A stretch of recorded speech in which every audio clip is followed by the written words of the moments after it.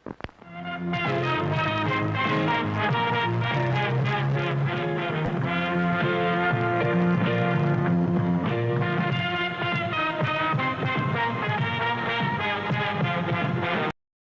are watching the Vodka stream. Lights out! Now you want to get nuts? Come on, let's get nuts.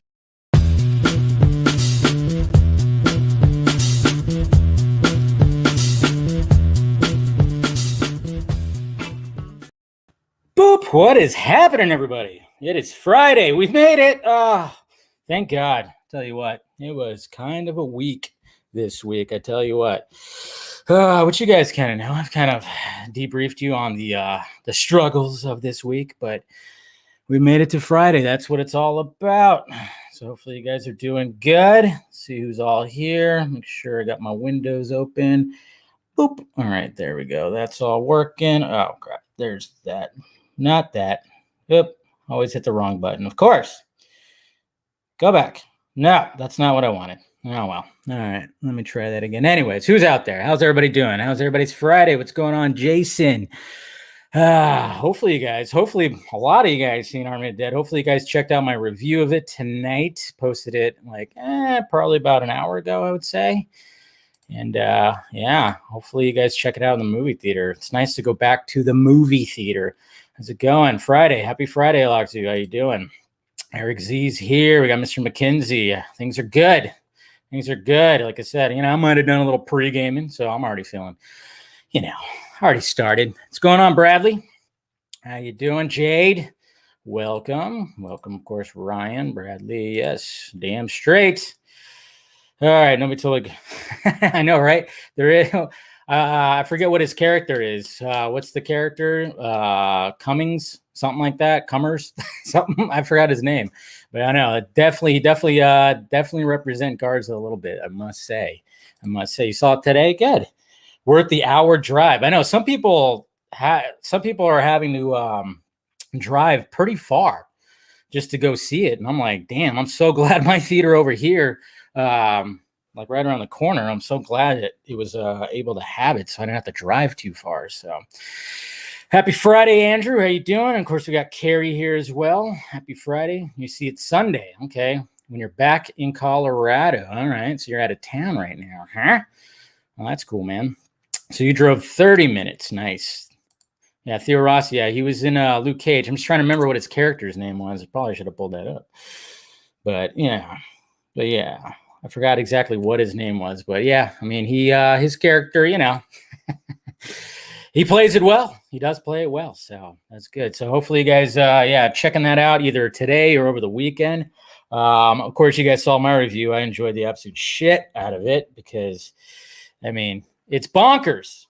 Been such a good way. Just talk about just reinventing the wheel. I mean, that's what Zack Snyder is good for, right? Just reinventing that zombie. That zombie genre, that's for sure. What's going on, Chuck? Who? Alicia Bird is such a Karen. What? You saw it last night. Good. That's when I saw it too. Mr. Krypton Cage is here. Bart or Bart? Was it Bart Cummings? Bart something like that. You're right. It's something like that. Pretty sure. Yeah. Just trying to remember. Yeah, he's not the he's not the nicest of characters, but it's fine. I like, you kind of like to see where his character goes in the movie and stuff. I mean, you just don't know what is going to happen with any of the characters in the movie, which is, I think I know what you're talking about when he said, that's a whole other subject. That's something we can handle when the panel is when it's on. That's what you're talking about. It's somebody that was tweeting about Snyder, Eric. That's what it was.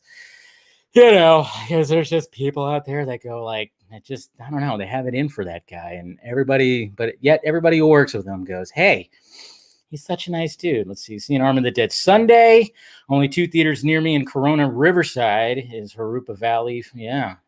Yep. Moreno Valley Harkins. I mean, that's where I saw it, Moreno Valley Harkins. So there you go. And it was kind of cool too, because somebody actually who knows I do this stuff came up to me afterwards. Hey, you Dave? And I was like, whoa, what? kind of throws me off when people actually recognize me in public. It's still, I don't know if that's never gonna be. I'm never gonna get used to that. So I was like, what? Huh? What's going on? So that was pretty cool. The bride. Yeah, that's right. I mean, yeah, she was in the first, and then you could watch those first 15 minutes. They're online right now, which is cool. And we're going to talk about that, of course, with Chelsea. Talk about, of course, what she's doing when it comes to projects as well, other stuff she's doing. But yeah, we'll talk some Army of the Dead and working with Snyder and stuff like that, and talk a little bit about her character. So should be a lot of fun. So, all right, without further ado, let's go ahead and get my guest in here. Speaking of, let me go ahead and get the tweet out there, and boop, there we go. Tweeted it out. All right, without further ado, Chelsea, how's it going? Hey guys. How's it Very going? good. How are you? Good. Doing pretty good. Thank you for joining the Vodka stream. I appreciate it. You're so welcome. Yes. Is that, and apparently that's what's in your mug right there. Some vodka? Yes. Yes. That's what I'm talking about. This See, is vodka. This is not coffee. yeah, not coffee, guys. It's vodka. So I'm going to go ahead and pour the remaining little bit of vodka that I have in my little glass, and we'll have ourselves a little toast, because obviously it's a good week. Army of the Dead just came out, which we'll be talking about a little bit. So cheers. Thank you for joining the stream. You are so welcome. Yes. So how's your week been? It's been good. It's been good. Yeah. It's been busy, but really good and exciting. Obviously, really exciting. Looking forward to everything happening with the movie and finally getting to see it. So yeah. How many times have you watched it? Okay, so I haven't actually seen it all yet. Oh, we're gonna kick her out now. Sorry. So I'm gonna go Sunday, but Okay. I had no idea the 15-minute clip was gonna launch. Gotcha. So that was a surprise. Especially since you're in it.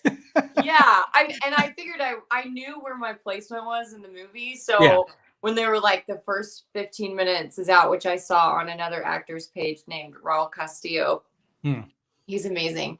And on Raul's page, it was like 15 minutes in the story.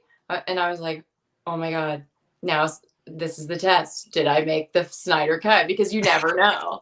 You never know with movies of this scale. Yeah. They have so much money. They have all the money in the world. They can do anything they want. So you're really lucky if you don't have a huge part that you make final cut. I mean, because they could be like, you know what? We didn't really like her that much. Let's just reshoot it.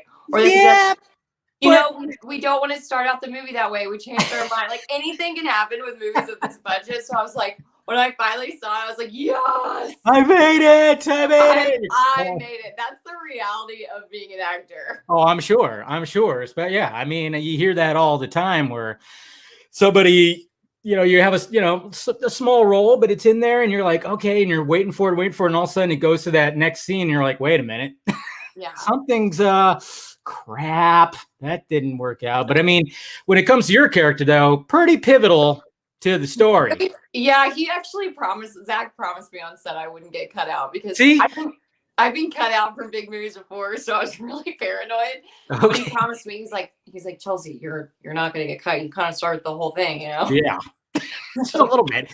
What other is there any other movies like that you can name that maybe that you were in that were kind of that you didn't show up in the final cut? Is any? Yes, I was in a movie called Gangster Squad. Okay, yeah, I remember that. Yeah, with Ryan Gosling and Emma Stone.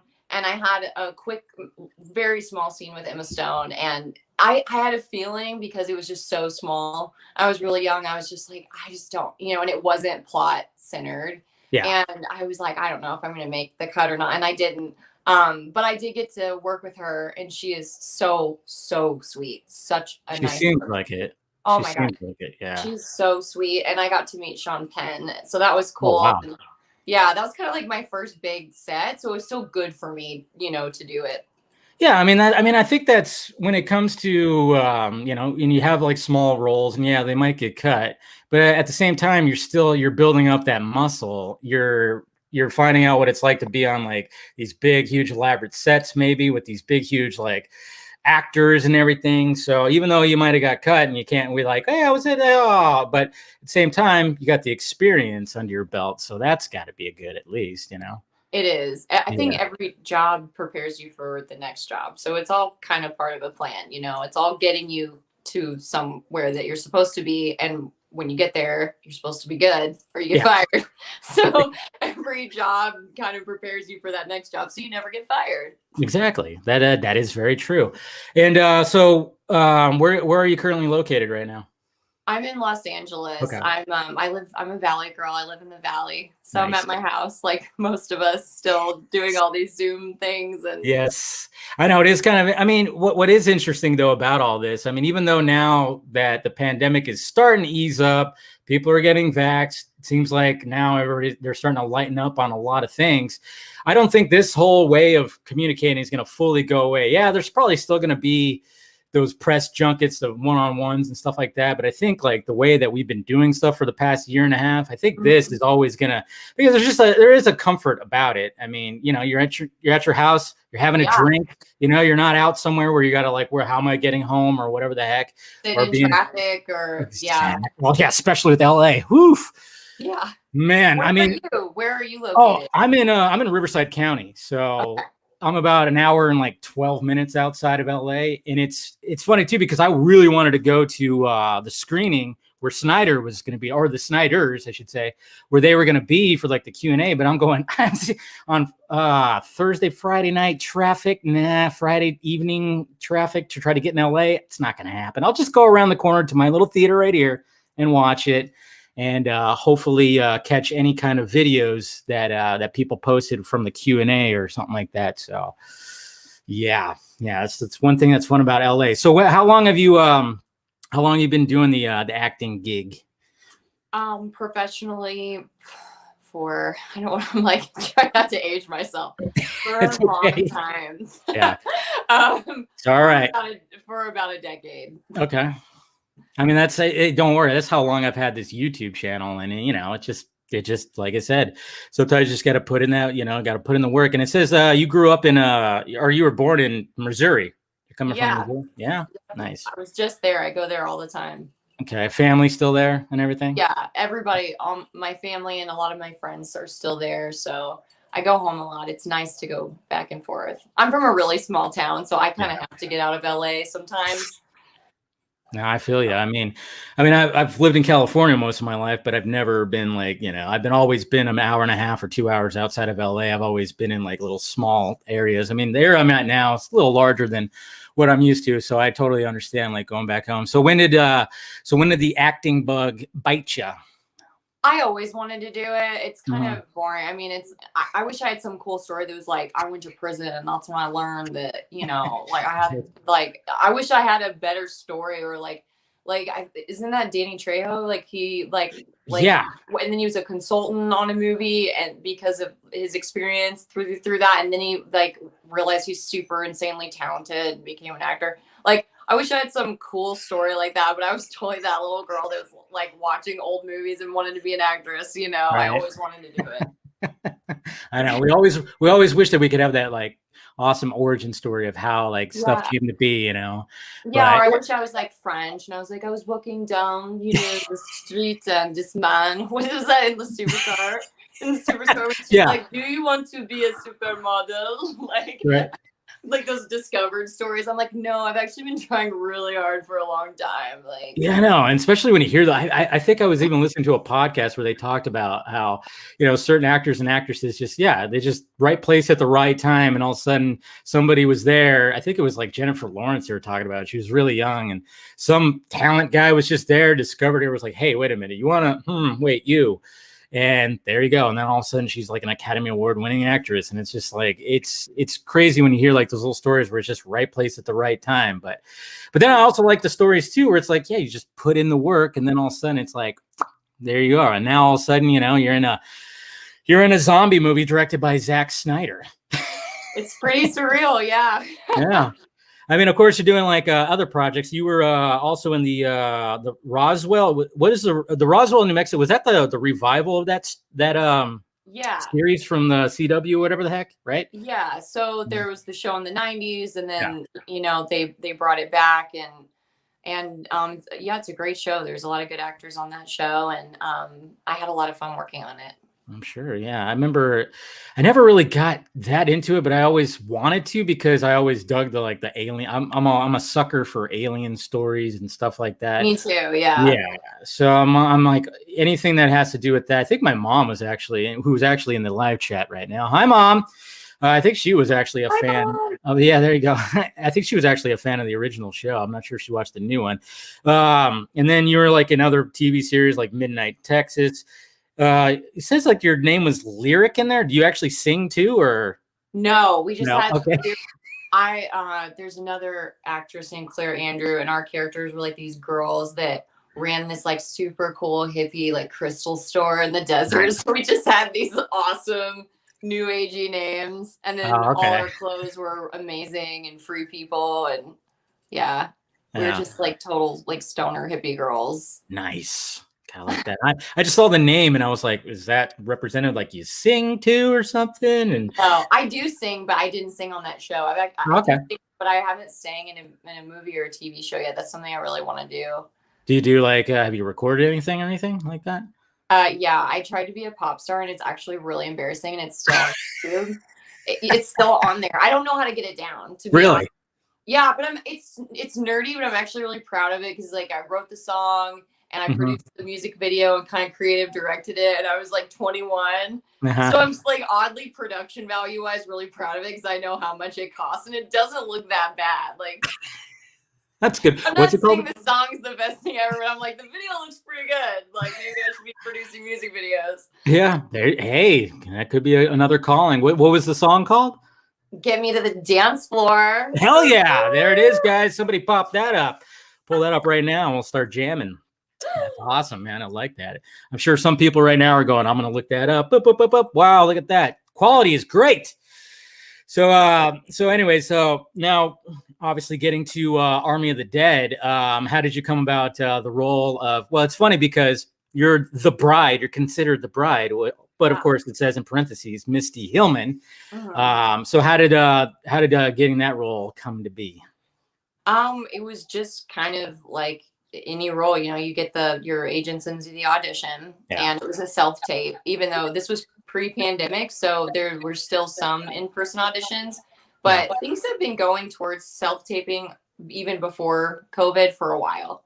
So my first round was a tape, and then I got a call back that it was like they couldn't really tell me if it was a producer session or not, but I was really hoping it was because I was hoping Zach would be there and or producers, and like I just really thrive under pressure. So I was like, I hope the room's packed, and like I was just ready. So I went to the callback and he was there, and the callback was really, really fun. And it sounds bad to say, but I just kind of knew I was going to get it.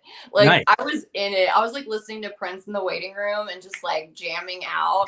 And I wasn't nervous. I usually get really nervous. I don't know why. I was just like, Misty is mine. Like I got this bitch. Like I am this bitch. I got this. Yeah. And I wasn't really confident for some reason. I'm not always like that, but I was like, I'm not, but I don't know what it was about this part, but I was like, it's mine. Yeah. Like, mine. Yeah. I was like, I'm just going to go in there and have fun and just improv and have a good time with it. And so that's what I did. And I ended up getting it. Yeah. How was your first meet with Zach? Well, that was the first time I met him, and it was so fun because he read with me the first time, and I think he read with me both times. I did it a few times in the room, and I improv a lot when I do comedy, and so I was just kind of adding things, and he was just like rolling with it, and it was just totally rolling with it, and then he was like laughing after, you know, when we did it 2 or 3 times, and he was just laughing, and he was like, "All right, you're great, get out of here," you know. Nice. And I just remember leaving being like, I think I got it. No, that's good to feel that confidence. I mean, to walk away from something like that and be like, I got this shit. Walking out. It couldn't have gone any better. And then it was just like Purple Rain just blasting. Yeah, that's what I was saying. I was like, you're walking out, Prince music on, Purple Rain. Yeah. Yeah. And funnily enough, Steve Corona, the actor that I did that scene with, we saw each other in the waiting room, and it was like we just knew we were meant to be together. Nice. Like he was sitting across me, had on like a chain, and like, I mean, he was like ready, you know, he looked super like the role. Yeah. And I definitely dressed for the role For too. your role. We were just kind of like, I see Yeah. you. Yeah, I'll see you on set. That's right. This is gonna happen. Yeah. We That's finally awesome. went on set. He's like, "You're that girl that was just like rocking out." And I talked to you for a minute, and then and then we're like, "Yeah, we knew we would end up together." That's awesome, man. I love that. And so you get the call back, and then you get on set, and so like your scene obviously takes mainly place in a car, but at first you guys are taking a little selfie going into Vegas. Was that a night shoot or an early morning shoot? So we shot all the car stuff first, and the selfie stuff was added on later. All that stuff, that was like the last day, and I don't even remember if that was in the like original sides. I mean, I never even got to read full script, so because these kind of movies are just hush hush. Yeah. So, but I don't think the pages I did get, I don't think that was in it. I think we added that later, or Zach added that later. But so we were mainly in the car, and I actually worked on the movie for about 2 weeks. Oh, wow. Yeah, because he shot it all during golden hour because he really wanted that light. And obviously that's such a narrow window of time. So I would basically get to set, get through hair and makeup. We'd shoot. It was fast. It was a lot of pressure. It was like, we have to get the shot, you know, we have to, and it was fine, but it was just like, there's a very narrow window. And we would just try to do the scene with as much coverage as possible. Over and over, shot from all different ways. And then I shot a lot of B-roll. And yeah, we just did it every day for like 2 weeks. So it was fun for me. I mean, I got, you know, I got to spend more time with everyone and be on set more. And it was kind of like doing a play almost, you know, you have to just do it over and over and try to make sure it doesn't get stale and it doesn't get boring and just keep the energy up. So Steve and I, that was a big thing for us. You know, we'd kind of powwow before. We're like, we're not letting Zack Snyder down. Like, we have to rock this every day. So. No, it makes sense. And then it's funny too, because my buddy Steven right here, he said like Deb talked about that on set and she was kind of mad at him about that because it's always, that's what I love about their dynamic. You know, Debbie and Zach is like, Zach is so creative and he's all, I mean, I can only imagine what's happening inside that man's brain. You know, I've talked to him numerous times and just to try to get a sense of like creatively how he's just totally knows what he wants, what kind of lighting, what kind of shot. And he's the DP of this movie too. So he's operating the camera as well. And of course, like you said, he wanted that golden, you know, that golden light. He wanted that shot. So that's why it was continuous. I mean, you obviously in the scene probably could have shot that in a couple of few nights, but he wanted that perfect lighting. And that's one of the things that I love about Zach is he knows what he wants and he wants like a certain kind of, you know, color palette or whatever when it comes to his movies. So I understand that. But then I understand Debbie who's like, come on, we got to like move on because she is the producer, you know, so she has to keep him like going. We got to go. He's an amazing multitasker too, because obviously he's camera operating. Like he's in the car with a camera. Yeah. And they shot a lot of it multicam. So there was usually like 2 cameras going. And, you know, then like Deb would jump in the car sometimes and then they would have like a brief powwow about producer things like happening maybe another day. And he'd have to be making decisions with her. Yeah. And then she'd leave and then we're back to this. I mean, he's like, it's all going, it's firing all cylinders all the time. Oh, I know, man. If I had even like 1/16 of that guy's energy, I'd get so much more done, I think, in my life. I always say that. I've even said that to him, I think. But so essentially, okay, so you got the characters, your newlyweds, and well, I mean, a certain thing happens inside the car that kind of leads to, you know, what happens throughout the movie. Yeah. So, yeah. I mean, relatable. I don't know how much you want to talk about. It's a really relatable character, you know.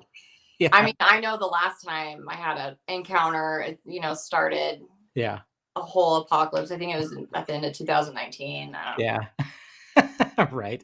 You know, you know, it's something that's why you got hired. Cause you know, something happened before, you know, you had it on your resume. No, exactly. But, it's just funny because, you know, when you think about it, I was like, try to think like what I heard of when, my guy, Eric was like contacting, with your people and stuff. I was like, okay. I was like, man, Well, how much can we talk about? Well, wait a minute. Like we said, the first 15 minutes are out there. So, I mean, obviously, spoiler alert, guys, if you guys haven't watched the first 15 minutes or you haven't, I mean, she's pretty pivotal to what happens pretty much throughout this because, a certain deed that she was going to give her newly husband kind of starts a chain reaction a little bit. So. Yes. That's a very classy way to put it. I know. I mean, I don't know. I was just, great. I was great. My first question was going to be like, so your character gave Roadhead, and now the apocalypse has happened. How do you feel? And she takes to drink more vodka, right? See. I mean, that's what I was going to go for, but I went classy. That's what I was trying to say. Yeah, classy is good. Yeah, classy is better. So, no, but yeah, so I mean that's what I thought was like cool about like, wow, you realize like this little thing, like, this little event starts a chain reaction that just sets off the whole thing. I mean, and then it just gets to complete madness. Like I said, you're in for a treat since when you see it on Sunday. Yeah. A little lap nap starts the whole shebang. Yeah, exactly. I mean, how many zombie apocalypse movies can say they start like that? Yeah. I mean, well, like you said, he's reinventing the wheel. Exactly. I mean, that's Zack Snyder, man. That's Zack Snyder right there. So, like I said, I love how funny. I love how when I auditioned for this too, I wasn't really sure if it was a comedy, but that's how it read to me. So I was like, I hope I'm doing this right because I think it's funny. No, they didn't tell me, and I didn't know the tone. And he's done other things that are obviously, very gritty and dramatic. So it's like hard if you just know the director, it's like hard. And the few pages I got, it's hard to know whether it's supposed to be funny or not. But I was like, I think it's funny. So no, it is. It's like it's a pretty comical scene because I mean, obviously, it's fitting for Vegas. Obviously, I mean, headed into Vegas, and so like there's a lot of good comedic moments that happen throughout the movie, even like with the gore and stuff. And I think Zach like really he knows how to balance that out pretty well. So I think you were right in thinking that there is, it is pretty much comedy, but even though there's serious elements too, and of course there's some high crazy octane action, but yeah, I think he has a good way of balancing out the comedy and the action and some drama too. So you were right on the money, I think, especially when it comes to like your seat and stuff, because then it gets serious, all of a sudden it's just like, wait a minute, boom, that happens. And then all of a sudden it's like, oh, wait a minute, the cargo that these soldiers were holding. Yeah, that's a guy who, he's going to start eating your face if you don't contain him. And that's pretty much what happens. So and those guys were so funny. Those guys are so funny. I love their dialogue and their banter and the way that they play it like so dry with each other. I love their scenes. Yeah, and it's funny too because it kind of sets it up too. Because I know Zach is trying to set up like a universe. He's trying to build a universe, and a lot of us have been, because we're all fans of him. We're trying to like going, okay, listening to him, and even Debbie trying to talk about like, what is the origin of the zombies? Is it alien origin? Because they do reference Area 51, and then there's that banter is great because it really sets up like what we're going to expect throughout this universe, I feel. So yeah, it really worked out, I think. And when it comes to now you got this done, what are you currently working on right now? I'm currently working on a sci-fi feature film called The Bunker. Yes, that is intriguing me because I think I remember you responding. I think I saw you respond to somebody. You put an alien face or something. I forgot exactly where I saw it. And I went, aliens? Let's talk about this here, Chelsea. You got my attention. Go. Yeah, it's an alien movie. There's a bunker. Okay. Like fitting title then. It's I don't know how much I'm supposed to say. It's independent, but it's got some really cool people in it. There might be a press release this week, so I'm just not sure if I'm gonna get in trouble. But there's no synopsis. There's no plot on IMDb or anything yet. Yeah. So, it's gonna be really cool. It's a movie it's a little movie that a few filmmakers I worked with before wanted to try to make during the pandemic. And like many independent filmmaking things, it started out really small, and we can do this kind of single location. It might not be that hard, and it's become a much bigger thing than when we started. But I'm really grateful for it. It's kept me sane during the last year for sure. And I've seen some footage and it's looking really, really good. And there are aliens. There is saving the world, or maybe not saving the world. Yeah. No. I'm like so afraid to get in trouble. No, I get it. I know it's like, so yeah, it's that aliens. Yeah, I know. I totally get it. Aliens, you should watch it. There it is. That's all you need. That's all you need from me right there. I'm in. I'm watching The Bunker. If all you had to say was aliens and possibly saving the world, that's totally my bag right there. So you've sold it to me, and I think some other people too. Don't worry. I know. I mean, I get it, because it's like, because I even think like even when it came to Army of the Dead, you're like, how much can I talk about now? But then it was like, oh wait, the first 15 minutes, we're good. Yeah. But when it came to like the entire plot, obviously we're not going to talk about that because it's still not premiered on Netflix yet. But so you have that, and so yeah, I think I'm gonna be sniffing that out and definitely checking that out. And then also it says that you're in the American Gigolo TV series. Yes, I did. I booked the pilot, and we're still waiting to hear if it gets picked up. And it's really it hasn't got picked up yet, huh? Because this is based off the Richard Gere movie that came out like decades ago, right? Yeah, John Bernthal, that's right. Yeah, John Bernthal, amazing nice. guy. Oh God, so great. Yeah, he's great. He's really, really nice. Yeah, and it's funny too, because he's one of those guys where it's like, man, I don't want to get on his bad side because I've seen him angry in his roles, and holy shit.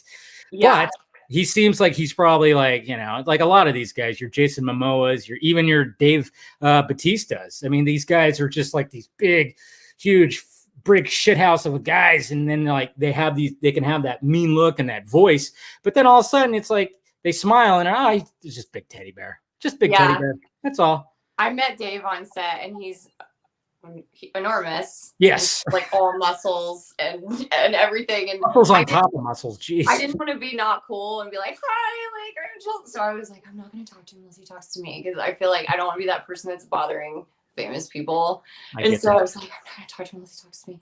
And he came over and he introduced himself, and I don't know, it was just really cool. I was totally geeking out. I was like, hi, nice to meet you. And he's just really nice. He's a sweetheart too. Maybe the people that play like scary, like badass killers are all really nice. Like maybe that's the thing. There is something about that, because you always hear about, people, like I said, they're in those kinds of roles, and then all of a sudden he's like, yeah, but he couldn't be like the most nicest human being that you've ever met. And I've heard that about Bautista, and even like a few weeks back, a lot of us, we had a thing called Justice Con that Zach was a part of. It was 2 days. It was Saturday and Sunday, where the first day was all about his Justice League movie that just came out, and the second day was Army of the Dead. And one of the panels, Dave Bautista was part of the panel.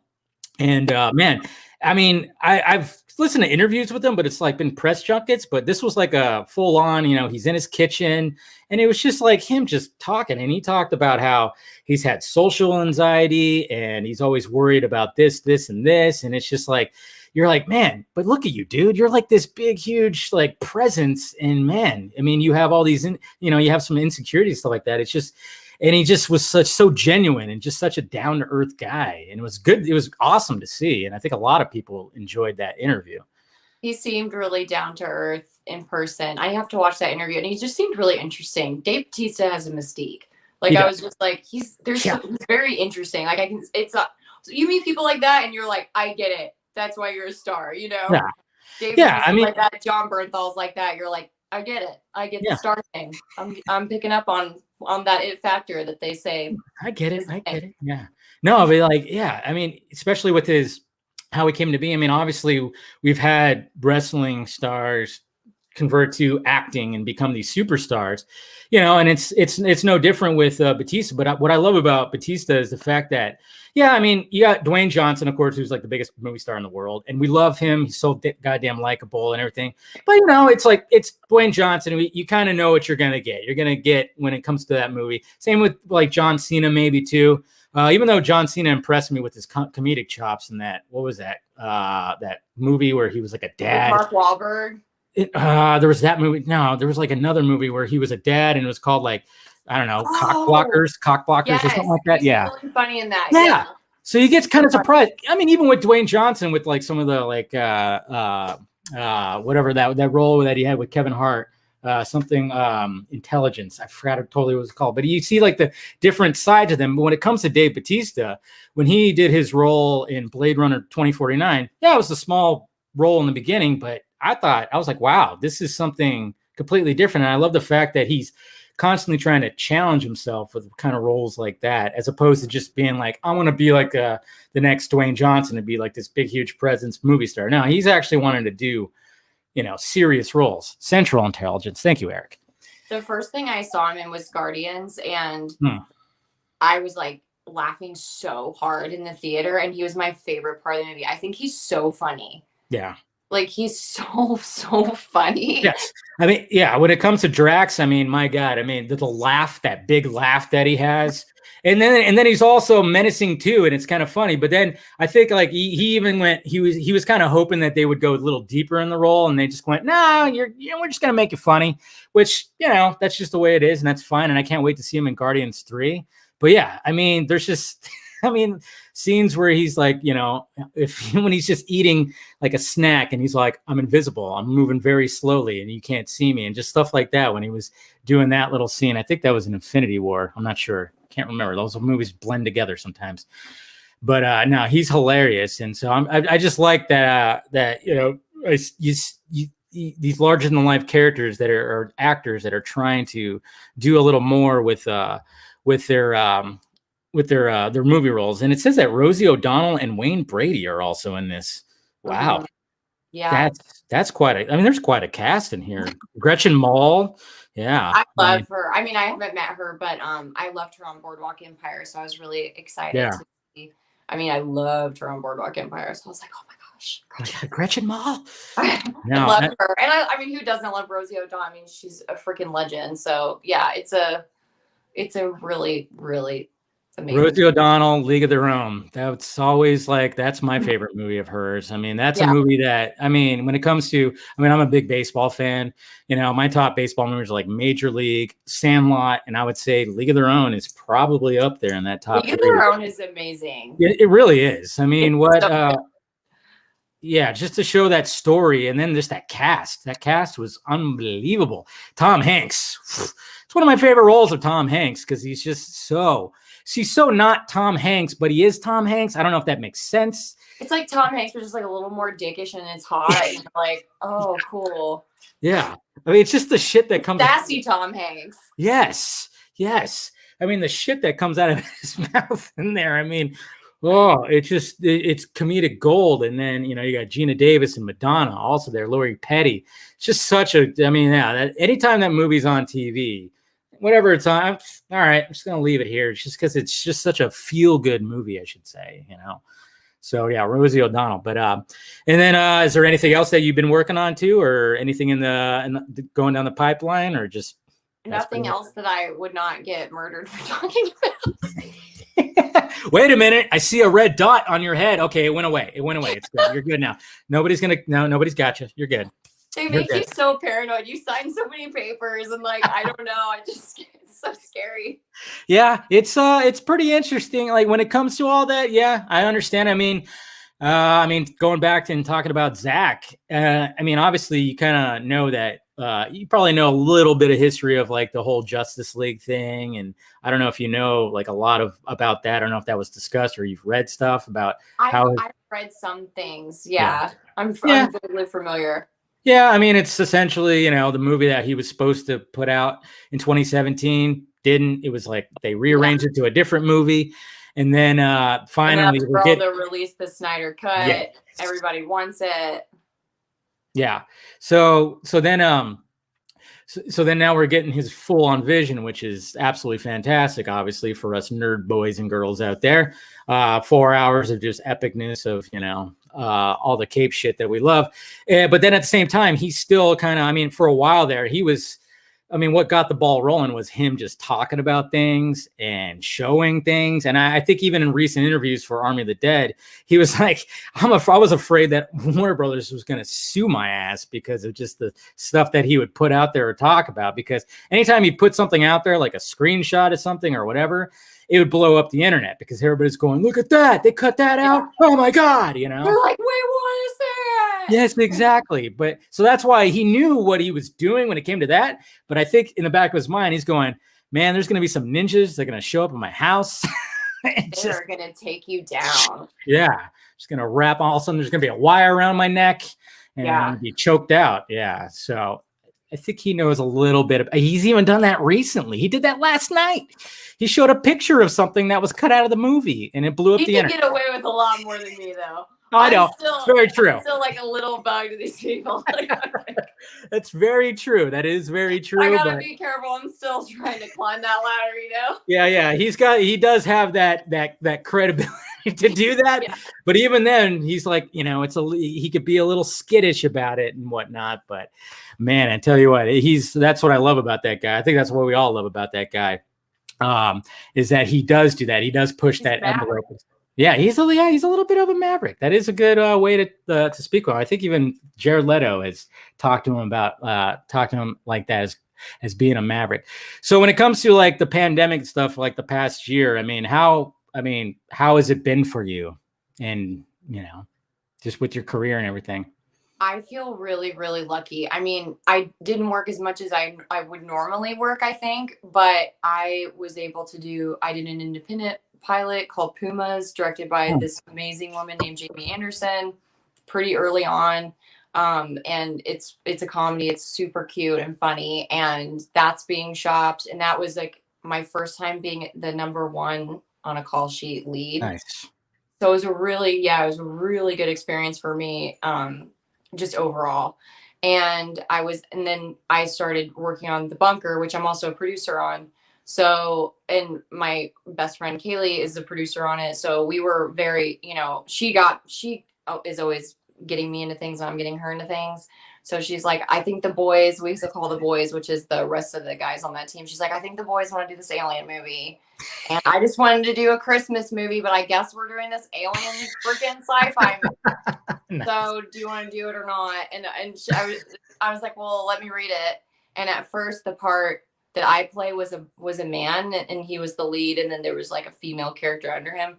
And I was like, I kind of want to be that guy. And she's like, yeah, I'll tell him, you know, she's like, I'll tell him. So she goes to Brian, the director, like, you should make Chelsea the lead and make, you know, I think his name was like Michael or something. And she's like, make it a woman and it should be Chelsea. And he was like, okay. And that's how it happened. So that's awesome. So it's my first true lead. I've been kind of the second lead or lead female, what they'll call it under male actors, but this is like my first time leading a film. So I feel like then I got to do that, you know, and I've been writing and I don't know. I feel really lucky. I didn't have too much idle hands for a pandemic kind of situation. I think I was pretty busy. So I was lucky. I feel really lucky and I have no room to complain at all.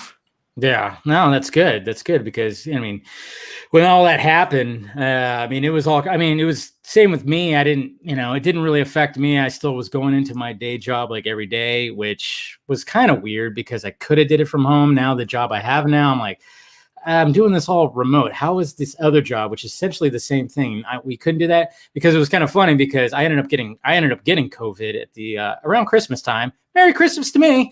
I'm so sorry. It's okay. It was like a shit show of like my parents got it, other family members got it. It was like at the end of November and then into December and then all of a sudden I got it and then we couldn't spend Christmas together. But technology. Okay. Everybody. Oh yeah, they're fine. They're fine, and now they're vaxxed. Everything's all good. So, but it was a little weird there at the end, and it didn't affect me that much. Although it was kind of funny because we did a charity stream for AFSP, Zach's charity, and it was on a Sunday, and Zach was going to be the guest star of the stream I was doing, me and this other guy, and he showed up. I was running 101 temperature at the time, and I had to like talk for 2 hours, talk with Zach. Yeah. So thank God for bourbon, kids. I'm just saying it helped. Little sweat out the COVID A little cocktail. bit helped code the throat because, and then the chest, relieve the chest congestion that I had too. Man, I tell you what, I had to power through it. But, like I said, you just got to do what you got to do. But, I love I'm just glad that everything's kind of loosening up and everything. So, well, I was going to ask you about, when it comes to, especially since you just worked with Zach, I mean, and, we talk a lot about the superhero stuff. Are you into any of that kind of world, the superhero world? Yeah, I'm actually watching all the Marvel movies over again with my mom, because she's never seen any of them. Yeah. So we watched Guardians of the Galaxy. I don't think we're going in the right order. I don't think we know what we're doing. But then we watched Captain America because I knew she would like that because the first one is kind of a period piece, and she loves, I was selling her on it, I'm like, it's set in the 40s and you're gonna love it. Ooh, and she does. She loves Captain America. So we're kind of going all the way through, and it's made me appreciate them even more watching with my mom. She's like, these are really imaginative and it's just such special stories. I'm like, they are, Mom. Yeah. And then I love the Christopher Nolan Batmans, and I love all the old Batmans too. Like Val Kilmer is my favorite Batman because he has the best lips and everybody knows it. See, I mean, it's not all about the chin, guys. I mean, I'm a big Batman fan, and I always rave about, hey, it's got to be good chin. But there was something, even Keaton had some, good lips too, I will say, but Kilmer, but Kilmer doesn't get enough credit when it comes to his Batman. And it's funny too, because, we were talking about how Zach, the release of Snyder Cut stuff, there's a campaign to release the Schumacher cut of Batman Forever, which is a different, because there was, same thing kind of happened, not as drastic as what happened with Zach, but, Warner Brothers was like, well, we want to make it more kid friendly. So we got to make it lighten it up.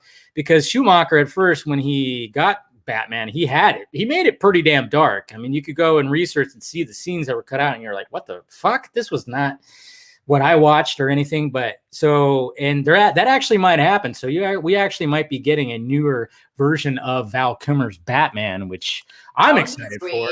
Yeah, I was really excited to see that. Yeah, because when people talk about their favorite Batmans, I hate it that they always leave him out, because I thought he had an excellent Bruce Wayne, to be honest. I do too. I thought he was awesome. I mean, I love Michael Keaton too, but I think I love Michael Keaton so much because I really love Michelle Pfeiffer so much.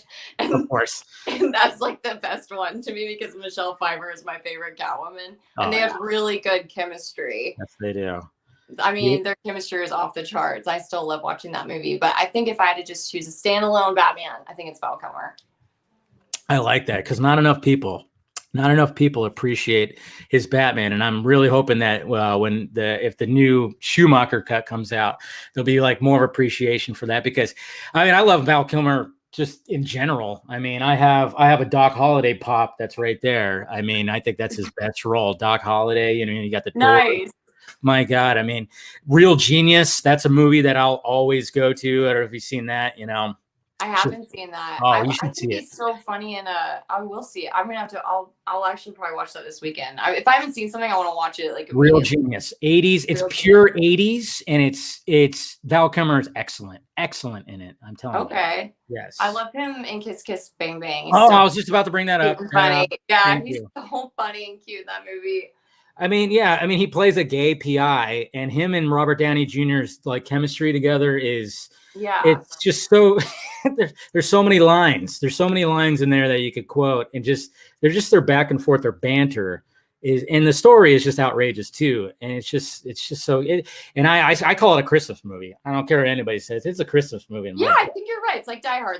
Exactly. If it's set at Christmas, it's a Christmas movie. Just period.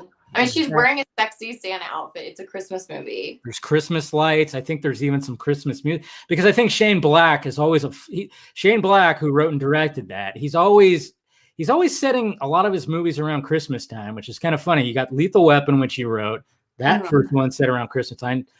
He wasn't part of Die Hard, but Iron Man 3, he wrote and directed. That took place around Christmas time. I think he's pretty fun for Christmas, So I think, look up what he says about it, because there's got to be a quote somewhere why he loved, why that's such a good time to set a movie, or what his opinion on setting a movie at Christmas is. That's true. And then it's funny too. Yourself, Shane Black.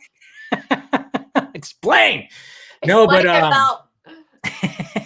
no, but like, yeah. Yeah, when it comes to I always find that funny too when people try to like wonder like what classifies as a Christmas movie. Does it the full-on plot have to be like Christmas related? I mean, obviously you got your Christmas Vacation, Christmas Story, but then it's like like I said, I like you were saying, Die Hard's a fucking Christmas movie. Come on. Yeah, Die Hard's a Christmas movie. I read this quote the other day that Bruce Willis was like, "It's not a Christmas movie, it's a Bruce Willis movie." Blasphemy. I was like, Mr. "Whoa, Willis. gangster!" I know. I remember. Yeah, I remember reading that too, and I'm like, literally, the reason why John McClane ends up showing up is because of a Christmas party. Bruce, come on. Yeah. I mean, ho ho ho. Yes, you know what I mean? Like, I got one of the guns now. Come on. Yeah. And it even starts off. I think it starts off. Well, I know it ends with a Christmas song, but I think it starts off with a Christmas song. I don't know what he's thinking. I don't know. I think he's trying. I think he was trolling a little bit. I think that's what was going on. He's stirring the pot. You think he was stirring the pot? I think he was. He's like gonna get those Die Hard Christmas sales up year after year. Get people talking about Die Hard. That could be it. Those How residual. much money does Bruce Willis make every Christmas on Die Hard? That's what I very true. Never thought about that. Yeah, he's getting those residuals up, man. That's a good point because. Yeah, I mean that movie. When it comes to Christmas time, I mean usually I watch it on Christmas Eve. That's like a tradition for me. Like I don't care what anybody says. That's my Christmas movie. Yeah, you guys go watch your Christmas Story, your 24 hours of Christmas Story that happens on TBS. I'm watching Die Hard. Okay. Yeah, I need some. We watched Die Hard too. That's one of our Christmas movies. And then, do you watch Gremlins at Christmas? Because that's my favorite. Yeah, Christmas that's another one. That's another one to watch too. Yeah. When she does that monologue about her, it shouldn't be funny. It was so funny about her dad dies. About it, yeah, I know. It's such a good actress because the fact that she could even do that without laughing. I know. She's good. She's really good. That scene is amazing. I'm like, it's a Christmas movie. Her really, dad died pretending to be Santa. Coming down to Phoebe. For anybody wondering, like when Phoebe Cates like explains why she hates Christmas, it's such a downer thing, and you kind of go, "Oh my god!" But it's a great monologue, and she nails it. That's brilliant. The thing. Yeah, it's so you kind of just go, wow. I mean, this movie's about little creatures that are wreaking havoc in this little town, and all of a sudden it's like we got one of the characters going, the reason why I hate Christmas is because, and then she talks about her dad. Oh man, yeah, it's fucked up. It's really fucked up. But hey, you know what, Phoebe Cates, whatever, she nailed it. She knocked it out of the park. When it comes to other Christmas, Christmas Vacation's always like a Christmas. That's like probably my favorite Christmas movie of all time. Because it's just so quirky. It's just so dumb, you know. It's never not funny. You're never not going to laugh no matter how many times you've seen it. And I'm one of those people too that like, when I see like maybe on TV, IFC, I remember they were showing Christmas Vacation like 2 months after, like in February. I go, no, I can't watch it in February. It's got to be November, December for me. You know, Home Alone, all those movies. It's like, there's just something about watching them November, December, but not after. I don't know. Other months of the years, I can't do it. You just made me realize I have to tell you something. Uh-huh. I was on a plane a few days ago, and when you're on the plane, and I think it's when you land and they're like, you're not dead, and it makes that little like ding noise, like we're here, you're not dead. It's like boom, boom, boom, boom. And I swear it is the opening to Home Alone. And I'm like, it's John Williams, right? That did. Yeah. Yeah. I'm like, do you think he got it from the plane? Like, do you think he was on because they accidentally leave the kid on the plane? Yeah. And I swear it is like the same. If next time you're on a plane, okay, you will hear it and you will be like, that is the start to Home Alone. Like that is the start of the Home Alone theme for sure. And now I'm like, I have to know if that's where he got it from. Damn. Now, see, that's another thing. So now we gotta ask Bruce Willis one thing, and now we gotta ask John Williams. Yeah. See, we're just racking it up here. You'll never not hear it on a plane now. Wow. So yeah, next time I'm on a plane, I'm gonna look at that, and then I'm gonna tweet out, Chelsea was right, and then I'm gonna go off and turn off my phone, see what happens. No, that's interesting because I'm trying to think of the boom, boom, boom, boom, yeah. Yeah. See, nobody in the chat thought we were going to be singing Christmas and talk about Christmas movies. This is what's great about the Vodka stream. You have a bunch of, you have some drinks and we talk about Christmas movies in May. What better time? What better Exactly. time? Yeah. Well, it's starting to get hot, in California, which sucks. So we're thinking about colder weather. I mean, I think that's what's going on here. No, but like back to the superhero thing. So I think that's where we kind of started with this and then veered off into Christmas, which is I great. might have to like scream at my husband to bring me more vodka and my phone charger. No, it's fine. I mean, if you need to wrap it up, I mean, we've almost been going on for an hour. If you need to, we could wrap this up pretty soon if you need to. Let's do a couple more minutes, and then I feel like it's gonna die, and I just don't want to be that person. Okay, like, that's fine. That's fine. That's fine. That's totally fine. No, and I think we could just we could wrap. I think what we were talking about is the superhero movies. Have you watched any of like Zach's like Man of Steel, Batman vs Superman? Have you watched those yet? So I haven't watched Man of Steel yet, and I need to watch it. Yeah, because that's the one that Michael Shannon's in, right? Yep. So he's my favorite actor, and I think that's the only movie I haven't seen that he's done. So I need to watch Man of Steel. I really liked 300. So I'd seen that before, and that was one of my dad's favorite movies. And my dad was an attorney, and he's a super funny guy. And he had this poster of 300 in his office that said, "Tonight we dine in hell." Like that just really juiced him up, like about law. Like he's just like, do this. Lawyer, like somehow he's just like, that's what's up. Yeah. Hopefully he didn't scream that out in the courtroom. Yeah.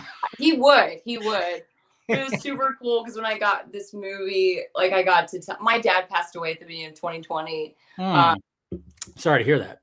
Thanks. So yeah, it was really hard. But before he died, I booked Army of the Dead, and he doesn't usually know the things that I'm doing because I've done a lot of indies and stuff like that. And so I was like, yeah, you did the movie 300, and he was like, what? He was so proud and really excited. So that was cool. That's awesome. Yeah. Sorry to hear that. And definitely watch Man of Steel. You'll love, I mean, Michael Shannon. Wow.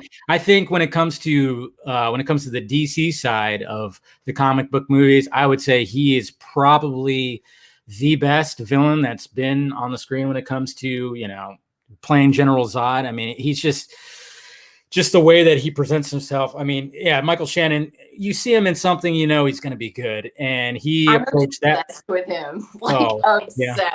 I'm telling you, you're going to love him as General Zod. I mean, it's a totally different role than what he's used to, because, he's never usually like in the big, huge movies like that. But I mean, he just fucking nails it. And I think we all kind of just agree that he's just one of the best villains that's ever been in one of these big, huge movies. So yeah, definitely check that out.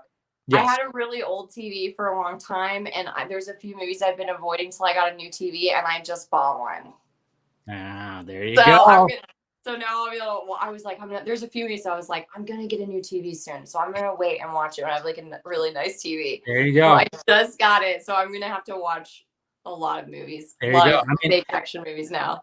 Exactly. I know. See, and like I said, you got Man of Steel and Real Genius. That's what you got to watch. Man of Steel and Real Genius. That's on my list this weekend. Exactly. I mean, both. And Army of the Dead. And Army of the Dead, of course. And then, like I said, you guys can see Chelsea in Army of the Dead, and you can follow Chelsea on Instagram, Twitter. Go ahead and plug your names on there. Yes, on Instagram, it's chelsea.edmundson, and on Twitter, because I didn't know how to do this stuff right, Miss Edmundson. Yeah. And I don't know how to TikTok yet, okay? So. Oh, I know. Trust me. I'm trying to get into the whole TikTok thing. And what's funny is like sometimes I'll open it up and then all of a sudden, oh, wow, 2.5 hours just went by. What the shit? I mean, you could get lost. And then trying to like do, I've tried to put videos on there too, little short things. And it's such a different outlet. I'm just, it confuses me. I tried to make a video on it the other night. I just got really overwhelmed and like set my phone down and walked away. Just gonna leave that right there. Just walk. Yeah. But anyways, Chelsea, this has been a lot of fun, and hopefully, you can come back. Whatever you're working on, you can come back to the Vodka stream, and we'll talk about that, and we'll talk about more Christmas movies. Sounds good. This was a pleasure, and I'm just so grateful. Thanks for having me. No problem. You can see Chelsea and, of course, Army of the Dead, guys. Like I said, it's her character. This one right there. Yeah.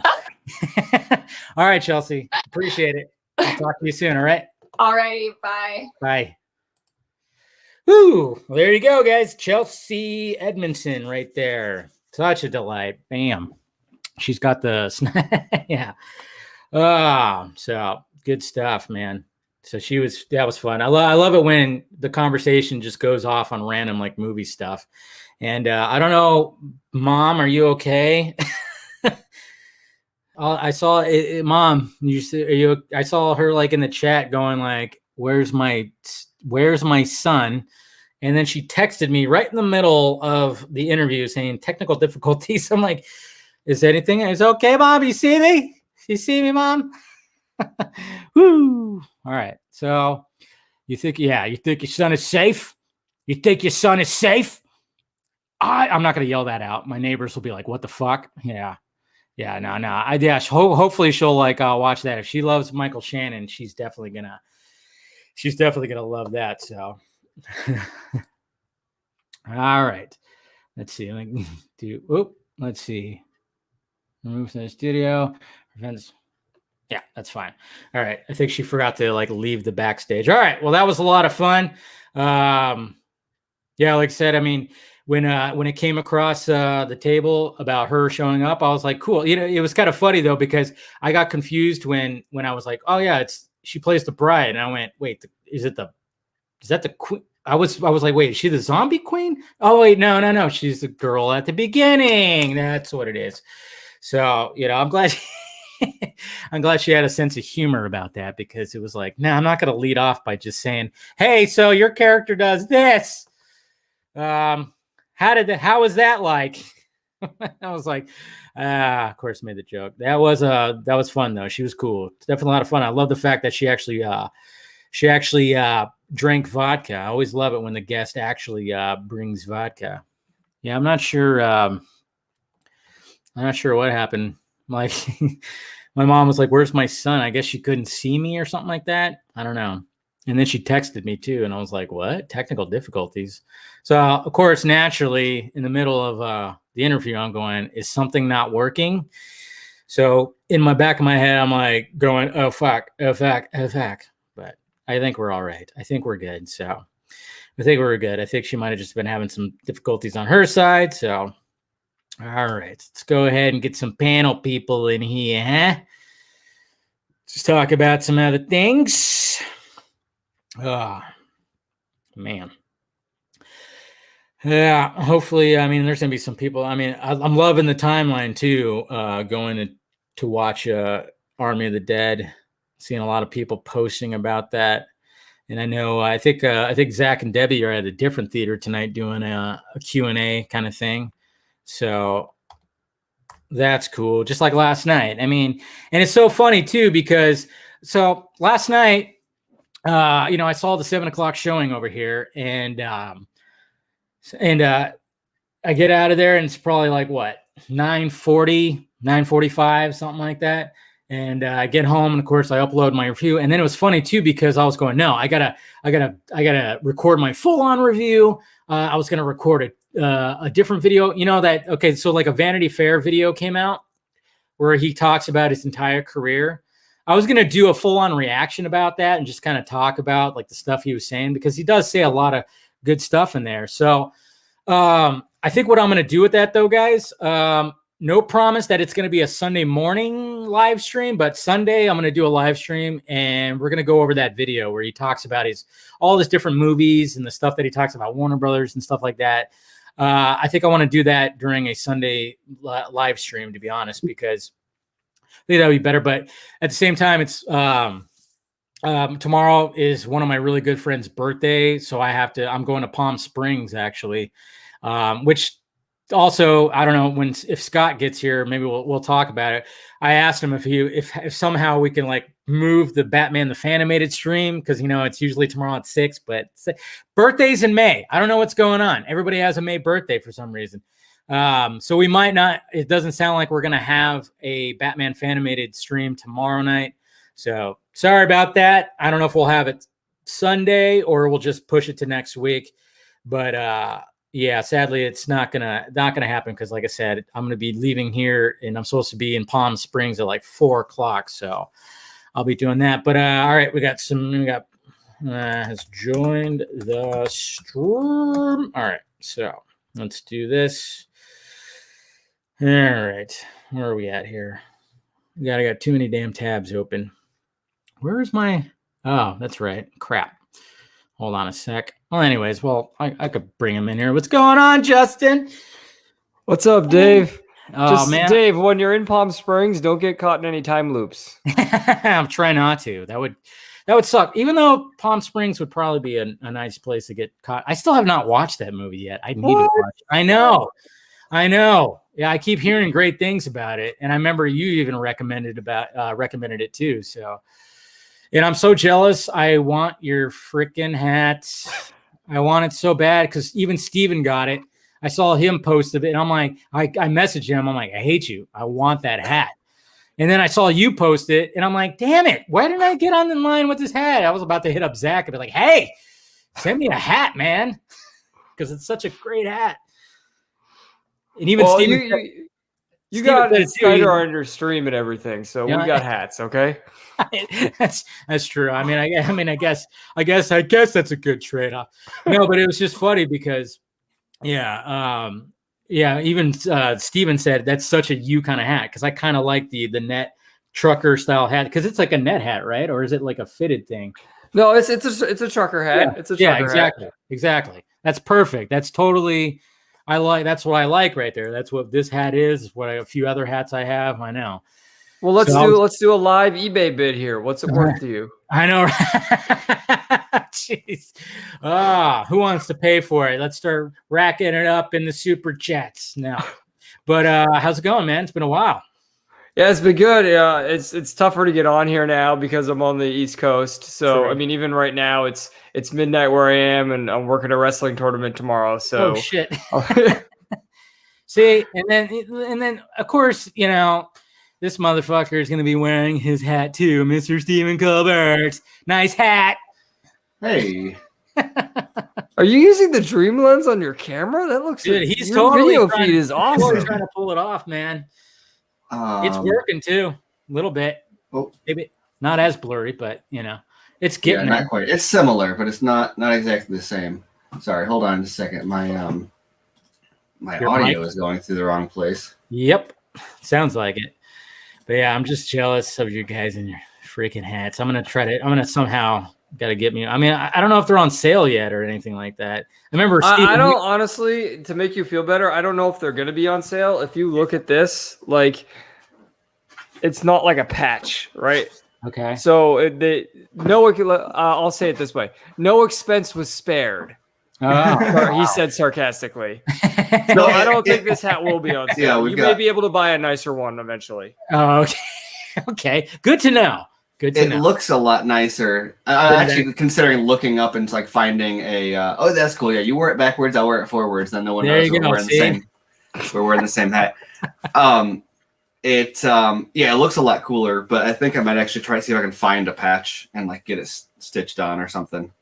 There you go. So it's not. So I mean, I guess that they were just kind of going like, "Hey, we needed some promo stuff. Make some hats real quick," and they just went pop, pop, pop. Just kind of stitch something on there real quick or pasted it, hot glue. Yeah. And it was awesome to have something to wear. Like I always like to, I mean, I guess it's the nerd side of me. Like I don't go full on cosplay, but I always like to wear something. I did want to cosplay to the Scott Pilgrim when they re-released that to see that, but I couldn't find my shirt anymore. But I always like to have something to wear, and I didn't want to wear like Justice League or anything. So I wore a Sucker Punch shirt and this hat. So it worked out really well. It was awesome. That's cool. Yeah, I'm the same way. Where I like it, but I'm also really apprehensive about like I'll wear a hat, but I don't want to wear like I don't know. I hate having like logos like really big all over me, and so like the hat's like a good good alternative.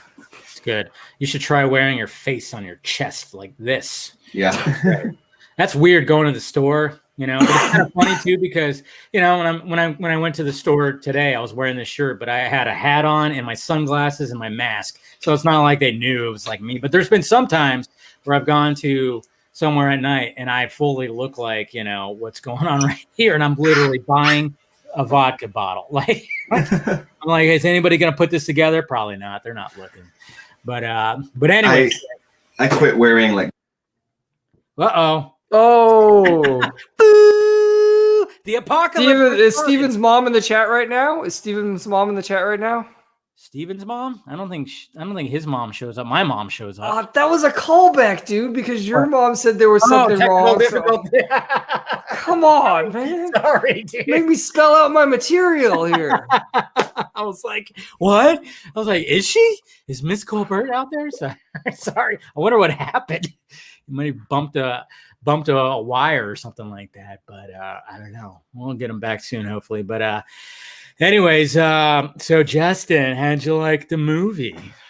I mean, I'm really excited to have seen a non-DC Snyder movie, an original Snyder movie. Yeah. So just from that sort of standpoint, it's amazing. And there was so much like vintage Snyder stuff in it. But if I'm being completely honest, as far as like the movie overall, I can't rank it as one of his best movies. Like I wanted to going in, but I don't think it compares. Like I don't think it compares to Sucker Punch. I don't think it compares to Watchmen. I don't think it compares to 300. Yeah, no, we get that. Steven, we could still hear your audio, by the way. So yeah, I know. You have a hot mic. So don't say bad things about me or Justin, or anybody else. I'm just kidding. No, but no, I totally get that. I didn't walk out just going, "Oh my God, best Snyder movie ever." No, definitely not. I mean, but still, it was just nice to get original Snyder content, something original, something that he had fun with. You could tell he had fun with. I mean, when you watch the behind the scenes, everything where it's just literally him just holding the camera, doing so much, just being so interactive. I mean, he looked like just like a kid doing a student film. Like it's just him, but it's like this big, of course, elaborate thing. And it was really, really well done, of course. And what I even said in my my review is the fact that what I love about Zach is the fact that when it comes to each movie, you could find he doesn't like to approach it the same. You got those filmmakers that pretty much are kind of just like, this is the way I do it. Zach goes, yeah, I'll put my Snyderisms that I really love to do. He has certain shots like that behind the back of a character shot that pans. He has a lot of that, but he always adds something unique to his films. And this one was just the dream lens, man. I mean, the way that he utilized that, I was wondering, I'm like, is this going to work? Because obviously when it came to the nightmare scene in Justice League, it worked. And I'm like, okay, that was a nice test. I'm hoping that if he's using it in an entire movie, is it going to fully work? And I thought it did. I thought it really did. I don't know what you thought about that. Yeah, I mean, you can tell that he was using that. You can tell he was doing something different. And yeah, you can tell he was trying to depart from his normal stuff, because all the people that complained there was too much slow-mo in Justice League, there was one slow-mo shot in Army of the Dead, and it was almost like it was near the end, and it was almost like, oh yeah, I forgot this. I should add this in. Yeah, I was kind of noticing that too, because, and I think even Steven and I, like we were like talked about it, how it's, because most of the time when it came to every other shot, which was most of it with the dream lens, I mean, it's handheld. You know that it's on his shoulder. It's not stationary. There was not a lot of smooth like dolly shots or whatever. And then every now and again you get like that epic shot of like something that was totally all right. That's like, you pan in, whatever the hell, you got those shots. But most of the time it had to be like on his shoulder, because obviously you have to adjust that focus, because that's one of the things that I would actually want to ask him is like, how hard was that to just be like, okay, you're doing coverage on somebody and you got to keep them in focus, and if they're moving around and stuff, that's got to be a little bit of a chore, I would say. Yeah, and what you're talking about is actually in the first 15 minutes that are on YouTube, where it's all shot exactly the way you said, and then right before the opening credits, right? So I'm talking about everything before the opening credits. It's all shot the way you said. And then right before the opening credits, you have that really amazing wide shot of Zeus standing and looking over Vegas when the two new zombie henchmen come up behind him. And that's sort of like the first vintage Snyder shot of the movie. And everything before that, as you can tell, he's using that new lens where everything's super close on everyone and everything. Yeah, man, there's just something about it though. Like, I think it works really well in that deserty wasteland kind of setting because, and then another thing that I'd want to ask him about too is like, did that make it easier or harder for him to inject Tig Notaro in there? Because most of the time it was flawless. It was pretty flawless, you know. I mean, sadly, me, just because I look for any kind of imperfections. Yeah, I could maybe spot it a little bit where like maybe when they were walking right here, it's like, yeah, okay, a little bit. But most of the time, you really can't tell. And I think the general audience is not even going to know that Chris D'Elia was actually a part of it. So, but I don't know about that because when they first go into Vegas, right? Not the fantasy sequence of them going in, but when they first go in, Christine, my fiance, turned to me and she was like, "Is that CGI?" And I didn't say anything because I didn't want to get into it the whole time. But afterwards, I go, "Why did you ask if that was CGI at that point?" And she said, "Oh, well, that one lady's leg, it faded out for a second." Oh wow! So, she spotted that, huh? Wow. Yeah, so she spotted that. She didn't even know. And I mean, one of my biggest critiques of the movie is the whole Tig Notaro thing. Is it? And you can tell like the way she was added in, like you can tell she wasn't there. And maybe it was just because I was aware of it ahead of time. Yeah. But it was almost like she was added in to be like, oh yeah, the character's still here. We have to remind you of that. And then also, I thought her performance was pretty flat. You can tell she's a stand-up comedian, but it was like she was delivering everything like a stand-up comedian the whole time. Yeah. So I actually was not a fan of her. And maybe that, I don't know if that's controversial. I have no idea what people are saying. But for me, that's one of my bigged knocks against the movie was I didn't think her performance was very good. It was very flat. Yeah, I'm kind of curious of what like did Chris D'Elia like say the line similarly or was something changed? I mean, it was kind of at the same time as I was listening to her lines, I'm going, how did he say some of that? And then what I thought was kind of cool, there was like a point where she's talking to Dave Bautista's character and they're like interacting. And I thought I was like, wow, like, because obviously Chris D'Elia is probably taller than her and he looked like, but maybe it was just a perspective and just Zach just knows how to construct things to, I mean, the guy's a madman, he's a magician, but it's just, I was going, is his eye line like right there? Is it supposed? And it seemed like it was, he was, and obviously they did ADR to change he to she when you hear like, say, oh, she's the same or blah, blah, blah, Yeah. But it just, when it came to those, I think it was like one specific scene where she's talking to Dave Bautista. And I thought that was, pretty well done, to be honest, because I thought it was going to be a little off or something, but yeah, there's nothing wrong with, it's not going to be, a lot of people, of course, I didn't mind her, but at the same time, I didn't think she was like, a lot of people were like, she was the best thing ever. I'm like, nah, I think I think Omri Hardwick was probably my favorite when it came to characters. Yes. I always forget the German guy's name. I thought their little relationship was, I was like, can we get a spin-off of that, please? Well, I thought that's where it was going to go. Like, I thought they were both going to survive, and I thought that was the next logical progression of the series. I mean, if I was making it, I would have seen that, and I would have said that's where this is going to go. So I was surprised that it didn't go in that direction because I was with you. Like, he was my favorite character. Yeah. What was it? Van they called him. I don't remember his full name. Yeah, I can't remember. He was my favorite. He was who I identify with the most with. Like when I was watching, I was like, this is me on there, right? This is me. Like, this is the guy. He's like, he has all these deep thoughts where he's putting everything in perspective, but at the same time, he can just shut up and kick ass. Like, I was like, this is who I want to be. Like that's the guy. Yeah. So yeah, he was definitely my favorite character as well. And I think that'll be true of the general audience as well. Yeah, I mean, I think he was like a crowd favorite. Hey, there you are. You're back, Steven. I am. Nothing wrong over here. We're all good. We're all fine here now. But I think your audio is still not coming out of your microphone. It's not. It's sounding like a little echoey. So I think it's still coming through your computer or something like that. I'm a professional. Yeah, I know. Jeez, look at you got this new setup and you can't even get it right. Usually, I'm the one having technical difficulties. Is that any better for audio? Talk again. Oh. Oh, I'm interested to hear what he thinks of Tig. That would be what I would like to hear. That's what I wanted to bring the conversation to as well. Well, the thing when it comes to Tig, I actually like her as a stand-up comedian because I used to listen to this comedy station when I was doing cable, driving out and about. And there was like this AM station that I would listen to in the afternoon, or after I would listen to some morning show or whatever, and then I'd listen to this AM station and it'd have her stuff. And yeah, I mean, I think I actually agree with you. She does deliver the lines like a stand-up comedian would. You know, very much how her style is. Just that the way that she,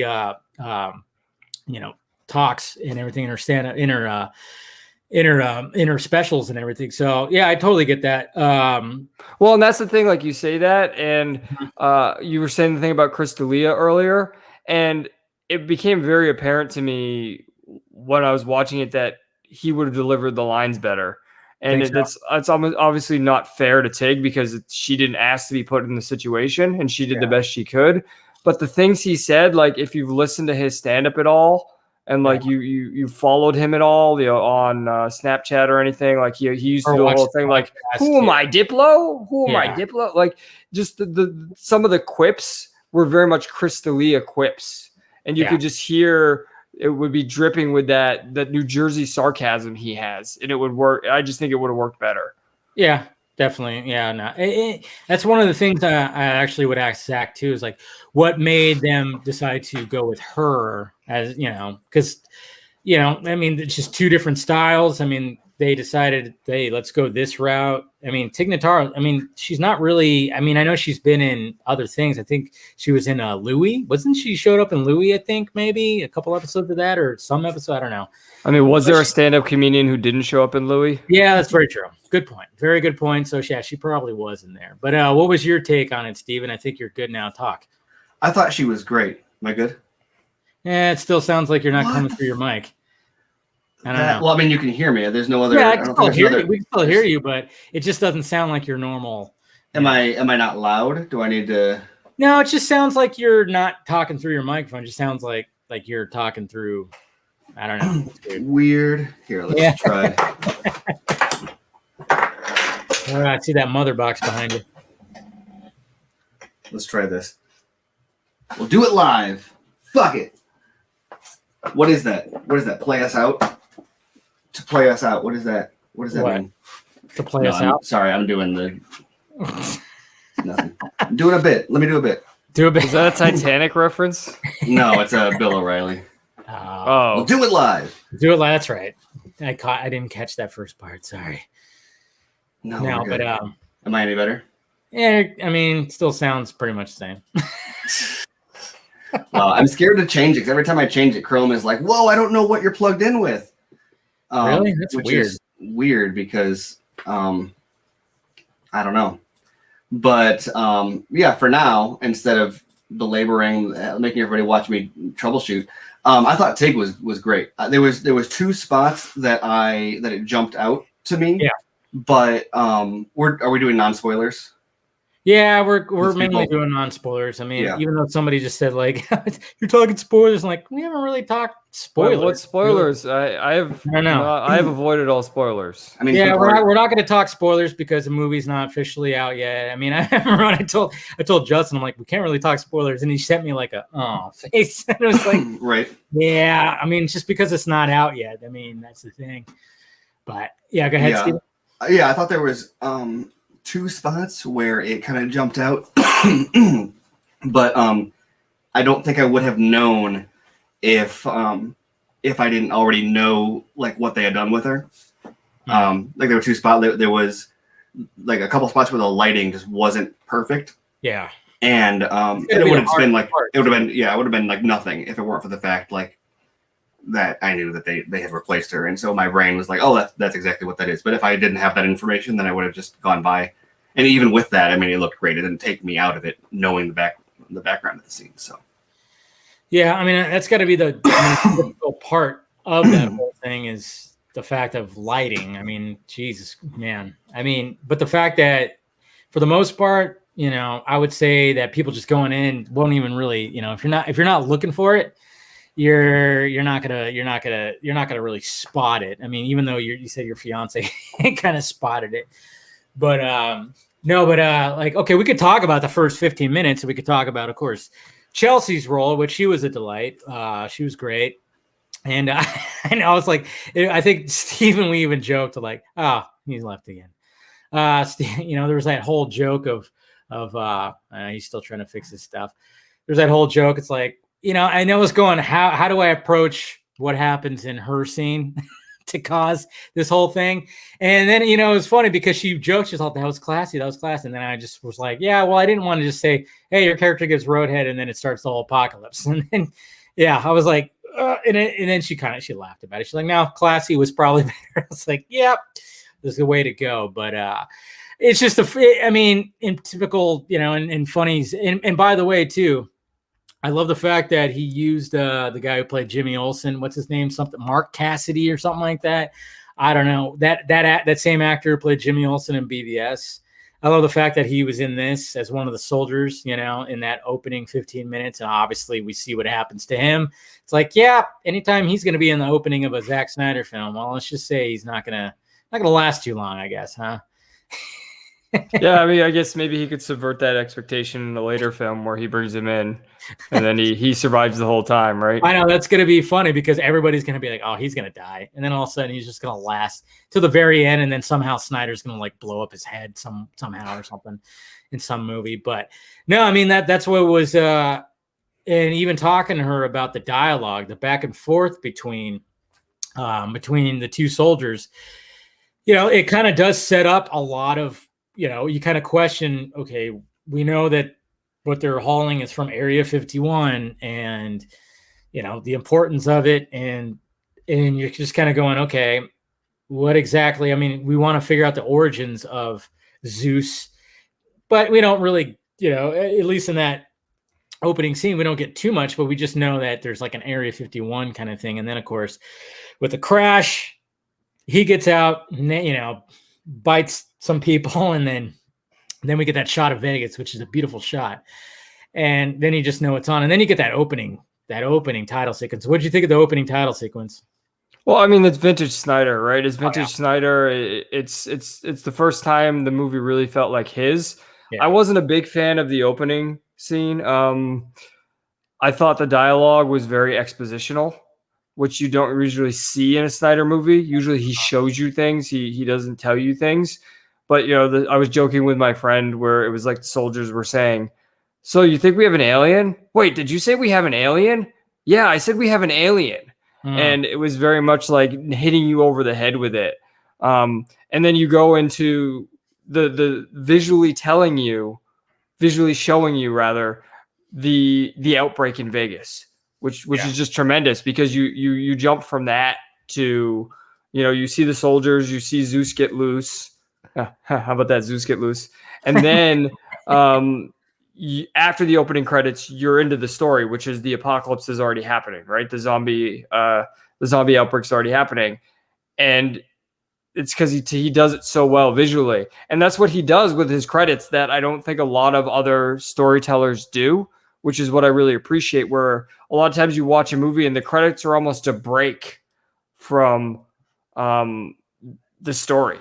Yeah. It's like, oh, here's this other stuff we're just going to tell all these people. But here he integrates it in. And then he integrates it in with the music as well. And it's a throwback as well, right? Because you have Richard Cheese, who did the Down with the Sickness, the lounge version of it in the original Dawn of the Dead, his original zombie movie, and Alison Crowe, who's worked with him on a number of movies. So it's vintage Snyder.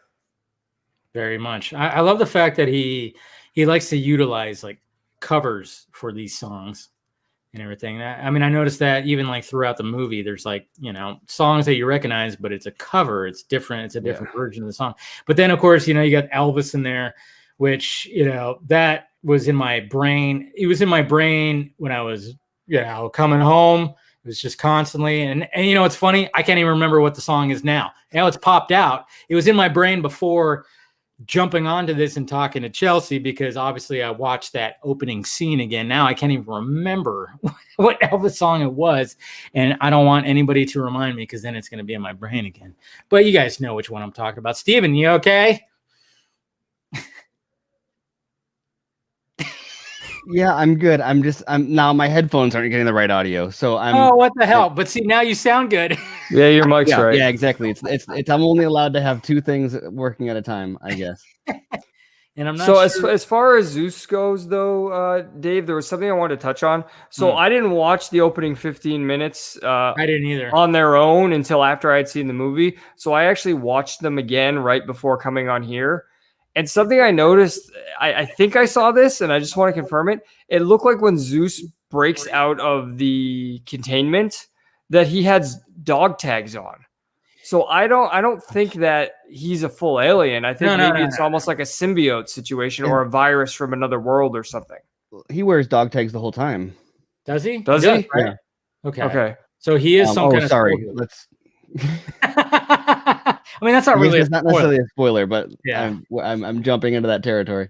No, that's not a spoiler. It's just like maybe somebody was mad because I was like, when they went into Vegas, it's like, yes, congratulations. Batista's team goes into Vegas. You figured it out. Like, it's not a Yeah. spoiler. It's not. I mean, we're trying to, tiptoe around Eddie. I mean, the spoilers are, we're not going to tell you who, gets what, what happens to certain characters, the ending and blah, blah, blah. We're not going to talk about any of that. Obviously. I mean, if anything we're going to talk about is like, that first 15 minutes, just because it's out there.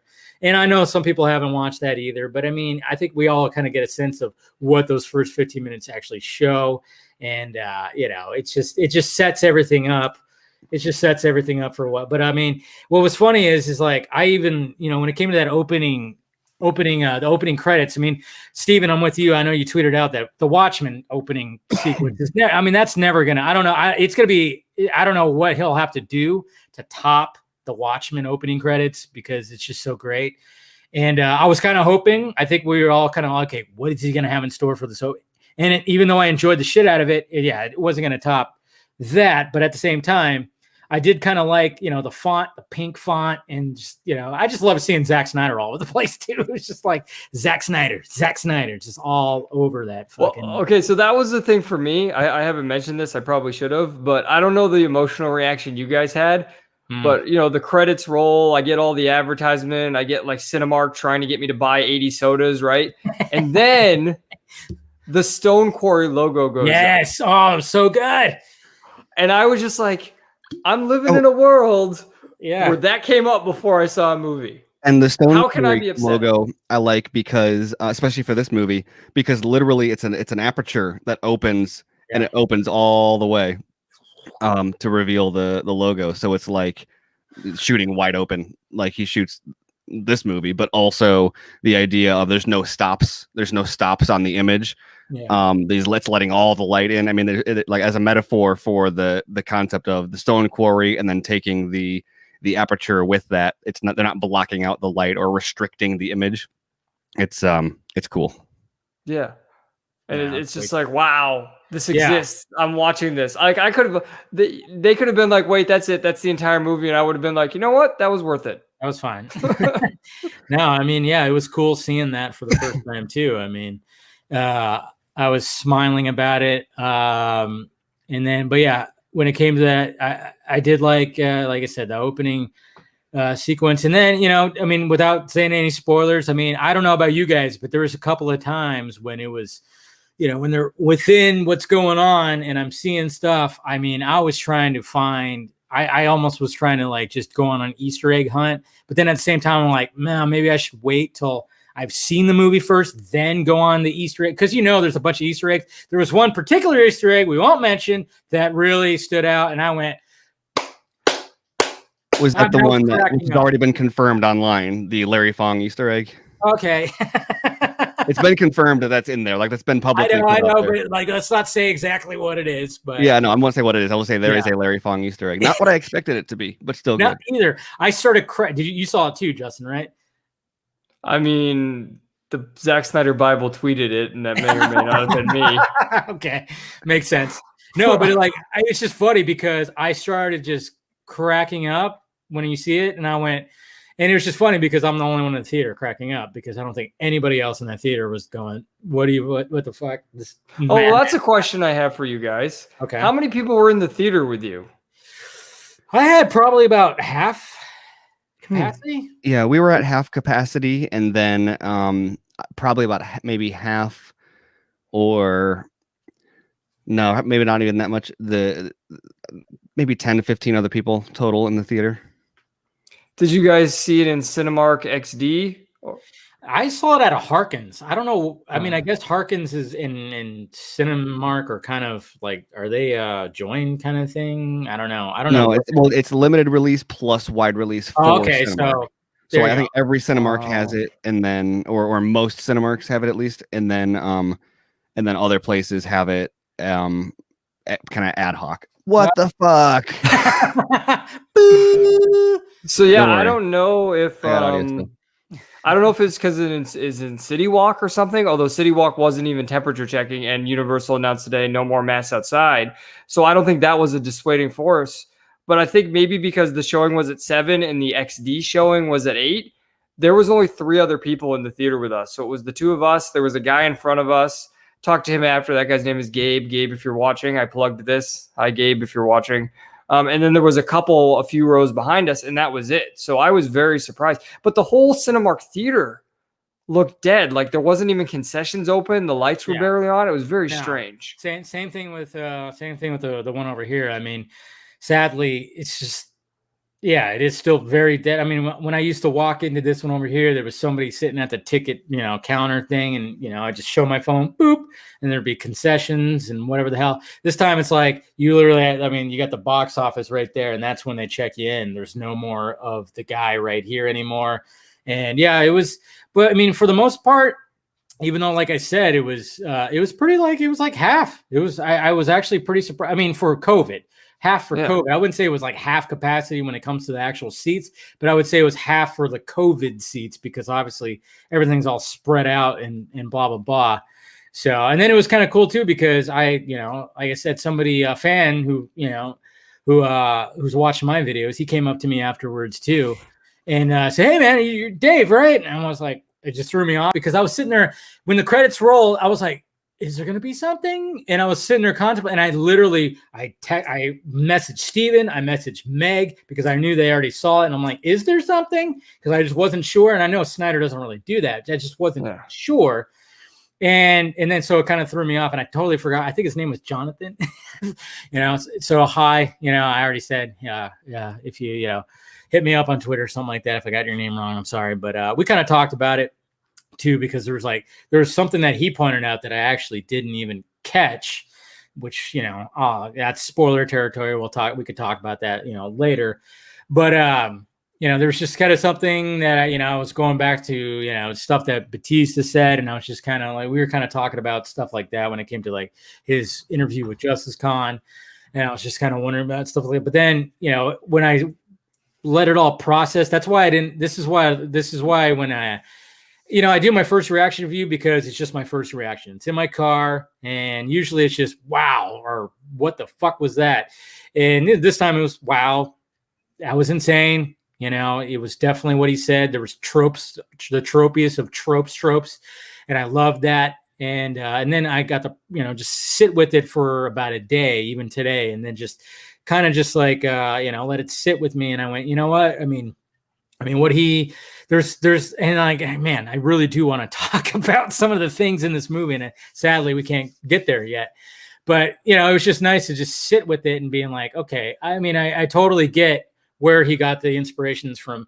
Escape from New York, Aliens especially. I think there was a lot of like, I mean, there was one in particular plot point where I was going, wow, that was very much like, yeah, that Aliens right there, totally. And so yeah, it was just nice to sit with it and then like give like a proper review and everything. So yeah, I want more. You want more from this universe, or Yes. you just want more Snyder in general? Well, both, of course, but I just want more of the universe. I think. I mean, with the next one is the prequel that has the German dude, right? The Locke guy. You're going to see like more of his backstory in the next one, right?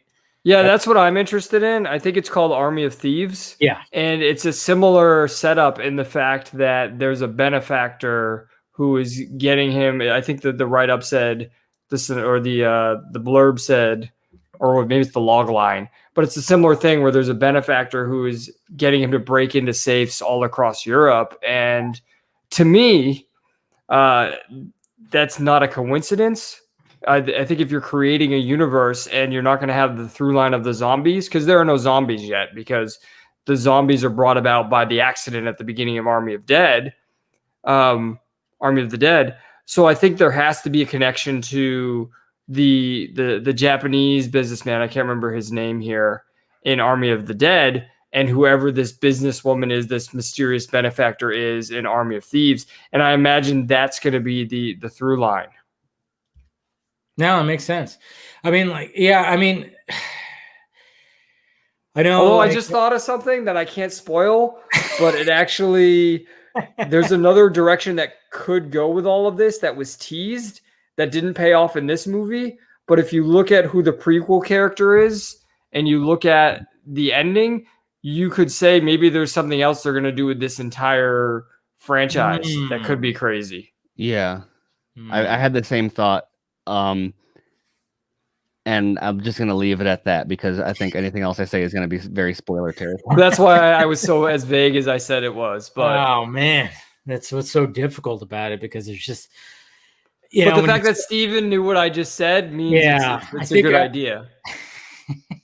Well, it's just funny because you look at the cast. Yeah, when you look at the cast, even like the anime prequel that you were going to be getting to, you kind of go, and there's a lot of things where we were kind of thinking like, okay, see, I can't. Yeah, I don't want to. That's why I even saw the article. I think it was a MovieWeb article about Army of Thieves. It's because Joe Manganiello shared it. Yeah. And I thought to myself, but you're not in that. You're in the anime. So could he be a surprise person in Army of Thieves? You don't even know. That could happen. You know what I mean? Yeah, I know. Oh, that's a good point. Again, I'm going to avoid spoilers, but I'm wondering now if Army of the Dead Lost Vegas is going to be where all of the like the massive connective tissue is. Because I will say, it might be minor spoilery, but I don't think it's a spoiler that it's a bad spoiler, that this was way less overtly universe launching than I kind of got the impression of before seeing it. But then after seeing it, I was like, okay, that makes sense. That it's a lot more kind of intimate and like self-contained. But there a lot of the stuff that they're talking about in the lead up with the Area 51 and the aliens and the robot zombies and all that stuff is in the movie, and it's present and it's important, but not with the level of significance that I anticipated. But I like the way they did everything, and to me then that means that like that's kind of the plant for what's next, which means the sky is kind of the limit, and I'm really excited to see where they go with that. Yeah, I think you're right, Steven, that Las Vegas has to be the connective tissue. Yeah. And I think the way that's done is, as we said, this isn't a spoiler because it's the first 15 minutes. It's the opening titles. The opening titles is showing the story of the fall of Vegas. But there's so much more story you could tell there. Oh, yeah. And there's so much more story with the team you could tell there. I mean, one of my thoughts when watching this was, if this doesn't prove to everybody that Justice League needed to be 4 hours, I don't know what does, because one of the things is I don't think you know the team as well as you could know them. Because how do you introduce all these characters in such a short amount of time? And then I was like, wait, that's what he said about Justice League. So you can see how Las Vegas would do that, and it would establish this. I mean, I would expect many of those people in the prequel to die because it's Lost Vegas, and this is about the city falling. So I would expect people like Vanessa Hudgens to die, right? And I'm just saying that at random. I don't want Vanessa Hudgens to die ever, right? Like let's keep her alive, right? Yeah. But yeah, some people wanted it when she talked about Coachella that one time. Yeah. Anyways. Well, I mean as someone who's moved away from LA, and there was a song, I can't remember who it's by off the top of my head, but there's a song called Hollywood Sucks that's featuring Travis Barker. Yeah. And it's making fun of LA and Hollywood. And then at a random part, the guy just yells Coachella in there. And I'm like, oh, good. So everyone else finds Coachella as annoying as I do. So yeah, I would expect that's what the prequel is all about. It's all that connective tissue. It's showing how all of these things come about. Where does the zombie tiger come from? I would expect to see the origin for that in Las Vegas. Yeah, and then when it comes to Zeus and when it comes to the Queen also, where like how does that all establish? And I mean, I love the fact that I don't even know if I can talk about where they all hold up at. I mean, can we actually talk about the name of the place? Yeah, that's Yeah, in the I think opening that's- credits. It's in the opening, right? The Olympus, which is obviously where his name comes from is in the opening titles. Yes. Okay. So we can, just that whole where they establish like that's where their, I guess you could say, their kingdom is or whatever. And then there's a certain thing too. Well, it's all of Vegas is their kingdom. That's well, their yeah, mountain. but I mean, That's but their they're mountain. really held up in that Olympus casino, which of Yeah. course, I love the fact that he used that name. Obviously, Olympus, Zeus. I mean, obviously, we know that Snyder loves the whole mythology back. But there's another thing too, because if you've been to Vegas, like there's like these like Bly's Casino, Olympus, there's no such things. Yeah, but they fit perfectly. They do. Well, like, why is there not a casino named Olympus in Vegas? Like, how has nobody done that yet? It is kind of funny too, because I was kind of wondering about that. Because obviously, some of those main casinos, they kind of changed it, but you kind of go, well, that's kind of like in the writing of the wind. But then at the same time, you see other casinos that are actually in Vegas, and you're going, so wait, were they not allowed to use certain names? Yeah. Like they had to run it by. I was like, Aria allowed them to do that? Like, Aria was like right there. I was like, okay. And then you had you see the Luxor too, and it's like I think Steven has an answer.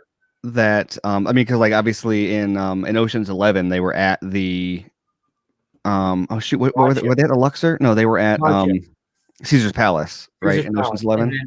And the Hangover was Caesar's Palace. Does Caesar actually live here? So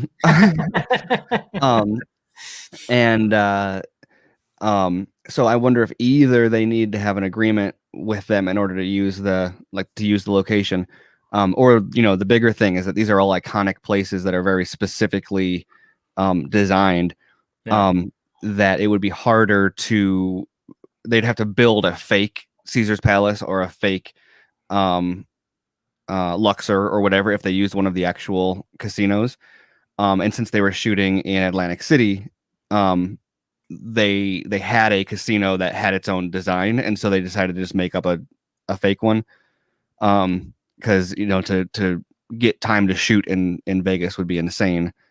Unless there was like a global pandemic where there was nobody in the casino or anything. Yeah, that's true. Dude, you know what's funny though? I mean, like you're watching this movie and you're going, my God, is he a fucking prophet? Because I mean, it's mentioned before, this is not spoilery. I mean, there's literally talks about temperature guns and shit like that. There's literally a temperature gun. Like they're doing this. They were like, get that from the PA who let us in this morning. That's the prop.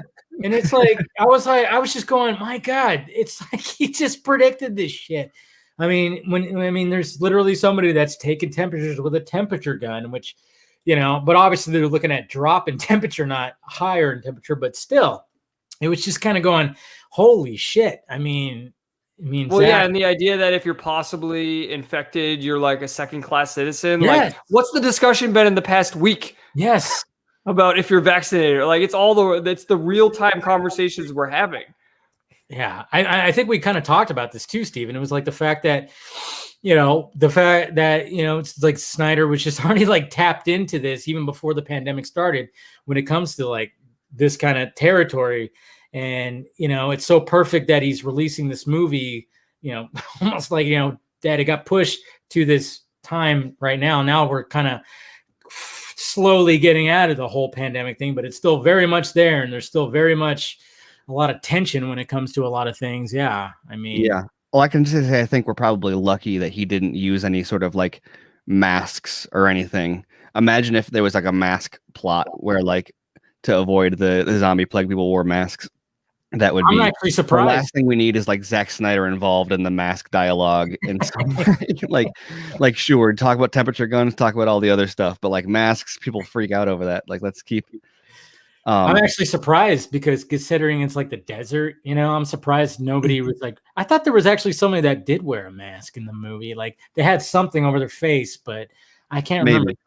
I just know that he struck on it well enough that it was like timely and relevant and everything, but also not to the point that anybody is like he didn't hit it too hard, which I think is smart and kind of consistent with the way he normally does things, right?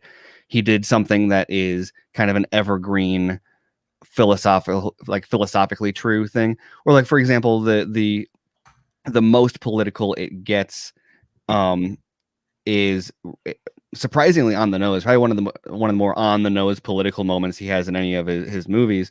But because he's actually got like political pundits, like even more politically charged than like the Must There Be a Superman scene in BVS.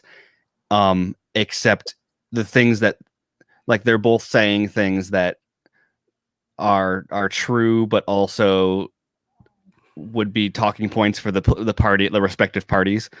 And so I think I've seen a couple people like angry about it. I know Armand White made a big deal about that in his review, which is always hilarious. Well, Armand White was mad because there's one other very pointed thing that clearly is taking a shot at somebody who Armand White worships. So that's why he's mad. Like, but he's missing the subtext, I think, and I don't want to spoil anything here, but I think what will eventually be entered into the conversation, and it'll go in the direction you don't want necessarily, Stephen, is I think that a lot of the things pushing the pandemic in real life is the same thing that's pushing the conflict in this story.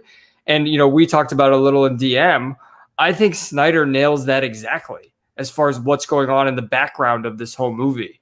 And if people finally wake up to that and they see this isn't about a right versus left thing, that Snyder's saying there's more going on here, they're going to be like, whoa, this actually is deeper than we realize. Exactly. But also at the same time, though, he doesn't really cast judgment. He just kind of presents the scenario. And obviously it's in a slanted way based on like which characters say what, but there's no like it's not ham-fisted or done in a way like that feels preachy or that opens him up to commentary on it so much as like, yeah, these laws are in place and bad people are abusing them, and I don't think, like, in the movie, and I don't think it's done in a way that anyone is going to be like, oh, that's clearly a parallel for this real life thing, and therefore he's a anti-vaxxer or something like that. Like, well, I mean, rationally you're right, but you know there are going to be people on both sides doing that. Come on. Yeah, although I think that the thing that I've seen in this one that is a little bit maybe the most surprising, but I think that people are going to go after him more for is the treatment of the female characters. Okay. Which I always have a hard time arguing against, but Amanda did see it today and I talked to her about it and she kind of had the same opinion as me. So I'm a little more comfortable as a man to speak on it. But I think that one of the details that people kind of miss about Snyder's movie, also specifically this movie, is like it's a zombie movie and a way larger percentage of, like, without getting into spoilers, a way larger percentage of the cast is female than like in a typical movie, and he treats the genders pretty evenly in terms of what is allowed to happen to each gender in terms of like the brutality of the environment. And so as a result, there is a lot more like violence against women in this than there is in a like a typical zombie movie. But a lot of that is due to the fact that there's simply just more women in this, and there's violence distributed evenly. Which is ironic that you say that, because part of Armand White's complaint as well was the treatment of the white man in it and how the white man is treated worst of all. So he talks about how well the women are treated in it. Who is even the white man? What, the Dieter, what's his name? That was the question I had. Who even counts as white? This has been my argument about white from the beginning. So we got Theo Rossi, right? Who's basically like, what is he, Italian, Hispanic? I don't even know. Yeah, Dieter, who's German, right? Yeah. So who even counts as a white man? And I think that's one of the things he does well. I mean, he's the only one, really. Yeah, I mean, I'd say Dieter is Caucasian, right? And then everyone else is Batista is half Filipino, and right, he's Filipino Greek. Yeah. So does he half count? I don't like. How do we even count this? Well, then he got what's her name too? I forgot her name. She's Dillahunt. Garrett Dillahunt is a white man, I guess. So. Well, no, and the head of security guy for the Japanese guy. Yeah, Garrett Dillahunt. Oh yeah, him. Yeah. Fuck that guy. No, but I'm talking about the girl who leads them in there, who knows the coyote. which Oh, yeah. I thought was cool because I thought that part, because everybody's going like, when we're talking about comparisons, like, oh yeah, Ocean's 11 meets, this meets that. I'm kind of going, okay, so how elaborate? Nora, there you go. She's French. Yes, thank you, Garza. Yeah, and my God, I don't know. I don't know about you, but I was like, I'm kind of falling in love a little bit here. I mean, Yeah, when I met her on set, I was like, oh, she's gonna be the one that everyone is like obsessed with.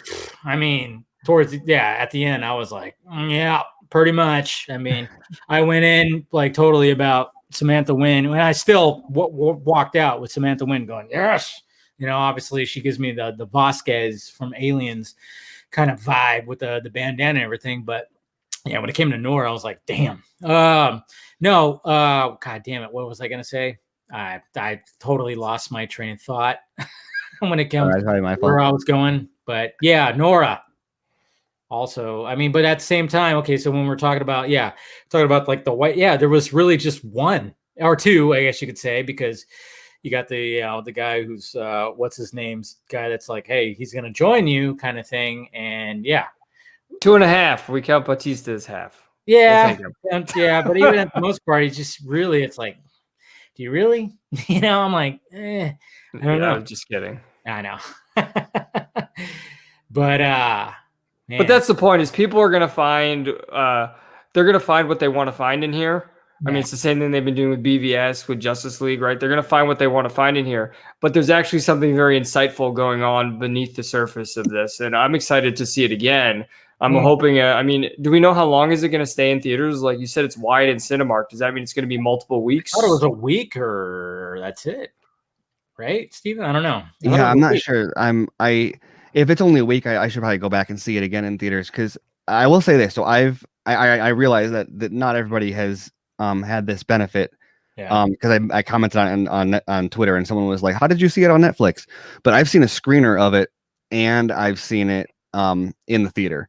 Yeah. And so what I can say is, the screener is not necessarily going to be full like Netflix quality. So, screeners are generally pretty low quality. Yeah, well, except for Netflix does their screeners like they just give you access through the Netflix app. Okay. But it is a streamer copy. But it seemed a little bit lower resolution than like most stuff on Netflix. Like the title text was like a little bit blocky and stuff. And so I'm sure this will be much better in the actual thing. But one of the things that I noticed is that if you have any, if you have a connection problem, or just because even if you have like 4K, all internet streaming is compressed. And so as a result, there's like fewer colors, and that expresses the most in the blacks. And so in the darker scenes in this, with the use of the dream lens, you have a lot of like gradients, a lot of gray and black gradients kind of going on. And so once you introduce streaming compression, you get a little bit of that like rainbow effect, or not rainbow, but like the where there'll be like lines in the circle, whatever you call that. I get what you're saying. Yeah. Where it like steps down instead of fading down. And it's the same thing that you see in every other streaming thing. So it doesn't look any worse than like anything else that you would watch on Netflix. Or like, people like the final season of Game of Thrones or whatever had similar issues. But seeing it in the theater is like that lens like really shined, I think. Oh, it totally did. I mean, yeah, there we go. Color banding. Thank you. There you go. Thank you, dude. Dude, it's David. I like that name. No, but yeah, that's why I'm glad the first time I watched it was on the big screen, because it really made me appreciate that dream lens so much more, because I think maybe I wouldn't appreciate it as much if I saw it just on my TV. I still probably would have dug it, because I dug, obviously when it came to the Nightmare in Zack Snyder, it worked, and I'm sure it would have. But that was one of the things going in. I'm like, all right, he's using the dream lens for like this whole fucking movie, and I'm kind of going, is it going to work? Because it definitely worked for that one scene, but would have worked for the whole movie, and it did. I mean, it created this aesthetic that really just really popped. And at first it was like, wow, it's just crazy how just when you're seeing it, just a coverage of a character, and it's almost just like, I mean, it really lives up to the name of dream lens, because everything, when you're dreaming and you're focused on one focal point and everything else is just so blurred. I mean, it really lives up to the name, and it just really adds an aesthetic, and it adds such a unique quality to the film, which I just, I can't stop thinking about.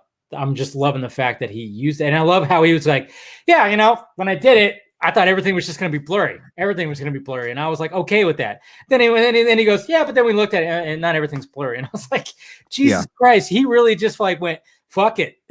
He just said, fuck it. I'm going to just shoot it with this and then see what happens. And it ended up turning out awesomely. And they did a really good job. I think that my camera initially went out back when you first started talking about this. But one thing I was going to comment about that is that I feel like the dream lens may have forced him to. I mean, also it's I don't know how much of this is him being cinematographer or the dream lens or both, but I think that the dream lens may have forced him to use a little bit more traditional cinematography or conventional cinematography maybe, and editing than he normally would have, because you have to have such tight control on the focus.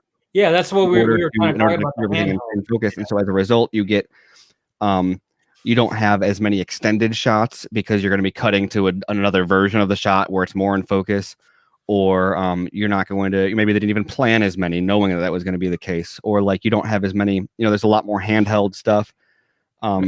And part of that is kind of a it's a movie that's zombie movies are very fitting for handheld photography, which is different than like his superhero stuff. But so you don't have as many like dolly shots or crane shots or anything where it's going to be you're not going to have as tight of a hold on the focus. Like you can very much tell that it's like always in Zach's hands, or him and John Clothier, I think he was the A operator and Zach was the B operator. And so in a lot of ways it's crazy because after seeing, I mean, it feels very much like, I don't like comparing it to Dawn of the Dead because it's so much like bigger and high octane and action oriented, but it's way, Dawn of the Dead is probably the closest movie in his filmography I would compare it to, because it doesn't have that like, the like Sucker Punch and 300 and even Owls, Watchmen, all of his comic book movies have this like really high, like epic, contemplative, like with the dialogue and the philosophical significance. And it's not that stuff isn't in this one so much as it's way more of like, it feels like a normal movie, for lack of a better term. And I feel weird when we were trying to describe this, because every time I try to do it, people are like, oh, so you didn't like it, or oh, so it's not as good as his other movies. And that's not the point so much as like it fits way more in like tone with Dawn of the Dead. Like you watch Dawn of the Dead and it doesn't have that same like grand feel to it as like even Sucker Punch, which he did not long after. You have no like this is Sparta or like any of that. Well, I mean, we were even talking about there's like, I mean, it's almost like he forgot, like, whoa, I don't have a slow motion shot. I better put one in here in the final act. Yeah. And he does. Like it's awesome. Stylized part.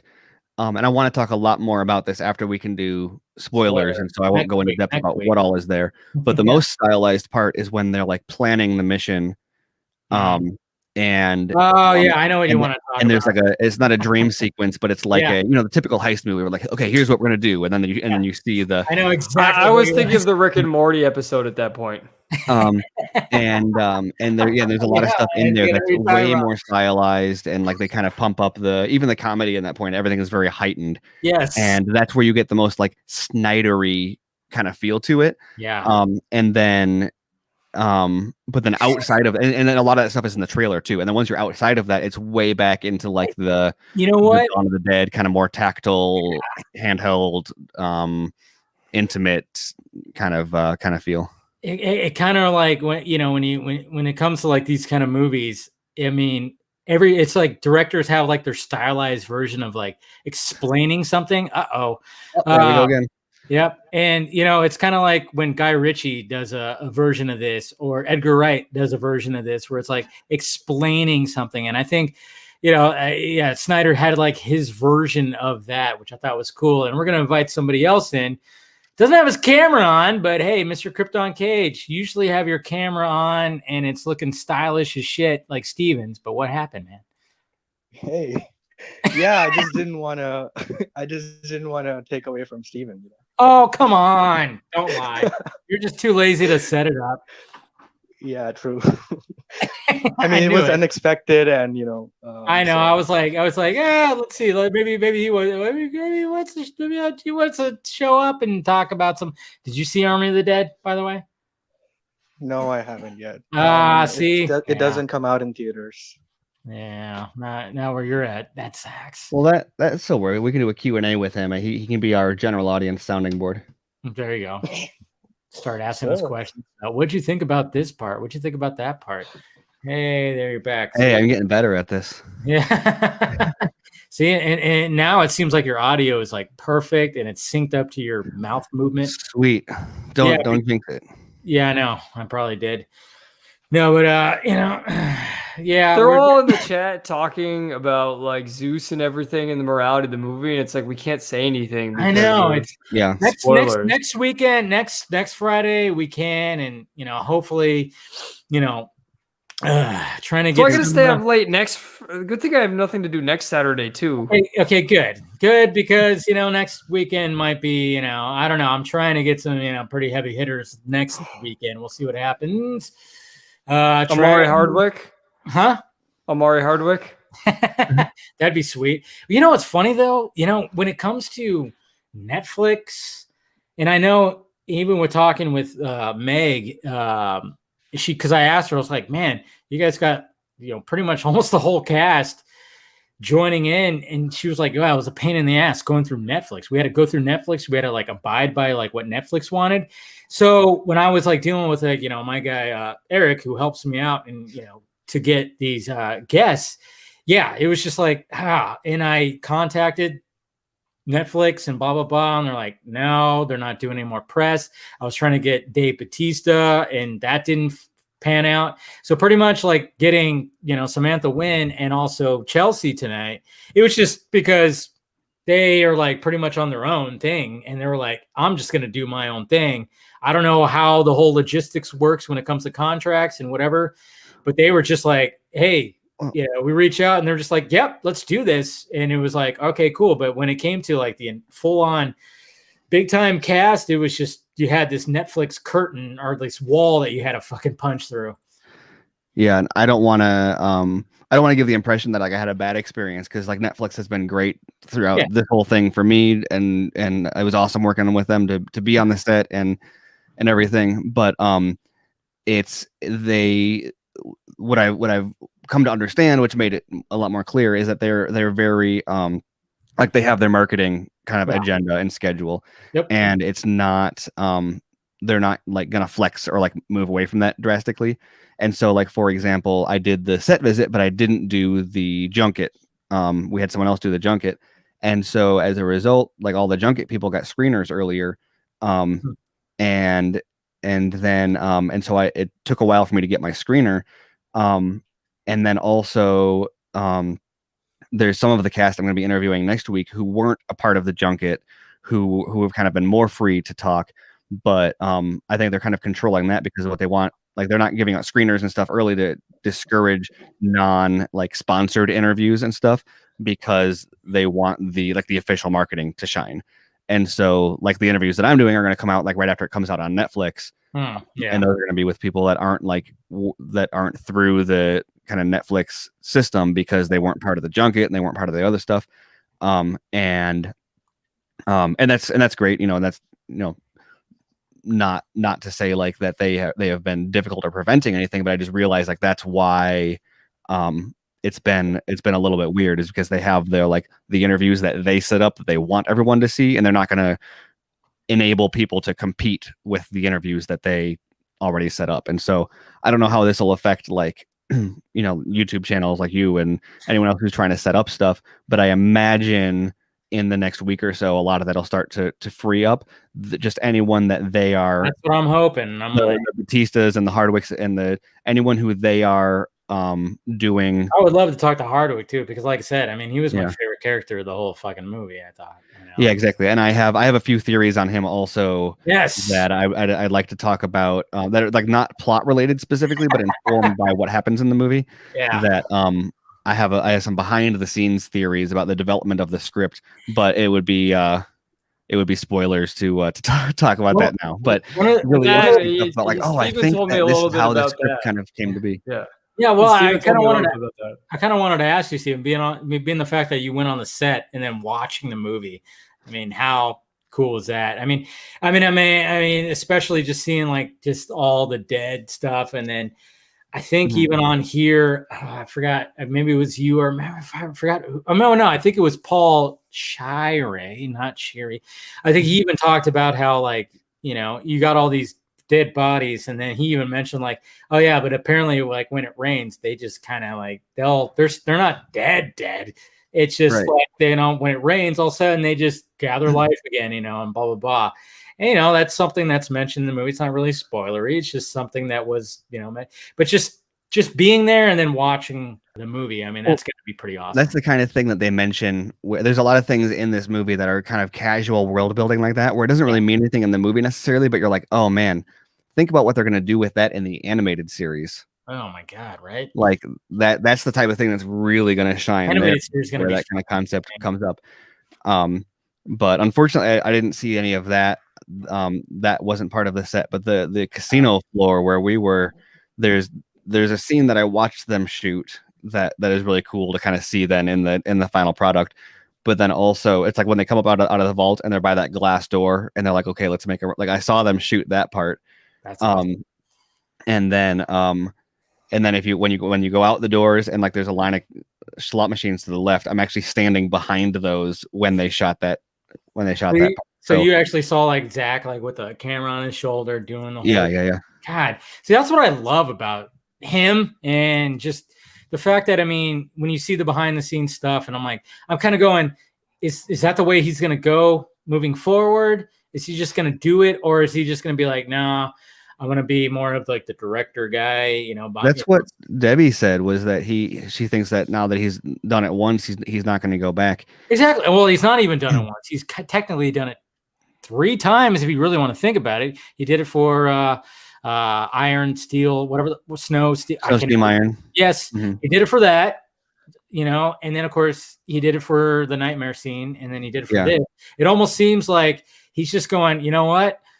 I'm just going to be the guy, and this is so much fun. And he used to shoot all his own stuff when he did like music videos and commercials. And if you saw the director, like the thing he did about his career, he says what does he say, like thousands of commercials or something like that, or hundreds of commercials? Yeah, I was like, where are these hundreds of commercials? Well, we have like 10 we can world. find. Well, he even mentioned that he's done some of those Budweiser commercials with the fucking stallions, the horses. He's done some. Yeah, we know that. He did that Respect one from the Super Bowl where they kneel. Yeah, so he's done Super Bowl commercials and shit. And it's like, what the? I was like, yeah, that does make sense if he's done so many commercials. And yeah, there's been so many gorgeous, commercials. When you go back and you think, yeah, slow motion. Yeah, that's Snyder-esque. Yeah. So it's awesome. Yeah, but I just it's kind of funny if he's going to start being his own cinematographer because of all the people who have been like, he shouldn't direct, he should just be a cinematographer. Yeah. And it'll be like, well, he listened to you, and now he's a cinematographer too. He's both. Well, I want him to do a found footage movie now. Oh man, that would be insane. Well, because that him doing a found footage movie would be like the gold standard, I think, is Chronicle, because it's one of the few found footage movies that like truly makes logical sense. Like there's a lot of found footage movies where it'll be like 90% of it is found footage, and then all of a sudden they'll just be like this dolly shot, and you're like, what where did they find that Chronicle was like, hey, we're going to utilize security cameras, we're going to utilize cell phone footage, we're going to utilize anything that could be, and that's what I thought was great about that. It was like, holy shit, they really just, like you said, sometimes it's kind of going like, even Cloverfield, as much as I love Cloverfield, sometimes I'm kind of going, would a guy holding this camera and going through this really get that shot, But yeah.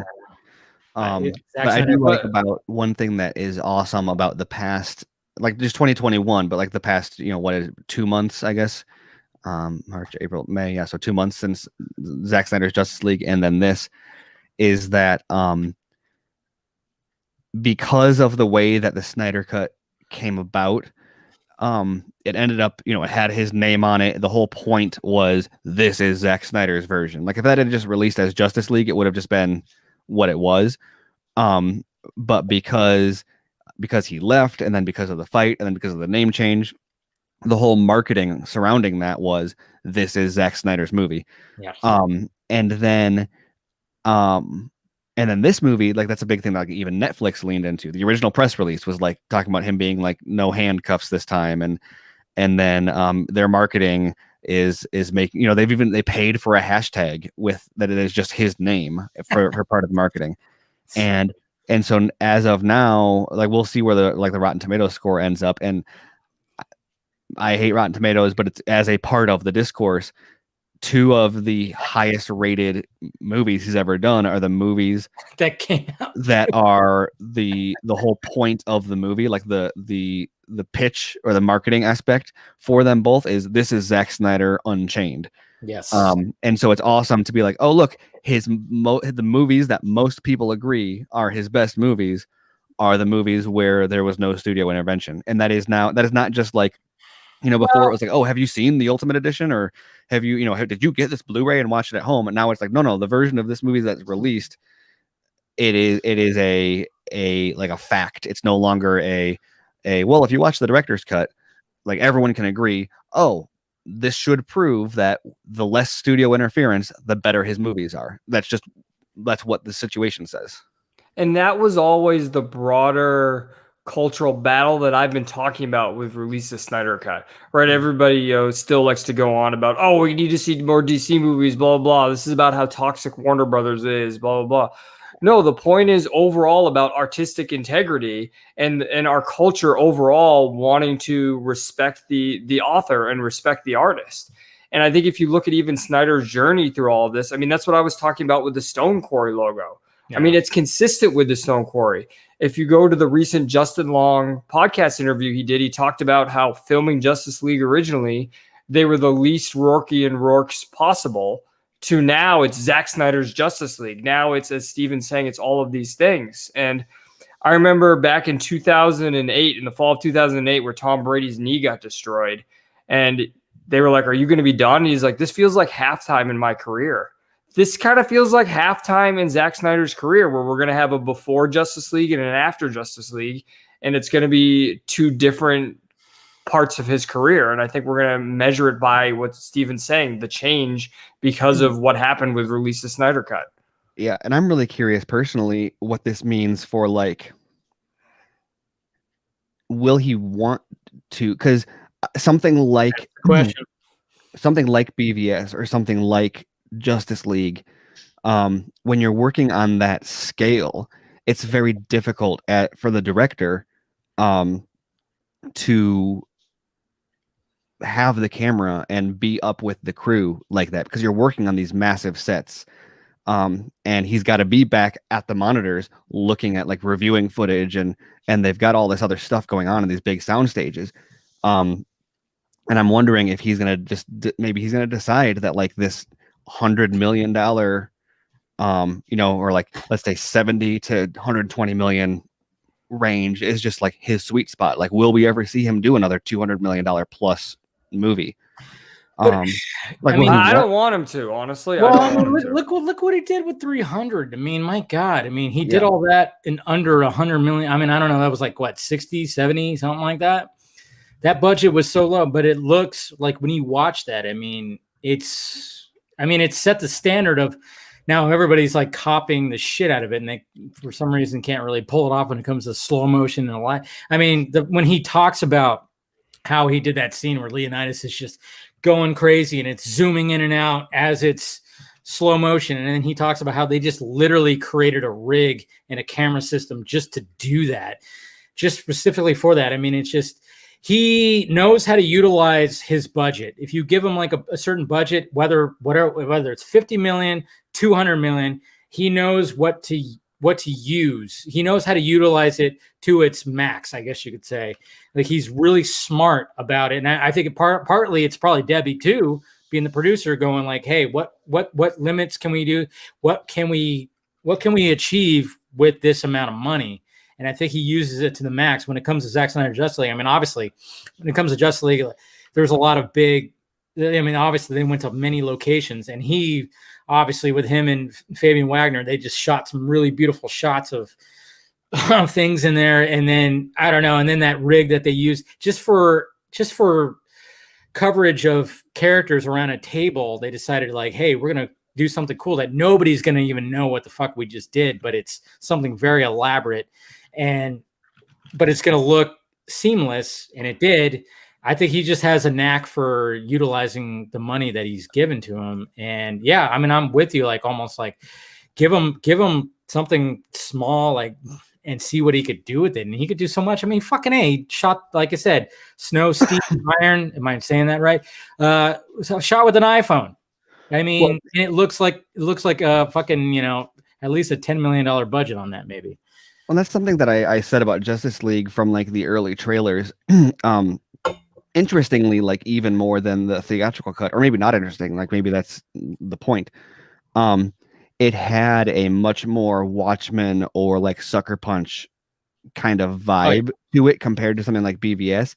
Yep. And I was always suspicious of, and I think that this probably holds true, is that even though that was a $300 million movie, he stretched that budget. I mean, the budgetary things he was doing with Justice League remind me of what he would do with something like the other movies that I mentioned, 300 or Sucker Punch or whatever, because sure, it's a $300 million movie, but it's 4 hours long, and there are at least 6 big action visual effects CGI set pieces.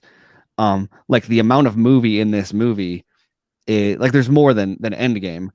And like the history lesson is like as big, that's not even halfway into the movie, is bigger than the final battle in maybe it's not as long, but I mean in scope and like what's going on, and so yeah, I mean you're talking about like if the money were like distributed proportionally, I'd say this movie is probably like less than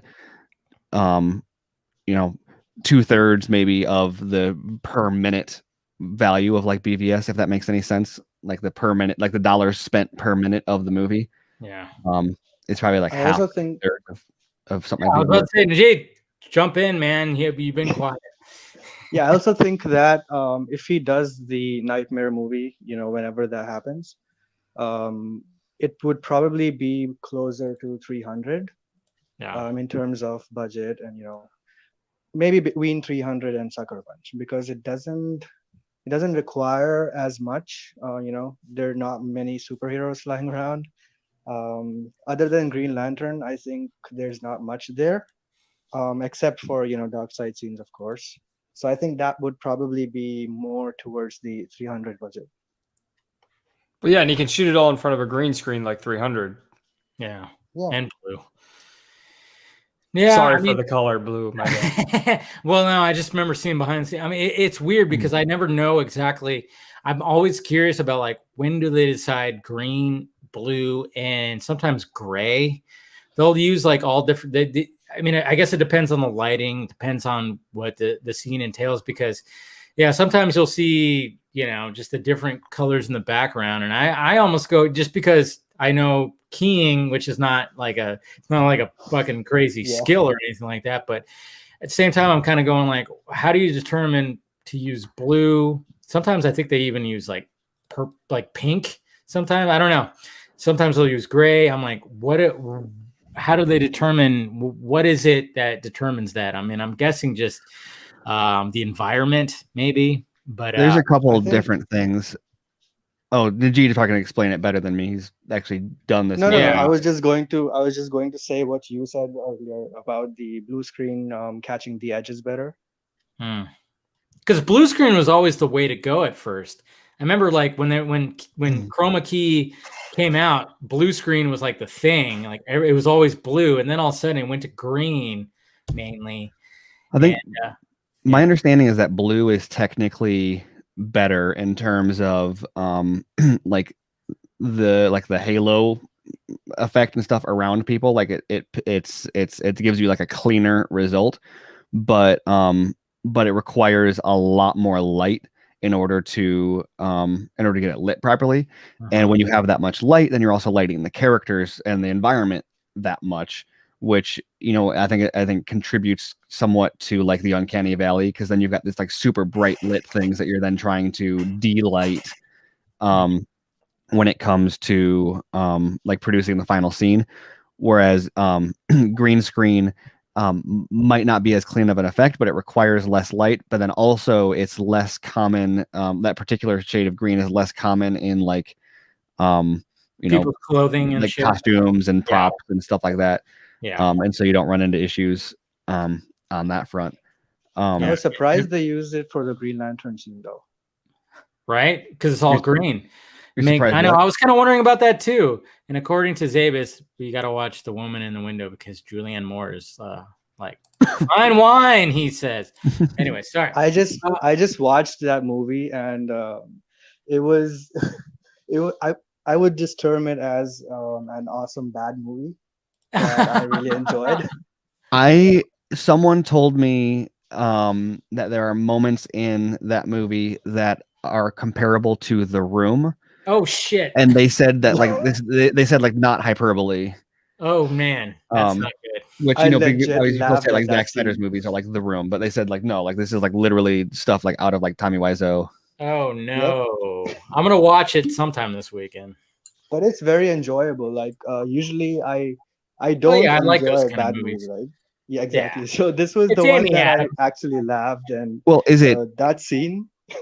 how much of it is intentional?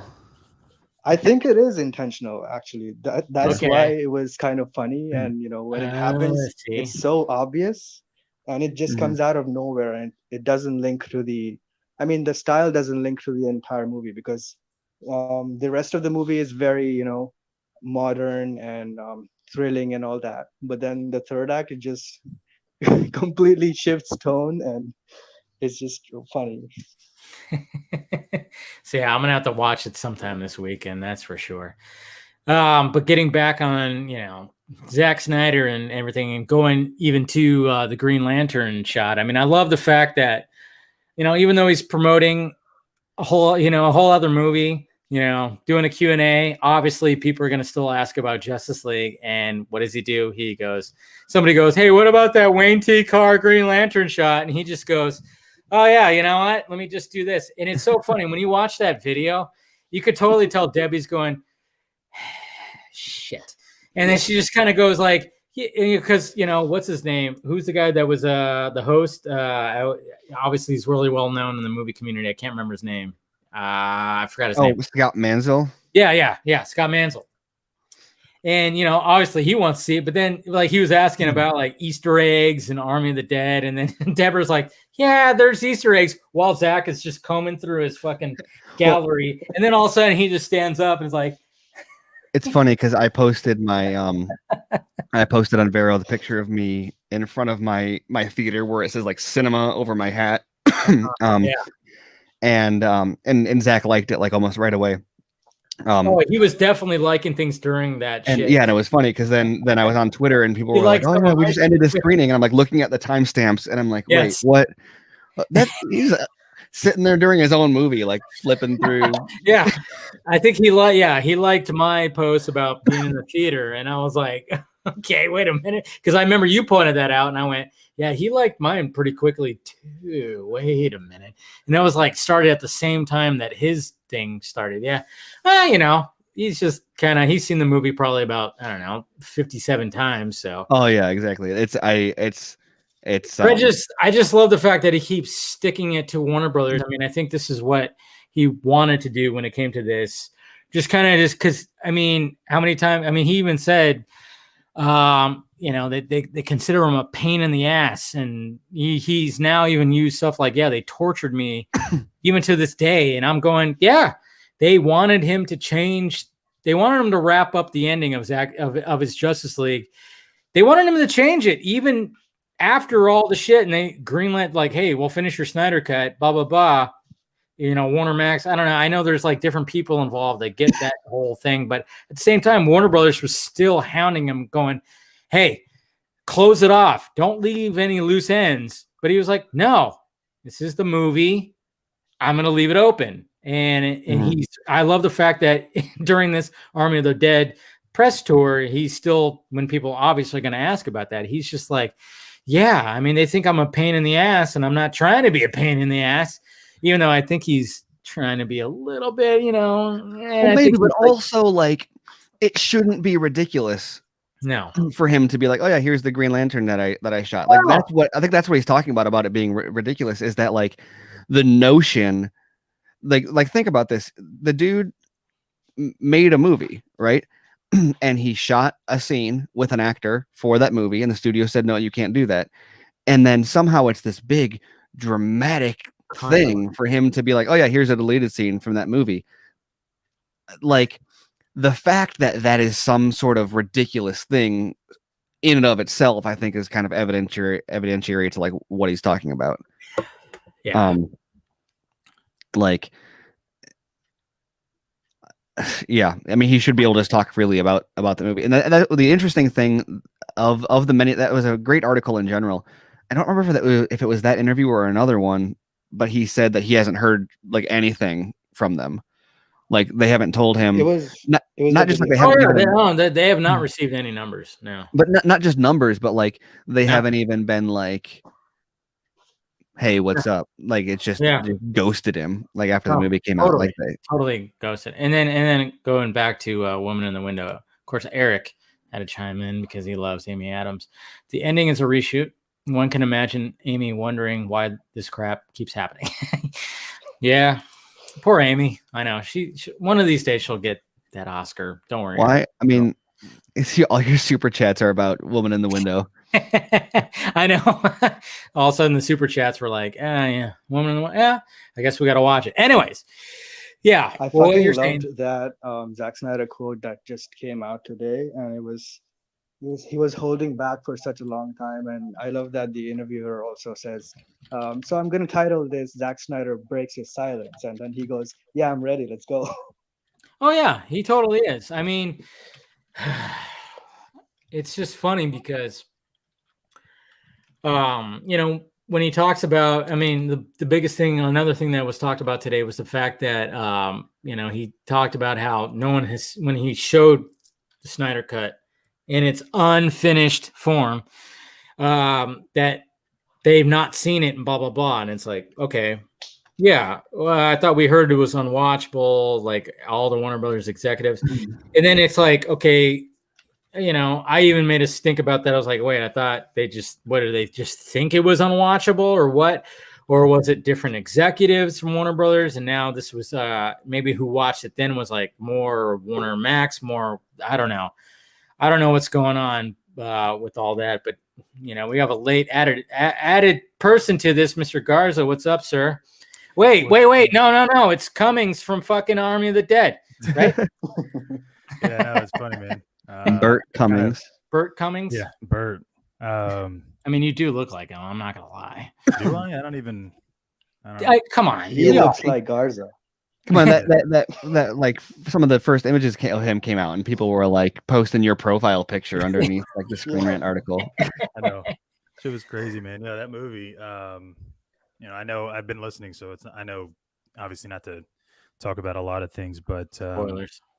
Yeah, no, that movie. Like, I think one of the things that really kind of struck me kind of as like what you guys were saying when it came to like it wasn't like over the top Zach, which is odd, right? I mean, because like if you really think about the stylistic choices that he chose for like Man of Steel and BVS, even Watchmen, like this felt like a quote unquote normal movie. You get what I mean? Like it was it was great. Don't get me wrong. Like I'm not saying that it wasn't Snyder-tastic. What I mean though is that as I was I was more kind of in like captivated by the cinematography, just because of the lens that he was using. Like, dude, it was so it was just so Unique. engaging. It Yeah. was just like you were just like, God damn, like it made everything feel you didn't know, like who there were so many times where you could like somebody could easily be behind a character or something like that. You wouldn't know. You know what I mean? Well, I think what's interesting is like instead of using motion to tell the story, the camera doesn't move as much because of the nature of the lens, but the image does move because the field of view is always shifting within Yeah. the image to change our focus and what we're looking at, and so there is a form of motion, but it is not in like actual push in, pull out, sweeping, Dolly. like, Yeah. and that's what's different about it. And so while it was still unique, it was unique in a way that felt, I don't know, I don't want to say it felt conventional, but yeah, but that was a lot more like like it standard felt, angles and camera motion. yeah, like it felt normal, but it didn't. Like at the same time, it didn't. Like I've never seen a film like this. Yeah. This Totally. way, shot the way, and also too, like I'm not gloating, but Did you call something? Yeah, absolutely. You're gonna tell us about something that you said would happen, then happened, right? Several fucking things, yeah, and I was right on, like literally on the money. Like when me and Ben talked about it, like maybe it was like a couple weeks ago. Like almost everything me and Ben talked about, like he even, like I'm pretty sure, with for the most part, everything that kind of what, and I've tweeted it out too. So that's the other thing. Like absolutely going to, boom. That's funny. And I don't know, man. You know what? I'm telling you, man. I mean, you and Hottie, what's man. his name again? I mean, you guys. I mean, you have a resemblance. You have a Theo resemblance. Rossi. Theo Yeah. Rossi. Theo Rossi. Yeah, there you go. Yeah, you have a resemblance. I will say I was actually surprised at the lack of, and I say lack of, it's not that big of a deal, but of the political commentary that I was thinking was going to be heavily involved, because I mean, and not necessarily like I wanted, and this is just me because I was thinking about, like I wanted a must there be Superman type situation, but with zombies and the military. You know what I mean? Well, Like, there was a sense of it, yeah. well, right, but you know what I But it mean. wasn't as heavy as Yeah. BBS. Which again, kind of, which is what I mean by with BBS. It's so political Well, where you're just like, it was present, but it wasn't a montage with Junkie XL and Hans Zimmer it wasn't a character. and Superman pulling a ship. Yeah. Like it was just kind of like It was just like it was there. It presented itself like at the beginning of Watchmen, but not so in your face. Yeah, not in your face, and which is cool. I mean, it's whatever. And it's not like I was like, "No, fuck this movie, man." well, and again, I think that worked in his favor because I think with the politics that he's talking about in this would have been way more charged today than when he shot it if he had made it a bigger deal. Absolutely, which I think is obviously smart on his behalf. I think I wish, and this is something Avery loved it. I wish we had more time with some of the relationships that were built. You know what I mean? Well, yeah. And I mean, I say that we were talking about Omri. Fortunately, we will because of the prequel series. Right, Yeah. which is something that Avery was like, oh yeah, that's right, because that's all she's about, like getting to understanding the why of all of this shit. And so like she loved Dieter, so when I told her about his movie and all that, she was like, oh, I bet he's great in it. Like she just already, just based off of his acting, she's like, I bet he's amazing in it. I will say that this movie put some really interesting handcuffs on that movie in a way that makes me even more fascinated to see it. About the way it presents his character and like what they explicitly say about what he has and hasn't done in his like backstory. It's like, oh wow, that movie like genre wise is going to be very not what people are probably expecting. And then it makes you wonder too, is like, is there going to be references like what happens in Vegas? Are we gonna obviously we're gonna see like little things like, I don't know, news broadcasts or something where it's just like, oh yeah, something's going on in Vegas, and it's just going to be like quick. I think the comparison that I've been making is Mute and the moon Easter eggs in Mute. If that isn't too deep of a pull for people. Yeah, and I'm actually interested because like what y'all's thoughts are with the film itself, where it's I literally was just thinking I was about to go into something and I completely fucking forgot. Holy shit. That's how you know it's a late night. I know. Fuck. I hate when that happens. It was basically about, because I read that question, like I saw that question, I was like, what, fuck, it threw me off. I remember. I think it was Steven that mentioned it though, but I'm curious.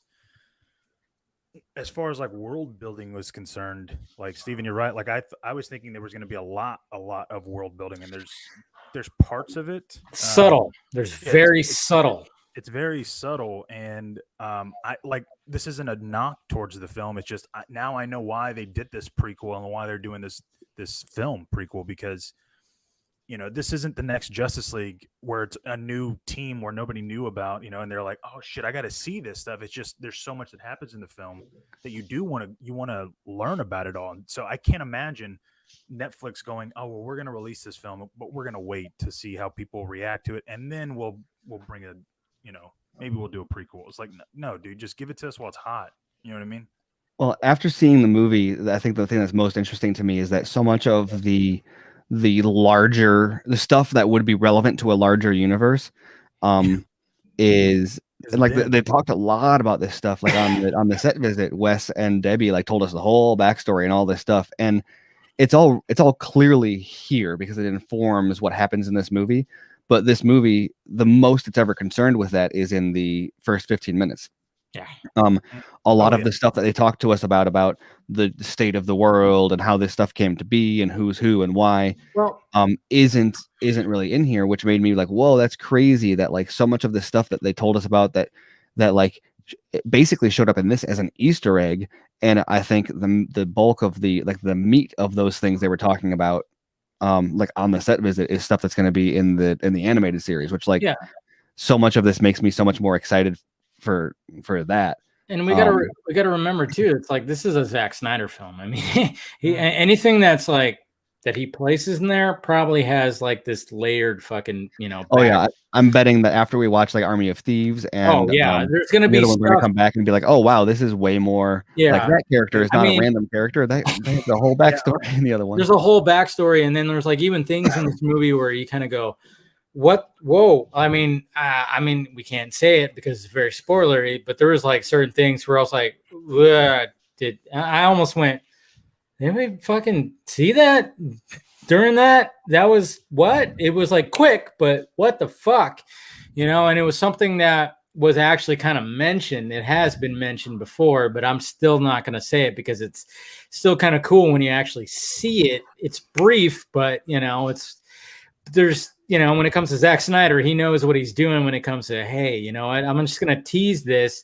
And, like you said, Garza, it almost seemed when you're talking about world building, I even got that. I thought there was going to be more of that too. But at the same time, I'm kind of going, maybe if I watch it again, I'll catch more things where it's going to be, oh, wait, there is more world building than I saw in the first time around, because now that I know what the initial story is, I can look for these, because obviously there's going to be so many Easter eggs that we haven't seen, except for the one that was like right in your face. That was hilarious, which is great. I think we all saw, but the fact that I'm going to be totally doing an Easter egg hunt the next time I watch it. And because I know the story. I want to ask Justin, like, did you see any Fountainhead references in any of the stuff? In anything? There's one thing that I saw in the beginning when the trailer came out, and behind the scenes stuff with Steven makes it even more interesting. And I can't say that exactly, obviously, because it's a spoiler. But the thing that's interesting to me that was in the trailer was Batista's job, and Batista's job was as a chef, right? This is a guy who's won a medal of freedom. This guy's clearly very bright. He's very capable, and he's working a diner just flipping burgers. There is a character in the novel Atlas Shrugged who that's what he does. He withdraws from the world, and he goes and he works in a diner just flipping burgers. So it's very interesting to me that was my immediate thought, like the way it was shot. I was immediately drawn to that comparison. So that's the first immediate reference I saw to anything like that, but I didn't see anything else really there. But I mean, when you look at the whole, there's the whole political scene Steven was talking about. That's a reference to The Dark Knight Returns, and that Frank Miller is very much in that Randian way of presenting things. So it's very informed by that in general. You know what I love? I love it when lead characters who are big, huge dudes have to wear glasses. That's what I love. I mean, maybe I'm biased because I have glasses, but I love the fact that Batista's character, he has them, he's got the little thing there, and then he has to do that when he's looking at shit. Sorry, that was just me right there. Well, just I love how. Well, I guess this all shows up in the first 15 minutes, where like Batista's first appearance, he comes out and he's wearing the glasses. Yes. And it's so funny, and then how they have the portraits of everyone. I love the way they did that. Yeah. I will say I'm a little bit frustrated. I guess go figure that people would do this, but that before I had seen it and the first reactions came out, everyone compared the first 15 minutes, or specifically the opening credits montage. Obviously, like Watchmen is the obvious comparison, but the fact that so many people said like possibly better, or like even outright said it's better, and it's hard to even talk about because this is not a way of saying like this is not as good as Watchmen, but it's entirely a different scenario when you're talking about Richard Cheese, who is a phenomenal musician, and Alison Crowe, who's a phenomenal musician, doing a cover of a song versus Bob Dylan, who has a emotional, historical, cultural, fixed relevance that this song doesn't and can't ever, no matter how great it is. It's not even fair to compare them. And then you've got the history, the literal history in the Watchmen opening montage, as well as the comic book references and the socio-political stuff too.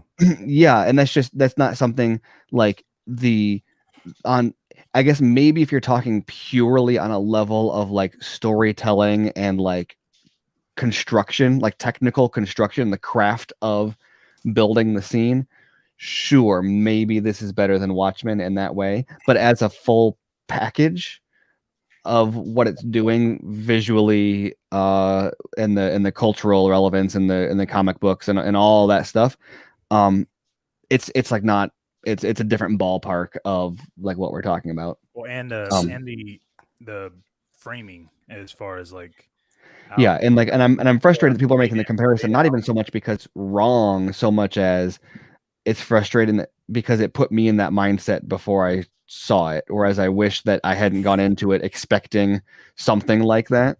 Yeah. So Steven, that's why I went off Twitter for the week. Like, because I don't know, seriously, I don't want to be biased by this stuff anymore. I don't care what these people have to say. They've proven invalid. And the question I have for you is, who are these people who are saying this? Because in my opinion, in my experience as a Zack Snyder fan, there are certain people who like to say his best movie is Dawn of the Dead.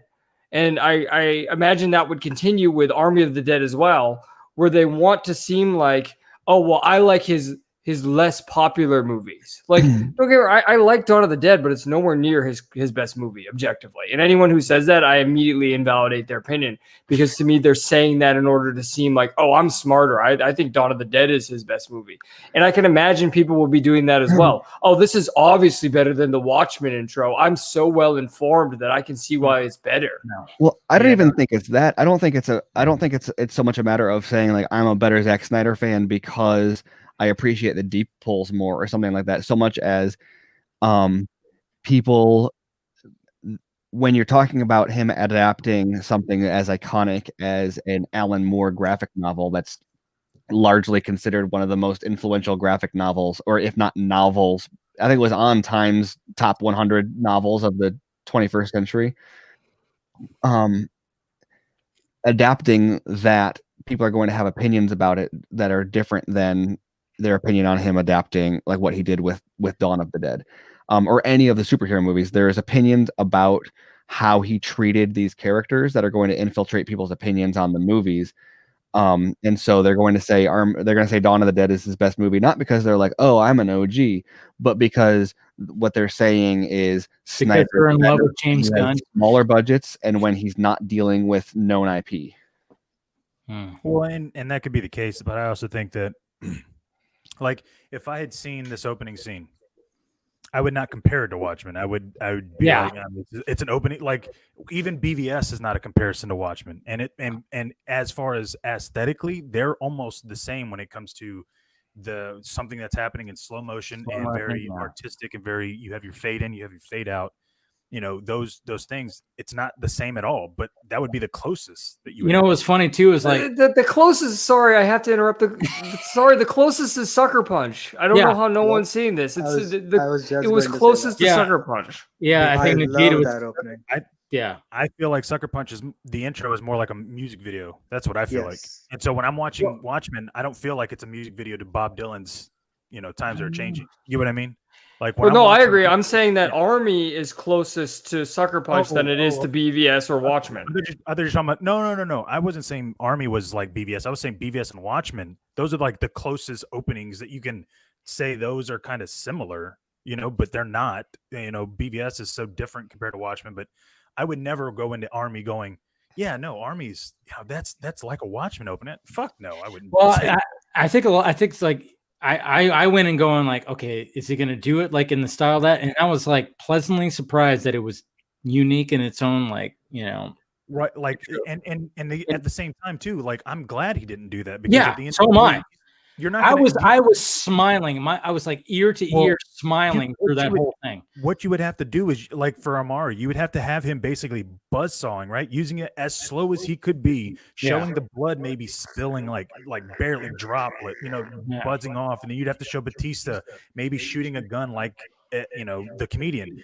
But that's the same thing that he already did that. So why does exactly? That's why I like the fact that he just takes every movie and he tries to do something unique. And I think this intro stands out so much because with the song choice and the font. I mean, and the pink font, and I just started smiling, going, "Oh, I'm so glad it's not like the Watchmen opening," because I was kind of going, "Is he going to do that kind of style again?"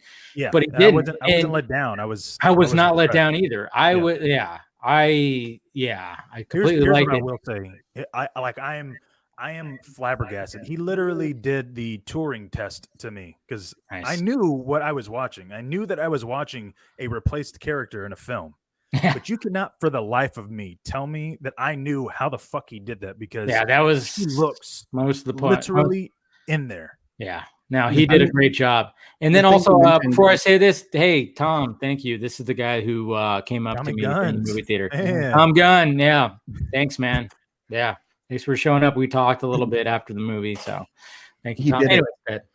He did a cool interview. I don't remember which one it was. There was one that he did with Variety a few days ago, which like spoils who survives. So don't read that one. Also, it didn't say a ton, but there was and I wish I knew where it was today because that one, the quotes in that one were way better. But it's about replacing Delia with Tig Notaro, and the thing he talks about there, he actually says that it's the one where he says, "I think I deserve an award." It's fascinating because what he did on set with the Dream Lens doesn't just have the depth of field, but when you're shooting, like the reason that it has that effect is because it's a f/0.95 aperture, and so when it's that wide open, they call it a fast lens. It lets in way more light, and so you can shoot in. I mean, like for example, my camera right now, my lens is 1.4 and it's wide open. And I know it's kind of dark on the screen, but I've got like literally there's very little light in this room at all. Like the type of thing where like if you pull out like a cell phone camera from a couple of years ago, it would be like you couldn't take a picture. Gray. Because it doesn't let the right amount of light in. So when you're with the aperture that we're talking about on the camera that he's shooting with, it's insane. You could shoot in like a dark room and it would almost, and he shot like entirely with natural light on set because he's shooting with digital. And so he thought, okay, I'm going to find this vintage lens. I'm going to shoot with natural light. I'm going to give it as organic of a feel as I can since I'm not using film. However, then it comes time to replace Tig Notaro, and he's no longer on set. He literally has to, in order to match, he has to match the lighting on her using green screen and 100% artificial light, which, like, as a cinematographer, the cinematographer kind of handles the lighting usually, and so he's not. Well, that's something that he avoided entirely on set, and he got to just say like, "Oh, let's make this look as good as it can be." It's just like guerrilla photography, basically. And then for the reshoots, though, he had to be like on point with his technical, like, the strength of the light, the diffusion, the temperature, the like, the distance, the angle, like it had to match perfectly. And not only that, then lining up the shot with the angle and the distance and the focus had to work on her, and it's a technical marvel, I think, that he pulled it off. That's why I'm saying, like, dude, I knew that she was not there. I knew she wasn't in that scene next to people, and I'm like, you don't see an outline. I mean, let's just be real. You'd be able to go, yeah, I could see like she looks fake, but I mean, there's like she interacted with the cast a lot more. Well, like I said, that scene with Batista where it's like it's literally coverage and coverage. And I'm like, I thought that was like the best part. I was like, wow. I mean, like it looks like they're in the same room. The fact that also that she's like I haven't looked up their heights, but I have the impression that she's like 2 feet shorter than. Well, that's what I said. I was like, Delia's taller, obviously. So the eye lines aren't going to make sense. So I don't know. That's what I was looking at. That's what I was looking at. She's 5'5". Let me look up Delia. Yeah, Delia's like 6 something at least. Like, dude, I'm telling you, man, that he literally he's 6'2". Yeah, like because there's even a scene where like she talks to Matthias, who's probably in between their heights, and he doesn't, but he would be looking up if he was looking at Delia, and it works. I don't know. I mean, you think about all the interaction, and a buddy of ours, he was like, "Oh, there's no way they can replace him. There's no way that's gonna work. You're gonna be able to tell. You're gonna be able to notice all this shit." And I'm sitting here watching the film, and I'm going, I know that she's not really there, and yet everything about it is so amazing that you're going, dude, he did this with whatever budget he had left for additional. And you know what's funny? What's funny about Jack? I bet you when like that task came across his desk, it was like, you know what? He was like, fuck it. You know what? This is gonna be fun. I'm gonna fucking pull this thing off. Dude. And he probably went, Debbie, we're gonna do this. And she was like, oh shit. Like this could be a disaster. But he was like, you know what? I got this. I'm just fucking shocked that they couldn't remove a fucking mustache. And he did that. That's what I'm talking about. That's why I'm saying, like, dude, he literally replaced an entire fucking human being. Well, you've got movies where like look at Justice League reshoots, not just the mustache, but look at the hangar scene where like everyone looks like they're not even interacting, they're just standing to each other and they look like they're in different rooms. Or the color grading, and I know it's different, but still, like color grading, or again, the lighting, the shot, like, dude. But you're not. What's crazy about her is you're not just talking about taking two characters that are standing there talking and putting them in the same scene against a green screen to make it look like they're standing next to each other. You're talking about people in motion moving in and out of an extreme focus drop off. Yeah. From the shallow depth of field, and working with completely organic lighting. So you don't have a reference for like, oh yeah, we'll just rebuild that lighting rig the same way we had it on set. Like, no, you're talking about like, oh man, they had like fluorescents up on the ceiling in the casino, and they were probably 10 years old, and one of them was flickering, and like. I mean, the hardest part probably had to be like just natural sunlight. Then when they're all out, in the open, and they had to light big. Good catch, Dave. But keep in mind though, like we all have some semblance of what it takes to do something video production, right? Yeah. If you're gonna take somebody out of a video, you have to, doubt around them and remove them, right? But there's that emptiness right there. Yeah. So okay, well then how do you you didn't film it with a green screen. So how do you already have Tig Notaro's not the same frame as him either? Even though she's not the same height, you could cheat a little bit and move her up or do all that shit. I think what they actually did, I think she was like further back, maybe. I don't know. That's what I was trying to determine, like how they pulled that scene off where she's literally talking to Dave. Yeah, well, this is what I was thinking they were going to do, and this is the naiveness of me going, I don't know how the fuck Snyder's going to do this. I was thinking that every time, when you first interact, it's not a spoiler, but when they first interact, they do the whole camera, it's showing her speaking, it's showing them speaking, right? Yeah. So you knew at that point, you're like, oh, okay, yeah, I get that. Yeah, they're on both sides, they're on opposite sides. The camera's just choosing who to talk to. That makes sense. And then he just went ahead and fucking flipped it where he's like, no, I'm going to show you them at the same time. And you're like, okay. Like I was thinking it was going to be a whole, difference of just showing her by herself all the time. I also like what they did with some of the dialogue too, though, because you have like, for example, Batista calls her Bud, where it's obvious that was just like the original, but then it also works like for her character. And then although you do have Ana de la Guerra had like I think she just ADR'd she instead of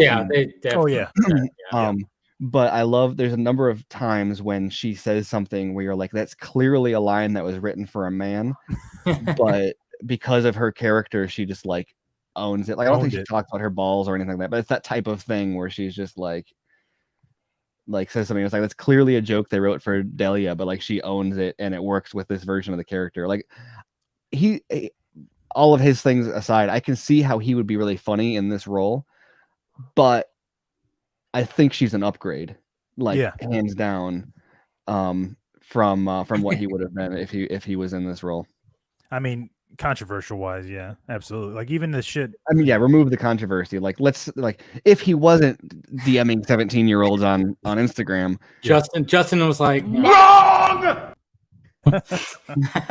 I didn't like her. I thought her performance was flat. I didn't think it was funny. I didn't think she was a very good actress. I mean, I just didn't enjoy her. I will say, because of the nature of the way that they did her, you can't visually see as often where she stands out. There are moments, particularly like when she is like flying a helicopter, or there's a couple moments where they're talking and there's like ambient noise. And the volume that she is talking at, I'm like, if you were on set, you would have been yelling louder, to not just to match the energy. It's not the energy was necessarily mismatched, but it would be like she's flying a helicopter, and the volume that she's talking at isn't what it should audio levels, for them to hear. However, I say that, but like the Mandalorian does that all the time, where they're like driving speeder bikes and like, hey, what's up? So we're driving speeder bikes down the road now, and it's like, what? There's no. Yeah. Hey, real quick though, off topic, just to get y'all's opinion real quick. Have y'all watched Jupiter's Legacy? Yeah. Not all of it. 6 episodes. Like, what do y'all think? G just ducked out.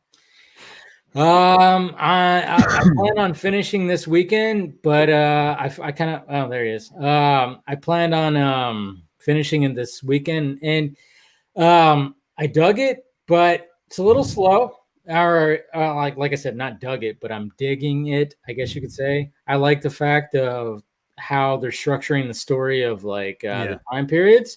I like that. I'm always a sucker for time jumps back and forth, present day and back, whenever the fuck they want to go back.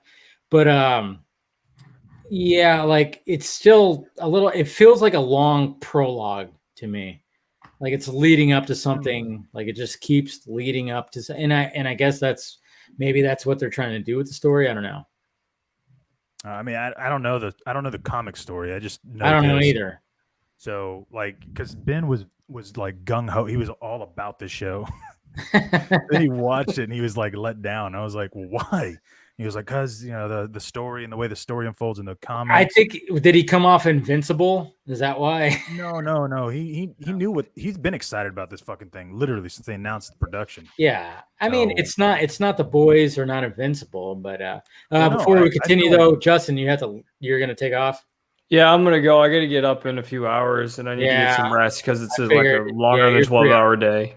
All right, man. Well, I appreciate you joining. If you want to join next week, where we can I think we'll actually talk spoilers because it'll be fully out, and it's like, hey, it's up to you if you want. Yeah, watch it and blah blah blah. So we'll talk spoilers next week. Yeah, I'll definitely be back next week for that. Okay, cool.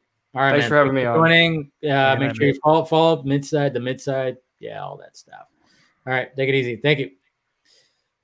And Jeet, are you here? Yeah, I'm here.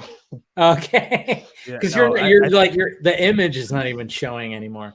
You're pretty face. I'm in the dark, so it doesn't matter. Nah, anyway. you're fine. You're fine. We can see. All right, go ahead. The show itself has so many Watchmen level type questions. Oh yeah, it definitely does have that. So like when you start to really watch it and you kind of like take the time to kind of ask yourself the questions that they're asking, or like present yourself like, what the fuck would you do? Like, at the end of the day, my daughter's on the second generation of action. Like she's like, yeah, fuck that. Like she's not even because she understands that there's a line you have to cross at certain points, and then if you know when to not cross them, then that's what makes the difference. Because you don't want to.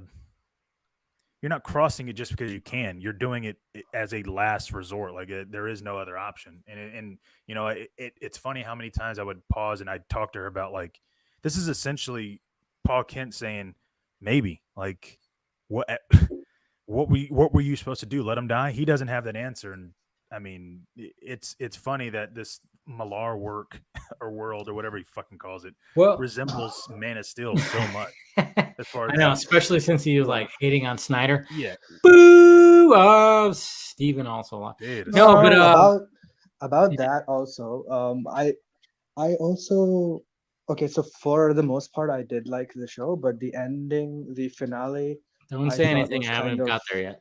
Yeah, I'm not saying. I'm just saying it was kind of underwhelming because it felt like an incomplete season by the end. Well, that's why I keep on saying it's like a prologue. It's like just a huge prologue to something that's going to be happening maybe next season. I don't know. Yeah, it did feel like that. Yeah, and that's what I'm kind of wondering. Like, and I get like it's not that I'm thinking it's shit. I mean I'm totally understanding what you're saying, Garza. Is like there's Watchmen level type. Points in this whole thing. I'm totally seeing that, and I love the fact that what's the main guy? I can't even I'm totally drawing a blank. I almost wanted to call him Omni Man for some reason. Utopian? It's Utopian. Utopian, yeah. Sorry, it's like yeah. See, that's the thing. Everything's so close together. It's like you finish Invincible and then you go into this. No, but like but you understand. I mean, I actually really dug when they had like this big, huge fight with a huge villain. I mean, I won't go into like the details of what happened, but yeah, their dark side, I guess you could say. What was his name? Dark. God, yeah, Dark. And it's just when they're fighting him, and then what happens at the end? With like his son, just like going, "Fuck this guy." And then that conflict in between them, I really dug that. I really dug. Like, because he's trying to be like, no, you got to be better. There's a better way to do it. Yeah. But then you kind of like, I'm sitting there going, was there a better way? Was there a better way to do that? Not in that particular moment. No, there wasn't. No. I mean, and a same thing, right? I mean, if there's certain loss of life, and that's not a factor anymore. Like that's not a line that they're not willing to like. They're willing exactly. To, like it's like you literally like he literally killed these many people. Yeah. So fuck and that guy. And the other thing too is that the code and all that was brought about because there was nothing that they were like. It was just them. They're like they were stopping bank robbers, and if they caught a murderer, it was because they were killing other humans. They weren't trying to get killed, or they weren't trying to kill the superheroes. And also there had never been any kind of superheroes before them. But this second generation, they're They understand what their powers really have, what they can do, and it's just it's like a fascinating thing. I really hate that Mark Millar made this world up, but it kind of I do feel like there's a lot of missing that I'm trying to get into, because like even Avery, she was like, I just want to know what fucking happened with Firefox or Skyfox or whatever. Like why did they split? Like she wants to know that. Like as invested as the story she is, she's like, but I want to understand what happened. You know what I mean? So it's just such a there's so many things like that that didn't even hint at in the finale, and I was yeah, just like, really, you just started all these story arcs and there's not even a mention. yeah. But I But I did think like the utopian code thing, and how conflicted he was, even though people might not agree with him or whatever. But I was like, oh, so that's why his name is Utopia, utopian, because he sees the world as this perfect yeah. place that everything can be black and white, and easy decisions can be made. So that was like that. That also kind of felt like a cop out by the end, which I won't say. But You're not building yeah, it up for from because like I said, I'm 6 episodes in. I'm gonna finish this weekend, but I mean, I like I think said, I do like the fact that it jumps back and forth between present yeah, day and like, yeah. all right, back then it's like, all right, now we're gonna see where they got their powers. Mhm. It keeps building up as it jumps back and forth and where they all come from and everything and how they build up this team to go to this, wherever they have to go. And then that's what's going to happen. I'm really gonna, I'm looking forward to seeing how that all kind of comes together. But Najee, you're not really selling it to me when you're saying it's underwhelming. I mean, Damn no, it. it's good. I'm just temper your There's a moment when expectations. you're watching it. Well, you And know what? I'm sure it's fine because, I'm not like, when I watch Invincible or watch The Boys, I mean, sometimes I'm just like, holy shit. Whoa. I mean, I'm kind of just going, oh, then, and it seems like they, like with those shows, I'm going, they never disappoint. When it comes to this one, it's a little more, it's a little more docile. It's not going to be as it, crazy as, it's Yeah, definitely not. And I yeah. think the other thing too is that it's not. So I got to approach it like Yeah, that. we know a bunch of Batman stories and Superman stories, Yeah. and there's a lot of mythology and just in their backstories and all that shit. Like in here, like I'm kind of discovering for the first time. Now, I'm not saying it's on any kind of level of like Watchmen or Yeah. shit, even The Boys. Like it's just cool to see this type of different superhero story where you're kind of, I mean, sure, maybe he was trying to rip off Watchmen level questions, but like that's what I also don't understand, why he was hating on Zach for those movies then, I because know he's I don't doing literally the same thing. I think that's what we all kind of thought. Like, wait a minute, dude, you're deconstructing these heroes yeah. like Zach was doing. It's like, Yeah. hello, yeah, It's a weird thing. I don't know. Steven, you want yeah. to comment on it? Well, no, just that these guys like him, and I think Mark Wade is another one, right? Mark Wade wrote Kingdom Come, I think. Oh Right. wow, he had something Um, to say about him too. not with this, but I'm just saying like these Oh. comics guys. There's several of them who like hate on Zach, and it feels like it's too easy to like reduce it to like professional jealousy. Like that always kind of feels like a cop out to me because I don't know, it's an easy answer, and it's diminishing of like something more that's going on. But it's also hard to not kind of sum it up with that because yeah, like one of these guys, you read the comics and it's like you're trying to do the same thing that he did and did a good job at. Yeah. And so it's kind of hard to say like, okay, well they wish that they could have written it or whatever. And I don't know if that's the case or what, but it is weird because you read something like, I haven't read the Jupiter's Legacy comics or seen the show yet. From my understanding of both of them, and like from what you're saying, is that this is the kind of content that like asks these questions or goes to these places that a lot of other stuff doesn't. And so Dude. if there were to be something that were to approach a Watchmen or something, it would be something like this. And first of all, it's frustrating that it never seems to get that same kind of treatment, but also I don't know, there's got to be a level of like, I don't know, they think they can do it better or I don't know, but it's weird that you see guys like him who wrote something like this who would then be like, oh yeah, the MCU does this stuff better. And it's like, but the stuff that you're writing, like imagine the MCU, like do you really want like the Russos direct this? Like, you think Well, that would that's funny do because what I'm you're telling you, like Zach would be the perfect fucking person to do this type of shit Of because course. it's he would have done it so differently, I think, but not like, you know, I know we always talk about Zach doing things, but like And this better. shit, like, dude, it is basically it's the end of Watchmen where you're going, did I do the right thing? Yeah. And instead of us figuring, or instead of the, you know, well, nothing ever ends, Adrian, like this is, yeah, I mean, now not only do we got to figure out if you did the right thing, but there's people that obviously understand where you're coming from, who are on the same level as you as far as superheroes are concerned, and there's also villains that are looking at it going, you know, like where's your point? Because you know, there's several times in there where, you know, they ask the question like, why did these supervillains get to live and other people are dying? Like, it's a different world. Which is than we're always the question when it comes to, especially Batman. It's like, well, Yeah. if you just kill the Joker, I be mean, done with, right? your Yeah. your problems will be solved. But you know, but Batman is like, no, put him in Arkham, and he keeps breaking out. Kind Well, of right, thing. and so like the cool thing about, you know, Jupiter's Legacy is that there is some containment that can hold all, even the super villains. Like there's Yeah. no, it's not Arkham where they're just escaping all the time. But I love that. yeah, it's like it's very, It's a super Arkham. yeah, it's like Yeah. an Arkham on steroids. Yeah.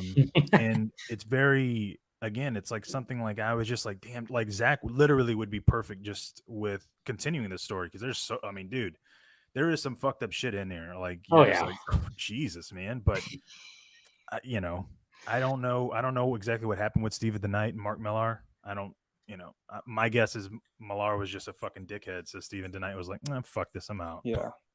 But yeah, it's just it's a weird. Well, Steven tonight would like drink Zack Snyder's bathwater. Absolutely, I know exactly. That's what I'm saying. Okay. You know, he did like Spartacus because, or in the same style, I guess, or whatever is what he said. For Yeah, well, I say that as like hyperbole, but I mean, he said I will mow Zach's lawn for him. And someone said something about, well, they said there was a question earlier about who would you work on something with Zach, and he's like, oh, absolutely. And then they said, but who would get credit, or who would direct it, or have final Who cut, would have or the whatever. final cut? Yeah. And he Oh, said, really? "Oh, Zach 100% would have it," which, you know, is just him. You know, he's being magnanimous, but also like there's a pattern of behavior of him being like, "I wish I was Zack Snyder." Right. And In a so, if you look at like the positive way. first season of Daredevil, for example, Oh. he show ran the first season of Daredevil, and then was replaced after that, or did he replace Drew Goddard? I'll have to double check that, but he did the first season of Daredevil, and I think that there was a very clear drop off in the second season where you get a lot of that like frustrating kind of comic book stuff of like the relationship drama with Well, no, I like- think he had to be on, because I thought I remember him commenting. Didn't he comment about, you know, how everybody was going, we want Daredevil in the Daredevil suit and the black suit, you know, just the black, you know, black So shirt. that would have all been made in pre-production. I don't know if he left during the first season or if he Yeah. left after the first season. I thought he made a comment about like how people hated that at first, but then Yeah. loved it at the end of the first season. Yeah. They're like, no, we want him to continue being in that, you know. And it was, yeah, that's what I was trying to like think about. Yeah. Yeah, but the point is, I think, and then the third season obviously improved, but I think that there is whatever it is that he prefers about the way he approaches stuff, I think is way more in line with Zach, which clearly is kind of at odds with people. And so when it comes to something like this, I wouldn't be shocked if he was leaning into a darker, heavier, more Snyder-esque well, dude, angle. the first episode was a lot like his first, and he directed both the first two episodes. They were definitely fucking heavier. Oh yeah. Than anything in the season. Like as I'm watching it, like I repeat watched it again with Avery, like to finish out the second half, and there's definitely it's fucking darker in the first, like just the first episode alone. So that is interesting. Like I'm guessing that Millar probably was like, well, we can't go that dark, and Steve was like, what the fuck you talking? Like this is your shit. Like I'm just following your shit. You know. That's what I Zach don't know. did. He was like, Right. get out. And I don't know enough about them to form an opinion. Although I do like Grant Morrison, and Grant Morrison said let's see, was it about Mark Millar? Oh yeah, Um, the speeding yeah, car or was that Mark something. Millar? Yeah.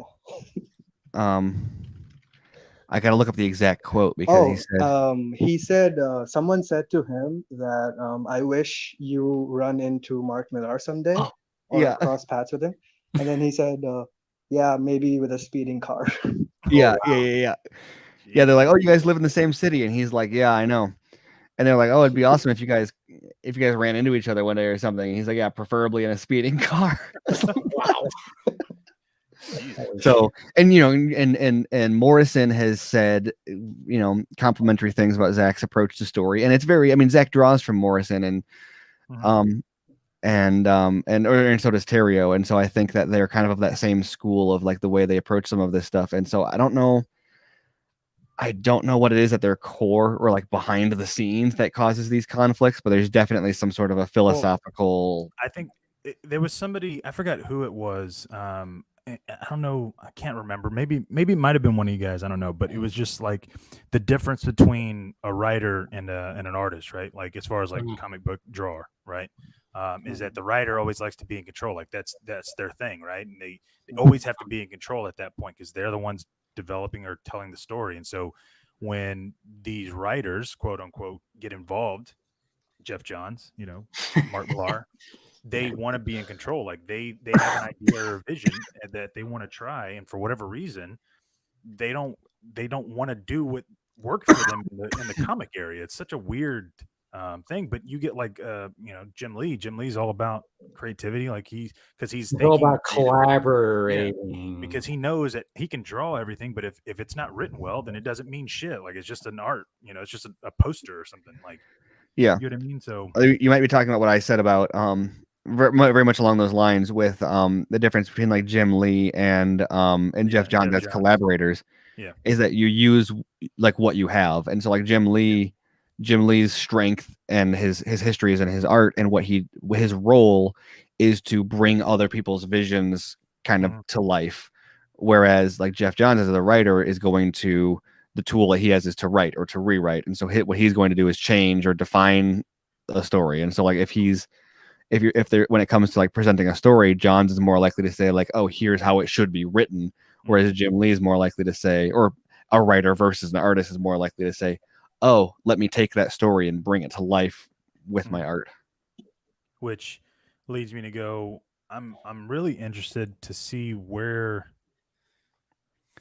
Army of the Dead goes from here, other than prequels. You know what I mean? Because I mean, there easily could be comics. There could be all this tie-in shit. Like it doesn't have to just go to And like, you better believe that Zach is like, he's going, hey, he's probably got, I mean, there's probably whiteboards about this universe that's like up on the wall. They have a Bible. Oh yeah. And so there's clearly more world building going on than is ending up on the screen. And so I'm wondering if they're making plans for it to all end up on screen, or I would love if they if they did a comic. And I think Zach, of all the creators out there, I think Zach is one of the few who has the ability to actually like make a spin-off comic viable. Like imagine if he did the art for it, for example. I know he's not like, maybe he need to bring in someone for the art. I guess I've never seen him do, but I mean he went to school for fine art painting. Yeah, like I've got to imagine that that's how he learns. Storyboards are rudimentary, but I've got to imagine that given the full control, he could produce something worthy of a full book. I'd love to see what kind of a book he draws. Well, not only that, but you could also, I'm not gonna. I won't spoil it, but there's something that happens in there, with Dave's character, Scott, where I'm like, well, I'm curious, like just something like that small, like how does that happen with, him and everybody that's involved in his life? I'm like, it's just weird to me, like that's just, it's shown, but it's not really shown. You know what I mean? Because if it was in, if the outbreak and all that stuff is contained, or not contained, but just in a certain area, it's like, well, how did things happen in certain ways? That I don't necessarily need I don't need a film or a TV episode to tell me about it, but it'd be cool to have some kind of like back history for certain events that aren't you can explain in like 2 to 3 pages. You get what I mean? Like, Mhm. if that makes sense, I don't know, but I feel like, dude, this Did world, what? I was gonna say, did Millar? Sorry, I guess that's a little bit off topic. Um, Fine. you go ahead and finish that, then I'll come back to Oh this. no, I was just Oh gonna say, like, shit! you could easily like do that with this. Like, I get why they're doing a prequel series, but I mean, you could have, as again, it's not a bad thing. It's just I was thinking we were going to get a lot of exposition, I guess, in this film Mhm. about certain things and maybe certain ways of what happens in the film, but it didn't. It was kind of left open, I guess, to for the imagination, which is a good thing. I mean, that's I'd rather It that is. than Well, it's you know interesting act because yourself. especially be it like from because what they did on the set visit was we came in and we went into an area, an art room, um, where they had a bunch of concept art that we got to look over for character designs and stuff and storyboards, and then Deb and Wes like talked us through like the relationship with Netflix and the kind of history of production. But then they went into like the full backstory and of each character as well as like the backstory of the pandemic and they didn't talk about like the fact that it started with Roadhead, but like all like kind of detailed and so it's really fascinating coming from that where there's clearly a very very very fleshed out world and then you come in and that's like the foot that they put forward, like the first thing they want to tell us is like here is this in-depth backstory, and then what ends up on screen is like so little of that and it's very much informed by all the stuff that they said, but it really makes my brain tick about like wow, what else do they have planned to they've got to get this is all cool stuff, they've got to have plans to get this on screen somehow. We know that there is stuff in the works, but I want to know what else there's going to be. Well, and I I have a also, question. yeah. Do you guys think that Batista's character is named after Netflix Scott Suber? I Well, would no, assume no, probably no, but I yeah, guess that I'm just that's He flipping a rewrote the coin entire more or less. thing in when they got the rights, right? no, So no. Well, he did, but he even said that Scott's relationship with his daughter, changed from from originally. So, I mean, that for me hearing that was me saying, well, he had the name Scott and all that back then. It's just it was a different circumstances back in 2004 because he's a right. different person back then, Mm. big time. And so, I'm just, I want to specifically with how it ends and everything. I'm like I'm curious. I'm going, well, I don't. And I don't want to. Maybe this is for after the show, and maybe Najee can cover his ears. But I'm like I heard what Justin had said about the prequel tying into this and how that happened, and I was like, and Steven was like, oh, I know what you're talking about. I'm sitting there driving home, like, what the fuck are these guys talking about? Like, I have no idea who you're talking about when it comes to like the prequel and can tie into how this film is, and I'm like, what? No, Well, the I'm prequel you're talking about the one with animated. With the Dieter.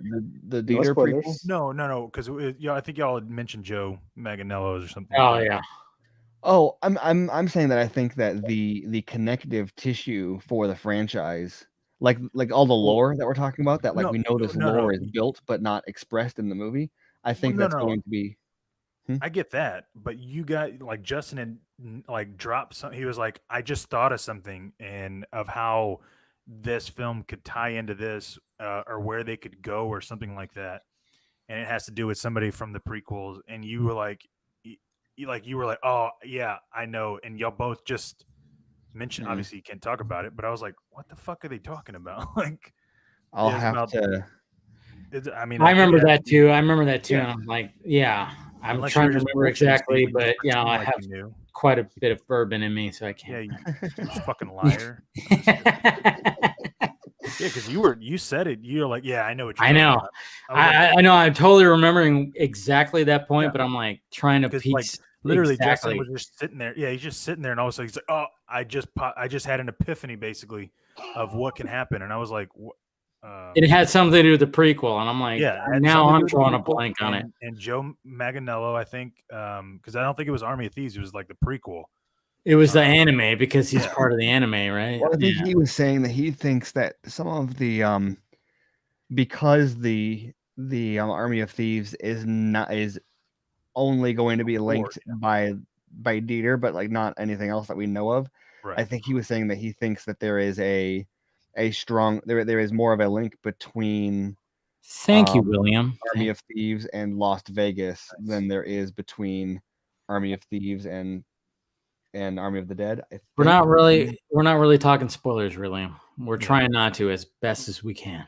Just saying. Well, and I was the kind of person that I didn't even watch the 15 minutes because I was like, yeah, I was one of those too. I was like, you know what, cool.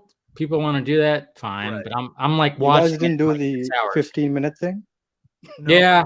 No, because I was gonna watch it the next day. So, but it was funny too because when I had. So go ahead, Najib. The one that led to it. You didn't do that. Oh, I mean, I watched that. I mean, it's just a video of them. Yeah. Yeah. But when it came to the 15 minutes, I was like, you know what? I'm going to watch it in like, 7 hours. I don't need to watch the first 15 minutes.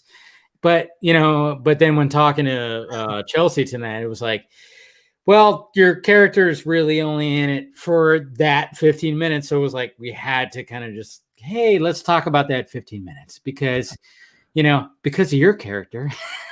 The apocalypse happens.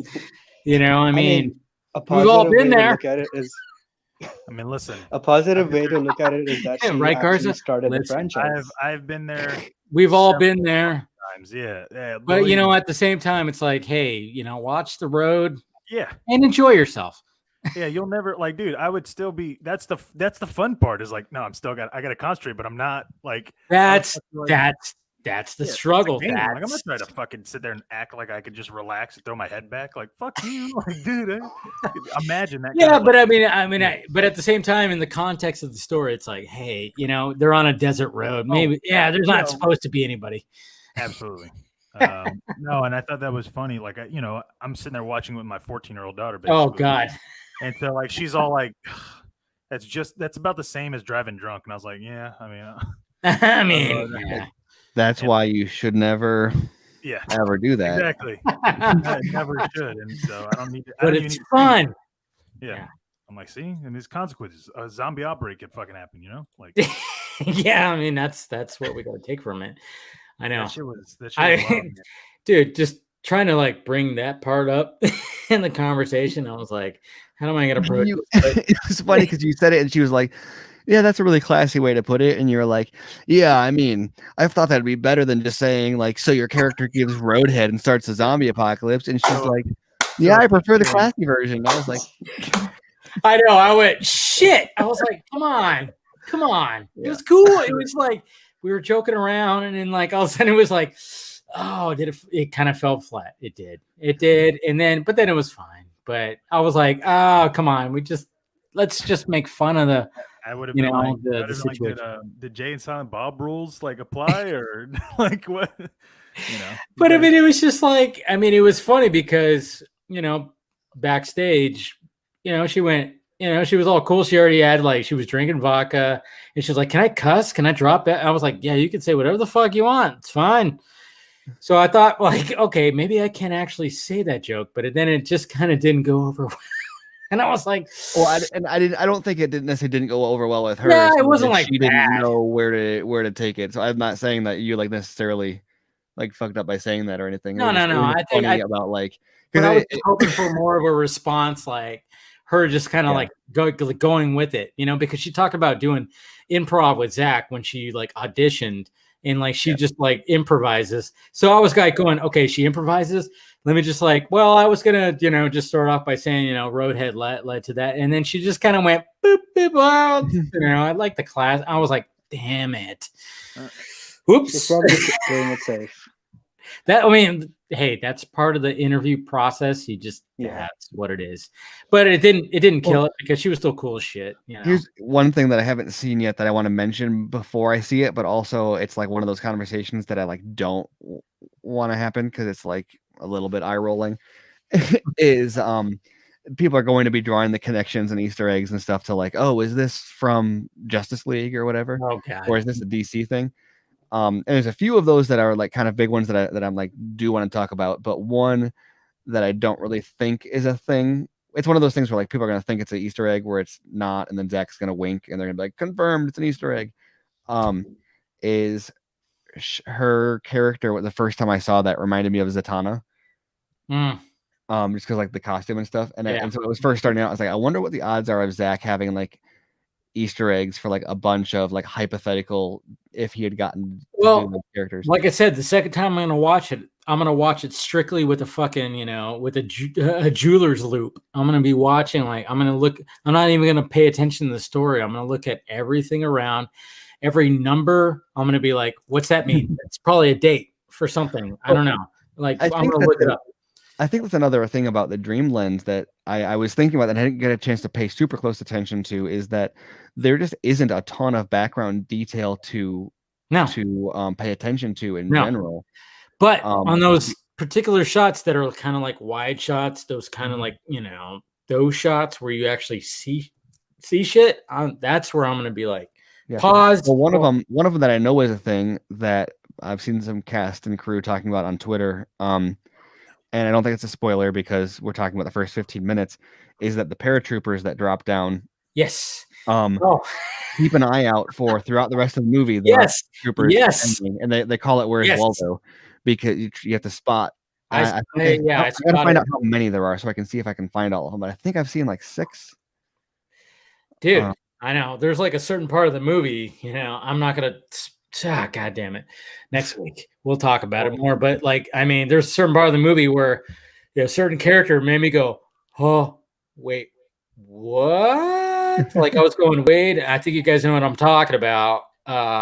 When they're in the room where the safe was, and one character goes, "Hey,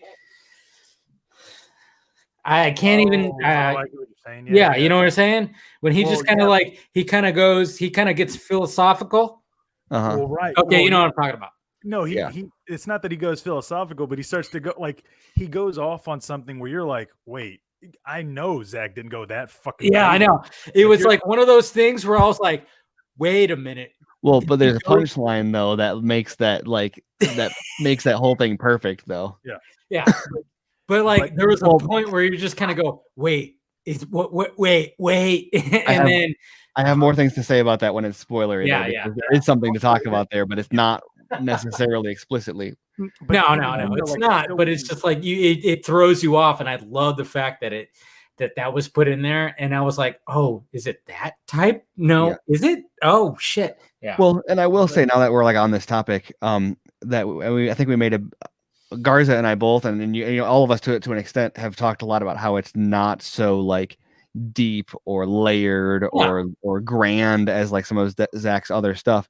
Not that it's lacking, that's just not kind of the direction it's going. But I will say that kind of the more that I get to watch it and talk about it, there are some cyclical thematic things going on that do add some parallels and some really cool things that'll be really fun to talk about when we're talking about spoilers, but that do make it maybe a little bit deeper than I've seen anybody talk about yet. And to be fair, it's Amanda went to see it and she came back and pointed out a bunch of things, and I was like, oh wow, that adds like a really cool thematic level that I hadn't noticed. And it's 100% there. It's a 100% like, yes, Zach intentionally did this thing too, not like we're just digging deep.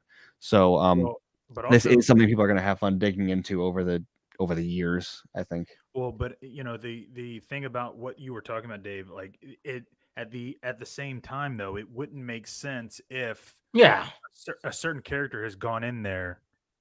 You know what I mean? Because if that was the whole goal, then they wouldn't be at that safe. You get what I mean? Like it's not like one of the people that it's part of the crew that goes in there. It's not like he'd be like, yeah, I'm definitely going in because I know what happened. Like, no, it was just a nice little like curveball when I went, wait, is it going to be this? That also gives it a better, like, you don't, like, it's vague, like you don't know if there's these people are actually speaking the truth or not, like whether or not that was the case. okay, cool, but this one is there, and they're experiencing all of it for the first time. But I actually did like. I loved that, and this isn't a spoiler, so don't worry. But I loved how it threw us off with the because I was thinking they were going to get to the fucking vault, within the first hour of the film, and I love the story aspect of everything involved with that, and also like how the trailer really throws us off, like the Oh, you know yeah. There's the yeah. fact that what I saw in the trailer that I thought that was how the story was going to go is so genius because Yeah. it, There's like I went into it and I was like, like I wasn't expecting any of this shit. yeah. So I mean, No, the way that I mean, and I think I said it at the beginning too of the stream was like, when you compare it to like a heist movie, it's probably not going to be like a heist like you maybe thought. I don't know. It's like it's kind of because they have to navigate through this world. So that's like the kind of like Ocean's 11 part where it's like, okay, we have to do this and then this and then this to get to this. I mean, I was not expecting that. I was like, well, it's going to be like a Ocean's 11 kind of heist movie. So they have to like do, I don't know.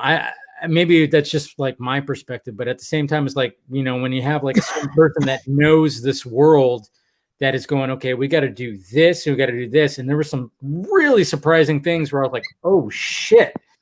yeah. Like, what the fuck? Like it surprised the shit out of me. I think that something that I've noticed about, as with all Zach movies, but something I've especially noticed with the criticism of this one is that so much of the way people evaluate his movies Yeah. is driven by who they think he is and what they think he does and like what they think the movie is supposed to be. And so that's where you get something like a lot of the runtime criticisms. First of all, people have a really weird like perception that 2.5 hours in general is too long of a movie. You don't feel it. You don't feel it at all. But particularly for this, people are criticizing the runtime. They'll even say like, "Oh, it's fun, but it's 30 minutes longer than it needs to be," and it's frustrating because it's like, what does that even mean? I know. And like, what are you going trying to cut out? to- What are you going to cut out? Like, yeah, well, I'm trying to get like myself into that headspace. I think what I've been realizing is that what they're saying is, in order to match the genre, I think this is supposed to be, it needs to be 2 hours. So what they're saying is like, no, a heist movie and a zombie movie should click faster. There needs to be a ticking clock. There needs to be a like, and a 2.5 hour movie doesn't do that. But I think the whole point is that this is kind of subverting those tropes and it's giving you a different movie. It's selling you a zombie movie and a heist movie, but then it's giving you this kind of character ensemble, different like relationship thing. And that's the point. The point is that you're not getting kind of what you expect, and it like factors into the movie in a way. Well, and it factors into the trailer because I didn't feel the 2.5 hour runtime, but I knew I was like, man, this is really taking its time. Like I knew that I could feel imagine it. if like what's the runtime on like Baby Driver, like for example. Shit, I would know. But Baby Driver, like, yeah, see, Baby Driver, hour 55 minutes. Imagine if Baby Driver was 2.5 hours, the same movie but with 30 more minutes. Look, it's Edgar Wright, and that movie was awesome. I don't want to speak ill of him, but I imagine it would be like, that doesn't need to be. That would feel like too much. But this movie, or like Justice League, for example, where do you cut an hour out of that? And I think that a lot of those opinions are you see, like, for example, people saying like he's cruel to women. I think kind of depends on you to have an assumption about Zach's perspective on women in general going into it. Yeah. That's then it's kind of a confirmation bias more so than something people are actually taking away from well, it's it. not even. It's like, what would you rather have? Would you rather have him have only one female in the film, but she makes it and she does everything and she's great, but there's one like she's in a cast of 15 other men, Or would you rather it literally be like fucking a 60-40% split in women and men in cast? Yeah. And obviously, if there's going to be more women, things are going to happen to them. It's not exactly. You know, it's like only happen to you men. want you, and trust me, it's like, you know, when you, or trust us when you watch it, it's like, yeah, they do get, you know, there's no Like there, holding back. I wasn't going like, oh man, that there's a certain, he's only picking on this or that. And you know, No. what's funny, I went into it and I told Avery, I was like, well, some people are actually saying this is like a funny film. Like there's a lot of funny moments in that. After she was done, she was like, it wasn't that. I mean, like she laughed in certain There were parts. some funny moments, but it's more serious. Here's a cool thing, And Batista. thank pointed you, out in an Alex, for interview. the donation. And yes, Batista does a great job. He delivers a He great. does. It's very nuanced. Yes. And he's got some like very somber moments where he like. Yeah, the people have whole been describing him as- father-daughter thing, and then the Yeah. backstory with that, and like where he's at in his life. He does a good job. His best acting, he does a good job. He's got a range in this, but his best acting is almost like when he's not acting. Yeah. It's a look that he has, right? Or Yeah. a posture that he has. It's just very emotive. And I think soulful is the word that people use, that I think that's a great word for that, soulful. Yeah. Well, and it makes you want to see, like, that's what I'm saying. Like, I need more time with these characters, even though it wouldn't have, like, it wasn't vital to the story necessarily. Like, I want to know certain things about these characters, you know?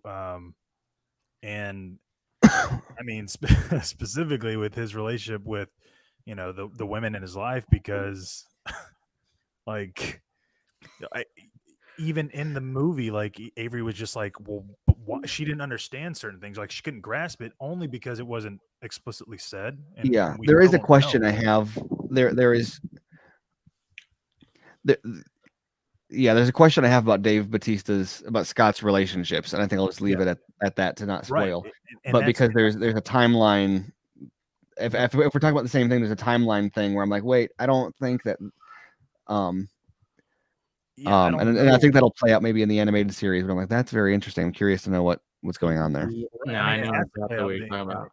Yeah, and I'm sure it does, because if they're gonna get Dave back for the role, like, you know what, the only way I could see it, like, they don't need to show him being a badass again, killing zombies again. Like, we already got that in this film. We need to see like the story, because I feel like there's stuff there that you could give me as a fan of watching it, you know, where I'm like, dude, I want to know more about it, and please give it to me. Like, I'm not, and this is the thing with Netflix. And Netflix is like, yeah, sure, fucking shoot it, you know, or create it. Well, that's what's so great about it. That's what's so Fuck great. yeah, dude. Like Netflix, Fuck man. yeah. Which is funny though, because you know there's a Rick and Morty episode where they're like, yeah, Netflix will take anything. Like they'll do anything. And I love the fact that you like you dove into Rick and Morty, dude, and you're appreciating the shit out of it, man. Fuck yeah, dude. Like Dude, it's so good.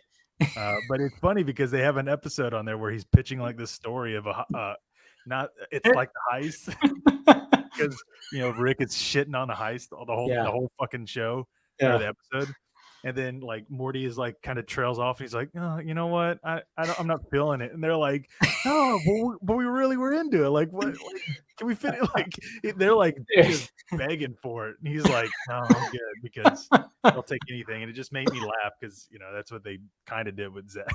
Yeah. Like, you know? Yeah, that's. I mean, you can see why Zach loves that show, because it's so off the cuff, man. Yeah. It's like you watch in every season that comes out, I go, how do you come up with more shit? Because you know, like there's just when you watch episodes, you're kind of going, you're like, what the hell? I mean, going down to like Mr. Meeksies, and you're like, how? Okay, you got Mr. Meeksies. You're just like, man, that's an episode. Yeah. No, the training day one. That is my favorite fucking one, dude. He's like, just the training day one. Oh, geez. And he's like fucking picking on the other Mortys. He's like, look at these Rickless bastards. Like, dude. I mean, dude, that is probably the best, because the way it ends and everything, like that episode in season 3, just seeing it. I mean, essentially it's training day. And, you know, have him basically, I forgot what it's just like when Morty's like, or when Morty's like talking to the other Mortys that are spray painting, they're like, oh yeah, look, you're your sidekick, you look like a sidekick to us, and he's like, yeah, oh geez, and he's like, just there, and he's like, fucking say sidekick one more time, and he puts the gun in his mouth, like, dude. I know. That- I mean, that I don't know how much weed those guys are smoking or whatever the fuck. They're just like coming up with this shit. I mean, Well, they gotta have a payoff for that, right? I mean, like, yeah, if you're gonna continue that thread yeah, of what we see in that episode, like, dude. yeah. Well, Um, I love the fact that like they when they delve into like the multiverse part of it, like you were just talking about with that episode, it's just yeah. I mean, and especially that what was that episode where everything like gets all fucked up and they literally show. I mean, it like it bounces and you see all the different multiverses, and you see like like yeah, they're not sure, and they're like they're not sure which one, and then like yeah. I mean, it's just like when that episode particularly, I'm going, how the fuck do you just come up with that? Yeah. Because you have literally different boxes of like different things that are like almost happening almost at the same time. Well, no, yeah, there's slight differences. Like yes, they're in a different spot or they're saying a different word. Yes, and it's just like, like how do you come up with that? Like how do you actually like do that? I mean, it's so fucking creative. It's crazy. Well, dude, fucking, how do you come up with a pickle fucking episode? Like, yeah, what the fuck, dude? Like as I'm watching that, I'm like, holy shit, what the fuck? That episode was amazing. It was like, it's so amazing how he's just taking him out. He's like, yeah, I should probably have a name for you, but I didn't because you're not fucking worth it. He's just fucking knocking him out. Like, dude, at what point? And then you have the whole point of like the therapist of what's her name, Susan Sarandon.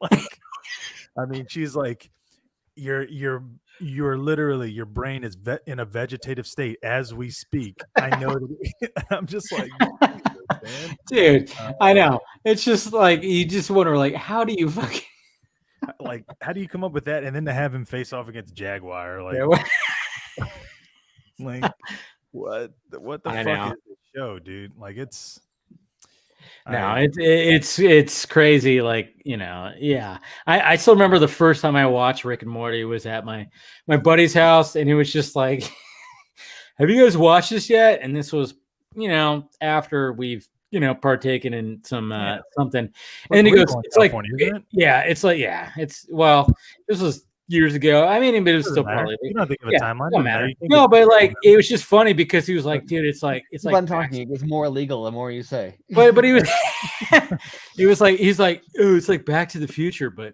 way more fucking crazy, man. And then he put it on, and we were just like, what the fuck is this? I mean, it is essentially Back to the Future. Well, no, it's my favorite are the ones where Rick and it's got like a cold open at the end of there's literally one where it ends and it's just like the car, and they go and they get in the car and they're just like, what the fuck? What the fuck? Oh yeah, that? I remember that. That's the one where like Morty starts crying. Yeah, they're like, that's the one with the Jerry Jamboree or whatever. It's like, yeah, exactly. But it's like they got medals and they're just like, oh. Well, it's a Star Wars ripoff. Like they have the thing where they're battling and they're doing all this shit and they're killing these people. Dude, I laughed.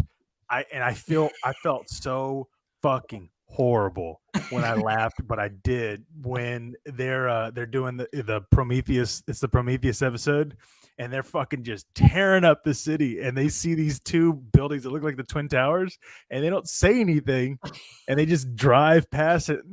They're like, I'm really proud of us for that. And he's like, yeah.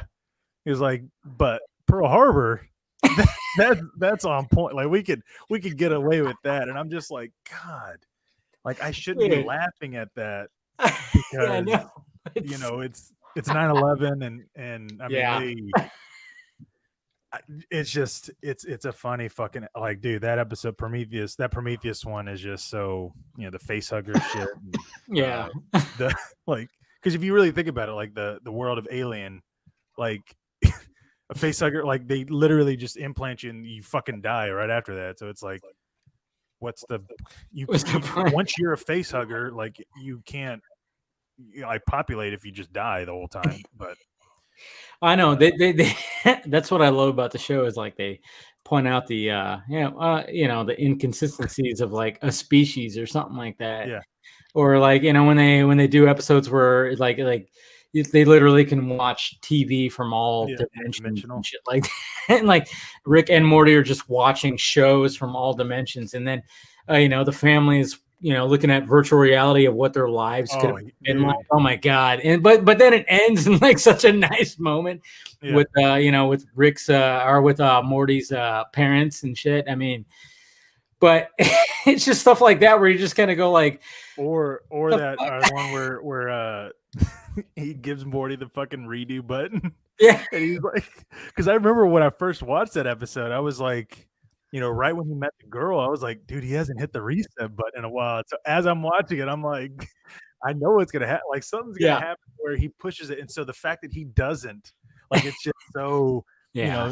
this whole story. And I don't know if you watched the behind the scenes thing on HBO Max, but I didn't. like that was a 5-minute section that they had missed. Like they didn't have that, so Oh wow. the director actually encouraged them to draw that entire montage scene to fill that gap, because it was just like they didn't really have that like piece or whatever. I don't know exactly what happened, but so they added that in, and then it became like it was a huge thing, and then you have fucking Jerry resetting it. Some fucking pepper spray and all this shit.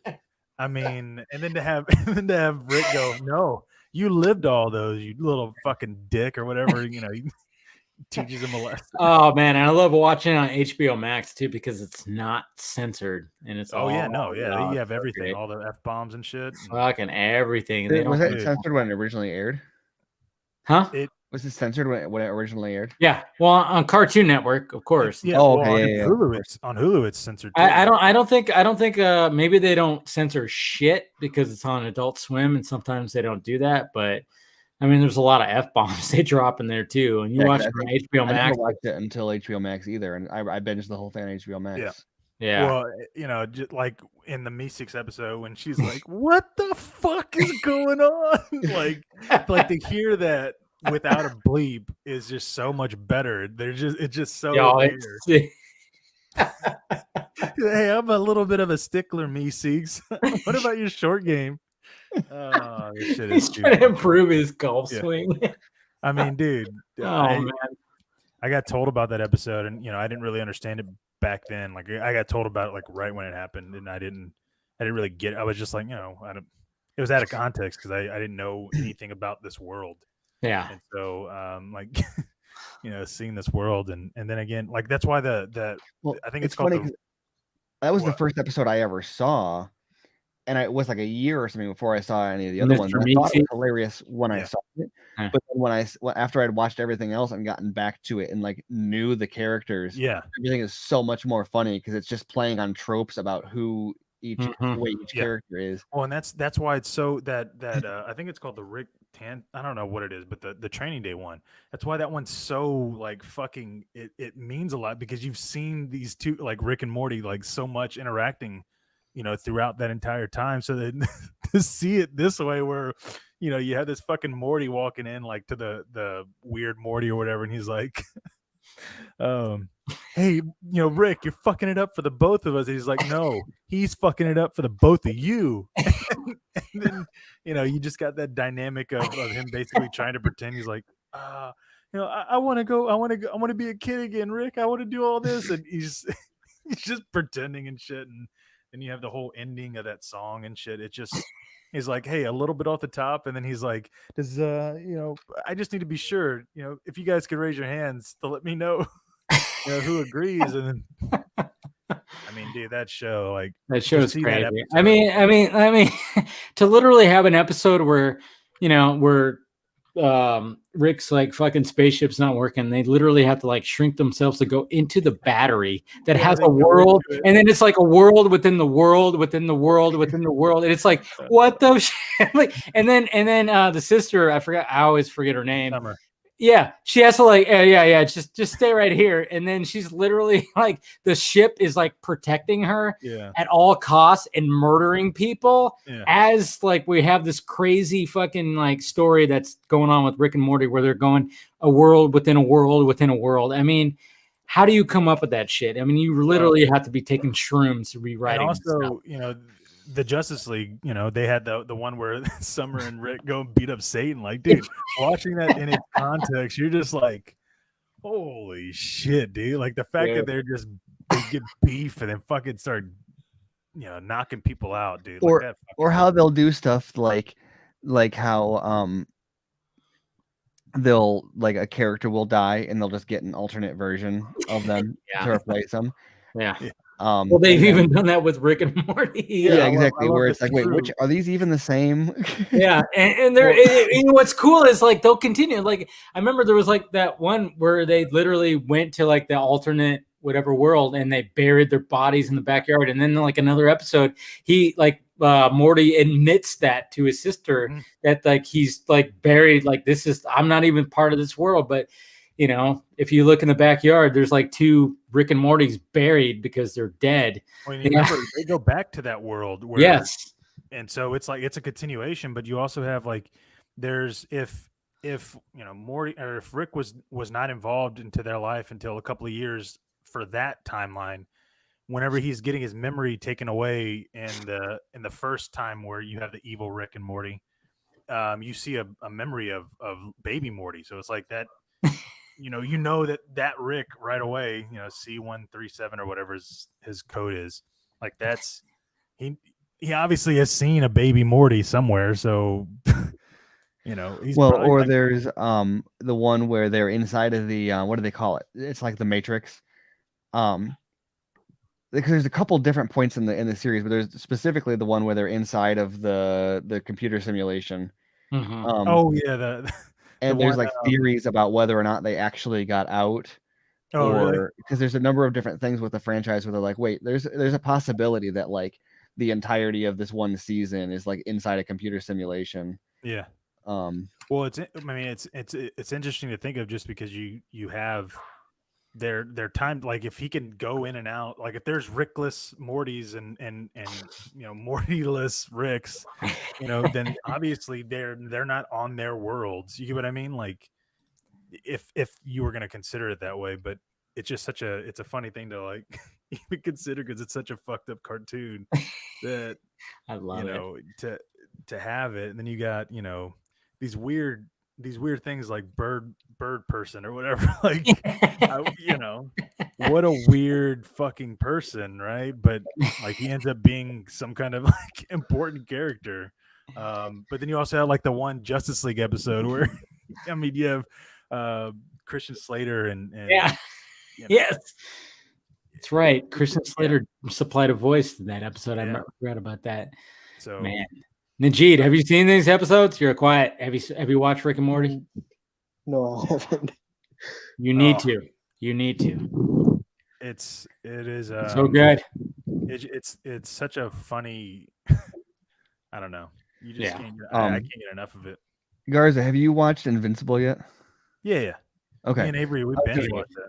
What I was going to say earlier about talking about Millar, I think one thing that's interesting and different about like you look at Jupiter's Legacy and like the failure to like execute compared to like Invincible, where Kirkman is actually a writer on the show, where I believe, and I could be wrong, but I believe Millar is only credited on Invincible as like creator / producer, whereas like Kirkman wrote the screen, like the story and actual episodic screenplays for Invincible, like adapting his own comic, and I think that doesn't always work out well necessarily, but I do think that there's a level of creator intent showing through there that I don't know if Millar would fail to do it if he had more control over the show or not. But that is weird because he's only an executive producer for 3 episodes.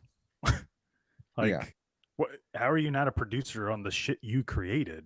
You know what I mean? Like, there's no way he was involved in that.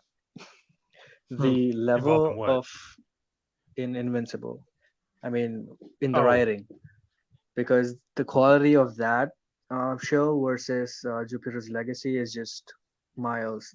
Right. Well, I'm saying Robert Kirkman wrote the Invincible comic, and then he did all the writing for the show, or at least a lot of the writing for the show as well. Whereas you compare it to like, I don't know, it's animated versus live action, so there's some other differences. But also, if you look at like Malar and is not credited as, and so if you look at like the conflict that he had with like DeKnight, for example, is because DeKnight was responsible for bringing Malar's story to life, whereas Kirkman is like, no, I'll just do it myself. Well, and also, Stephen DeKnight was the showrunner. It wasn't Mark Millar. And Mark Millar, if he's only an executive producer for 3 episodes, think about that. Like, why only 3? Like, what the? This is your fucking world. This is part of Miller world, quote unquote. Like, how are you only executive producer on 3 episodes? How are you not executive I find it producer? funny that he changed his Twitter handle to like the official Millar World, like brand handle, but like he's still like getting in fights with people, and also he's got all these like a history of like all of his old tweets saying stuff like "I dare you to finish BVS" or whatever. Now, if you look it up, it shows up as being an official like Millar World tweet. Yeah. I don't know. It's a weird thing. Like, does Netflix, if they own this IP, do they get to choose who is involved? Like, you know what I mean? Like, I just thought that Millar was, producer on it. I didn't think he was an executive producer. Executive producer is a fucking jerk off title in this part. Specifically, if you're only 3 episodes, like what the fuck is 3 episodes? Like that's nothing. That's you basically getting a job or getting paid to do getting nothing. paid to like go like good, keep going. Yeah. Because that's not even, he doesn't even have control. Then that's what I'm seeing, because his writing credit is just based off the book of. There is no, he wrote the script. You know what I mean? Yeah. So that's a weird. I'm interested in that. Like I'm also interested in understanding his position on why he hated BVS and stuff. He always trash talks like those comments about finishing it and all that, about Vietnam or whatever, but he never said what his qualms were. I can almost guarantee you it's something like they didn't get Superman right. That's not Superman. That's not my Batman. Not my Batman. Batman wouldn't kill. And it's like, dude, you're like, it's. Well, I'm waiting for season 2. Come on. Yeah, well, no, he is the people that are like, well, you can't kill. Like, you can't kill, and basically everybody that's not like that is the second generation. We're like, what are you doing? Like, why? I love that. Yeah, I know. Yes, I love that. And I love that duality of, I mean, what the fuck would you do? Like, at the end of the day, certain people wouldn't be having certain conversations if they stuck to this one paradigm. Exactly. Right. So, but dude, I'm saying I was excited about Army. I'm gonna watch the first 15 minutes again just to like get it back. Get it back, and then I can't wait to watch it again too, man. I mean, like, I'm gonna be like on an Easter egg hunt. Of course, the second time it's gonna be a little hard because, like you said, that dream lens just fucking shades all that. But the big shots where it actually shows, like, hey, look at this world right here. I mean, even Steven, Steven, what you said about the paratroopers dropping by. I mean, like, there was a time where like it actually pans back, and I think it was on the there's a part where you actually see something. I spotted exactly what you were saying. I was like, oh yeah, what, somebody parachuted down and did not make it. There's actually it's little things like that are in there. The thing that I want to spot is I didn't get it once it's on Netflix and you can like freeze frame, is I want to spot all the different types of zombies.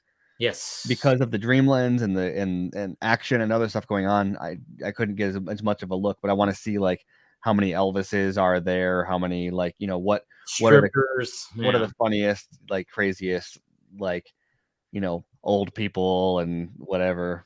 Like, there's got to be like some, like, I almost wonder if there's like a little kid zombie somewhere. Like, that's the type of thing where it's like, how far do they kind of push that line?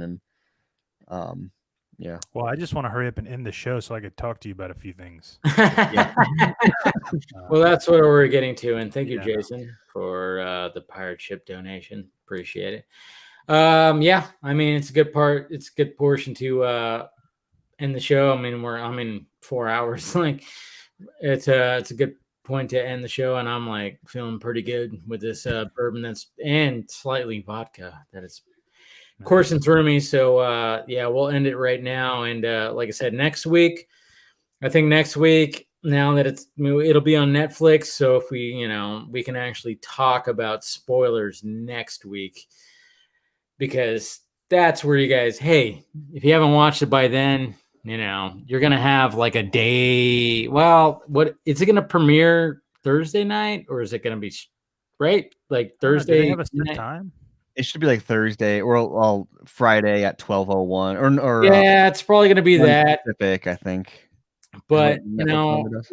we're gonna talk about the spoilers then, because by that time, I mean, there's so many people that saw it in the in the theater, and then there's gonna be then you can watch it. You have a day. You're gonna have a day to watch it. So we're not gonna hold back next week when we talk about it. That's for damn sure. So make sure you do watch it, if you want to get spoiled. But we'll go around the horn, and you guys promote yourself. Go ahead, Steven.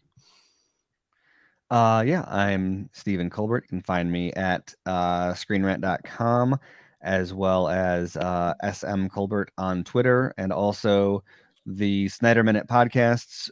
We've got BVS by the minute and Justice League by the minute, and surprise, I guess, Army of the Dead by the minute is a thing. Oh no! Now that which is, I think we're it's like, where do we stop? Someone stop us.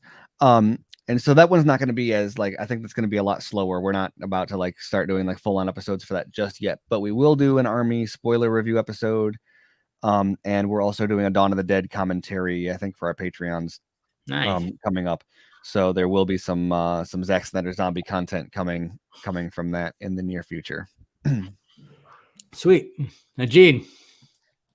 You can find me on all social media at Krypton Case, and also on Saturdays, I host a show with Mahar on the Real Anarchy channel.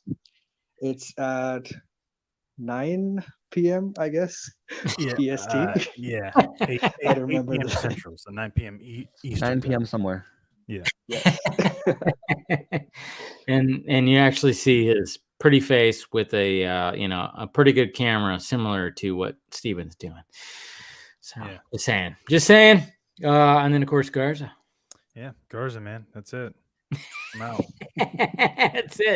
That's it. Follow him right there. And then thank you to Justin for showing up, and of course Chelsea for stopping by and just talking about her role in Army of the Dead, which I mean, it was funny because I was like, yeah, it's a small role, but pivotal to the story. And if you saw the first 15 minutes, you know why. I mean, sometimes guys, you got to turn down that roadhead, because you never know. It could lead to a zombie apocalypse. You never know. Just make sure you're paying attention to the road as well as receiving your gift. Anyways, all right. So check out her music video. I looked it up after she mentioned that. She talked about that. Blame Chelsea is the name. Chelsea. Just get me to the dance floor. It's better than Rebecca Black's Friday. So yeah. Well, that's not hard to achieve. Yeah. Well, but I mean, the way she described it, I think was great. Well, she said like, yeah, production value is pretty good. So I was like, no, right. It's like impressive and but a little bit cheesy, but not in a way that's like embarrassing. Like if I'd be proud if it was mine. All right, I'm gonna check it out. Yeah, send me the link, so I'm gonna check it out, because she was cool as shit, man. I mean, I love the fact that we diverted into like talking about our favorite Christmas movies, which is always great when that happens. But yeah, thank you to Chelsea, thank you to Justin, thank you to you guys, and yeah, like I said, next week, next week we're not gonna hold out any spoilers when it comes to Army of the Dead, and we'll see what happens. Hopefully, I can get some of the heavy hitters when it comes to certain people. When it comes to Army of the Dead, I'm trying. So we'll see what happens. But make sure you hit that like, thumbs up button before you leave. And then, of course, hit that notification bell. Hit the join button, because I'm doing a lot of members only behind the scenes video, and I've even done like a live stream when it comes to that too. So do that. But if you want to join the Patreon, do that too, because I try to show everybody what's happening when it comes to this channel. And then of course the Film Junkie Closet down below. All right, guys, we love you, and yeah, we will talk to you later.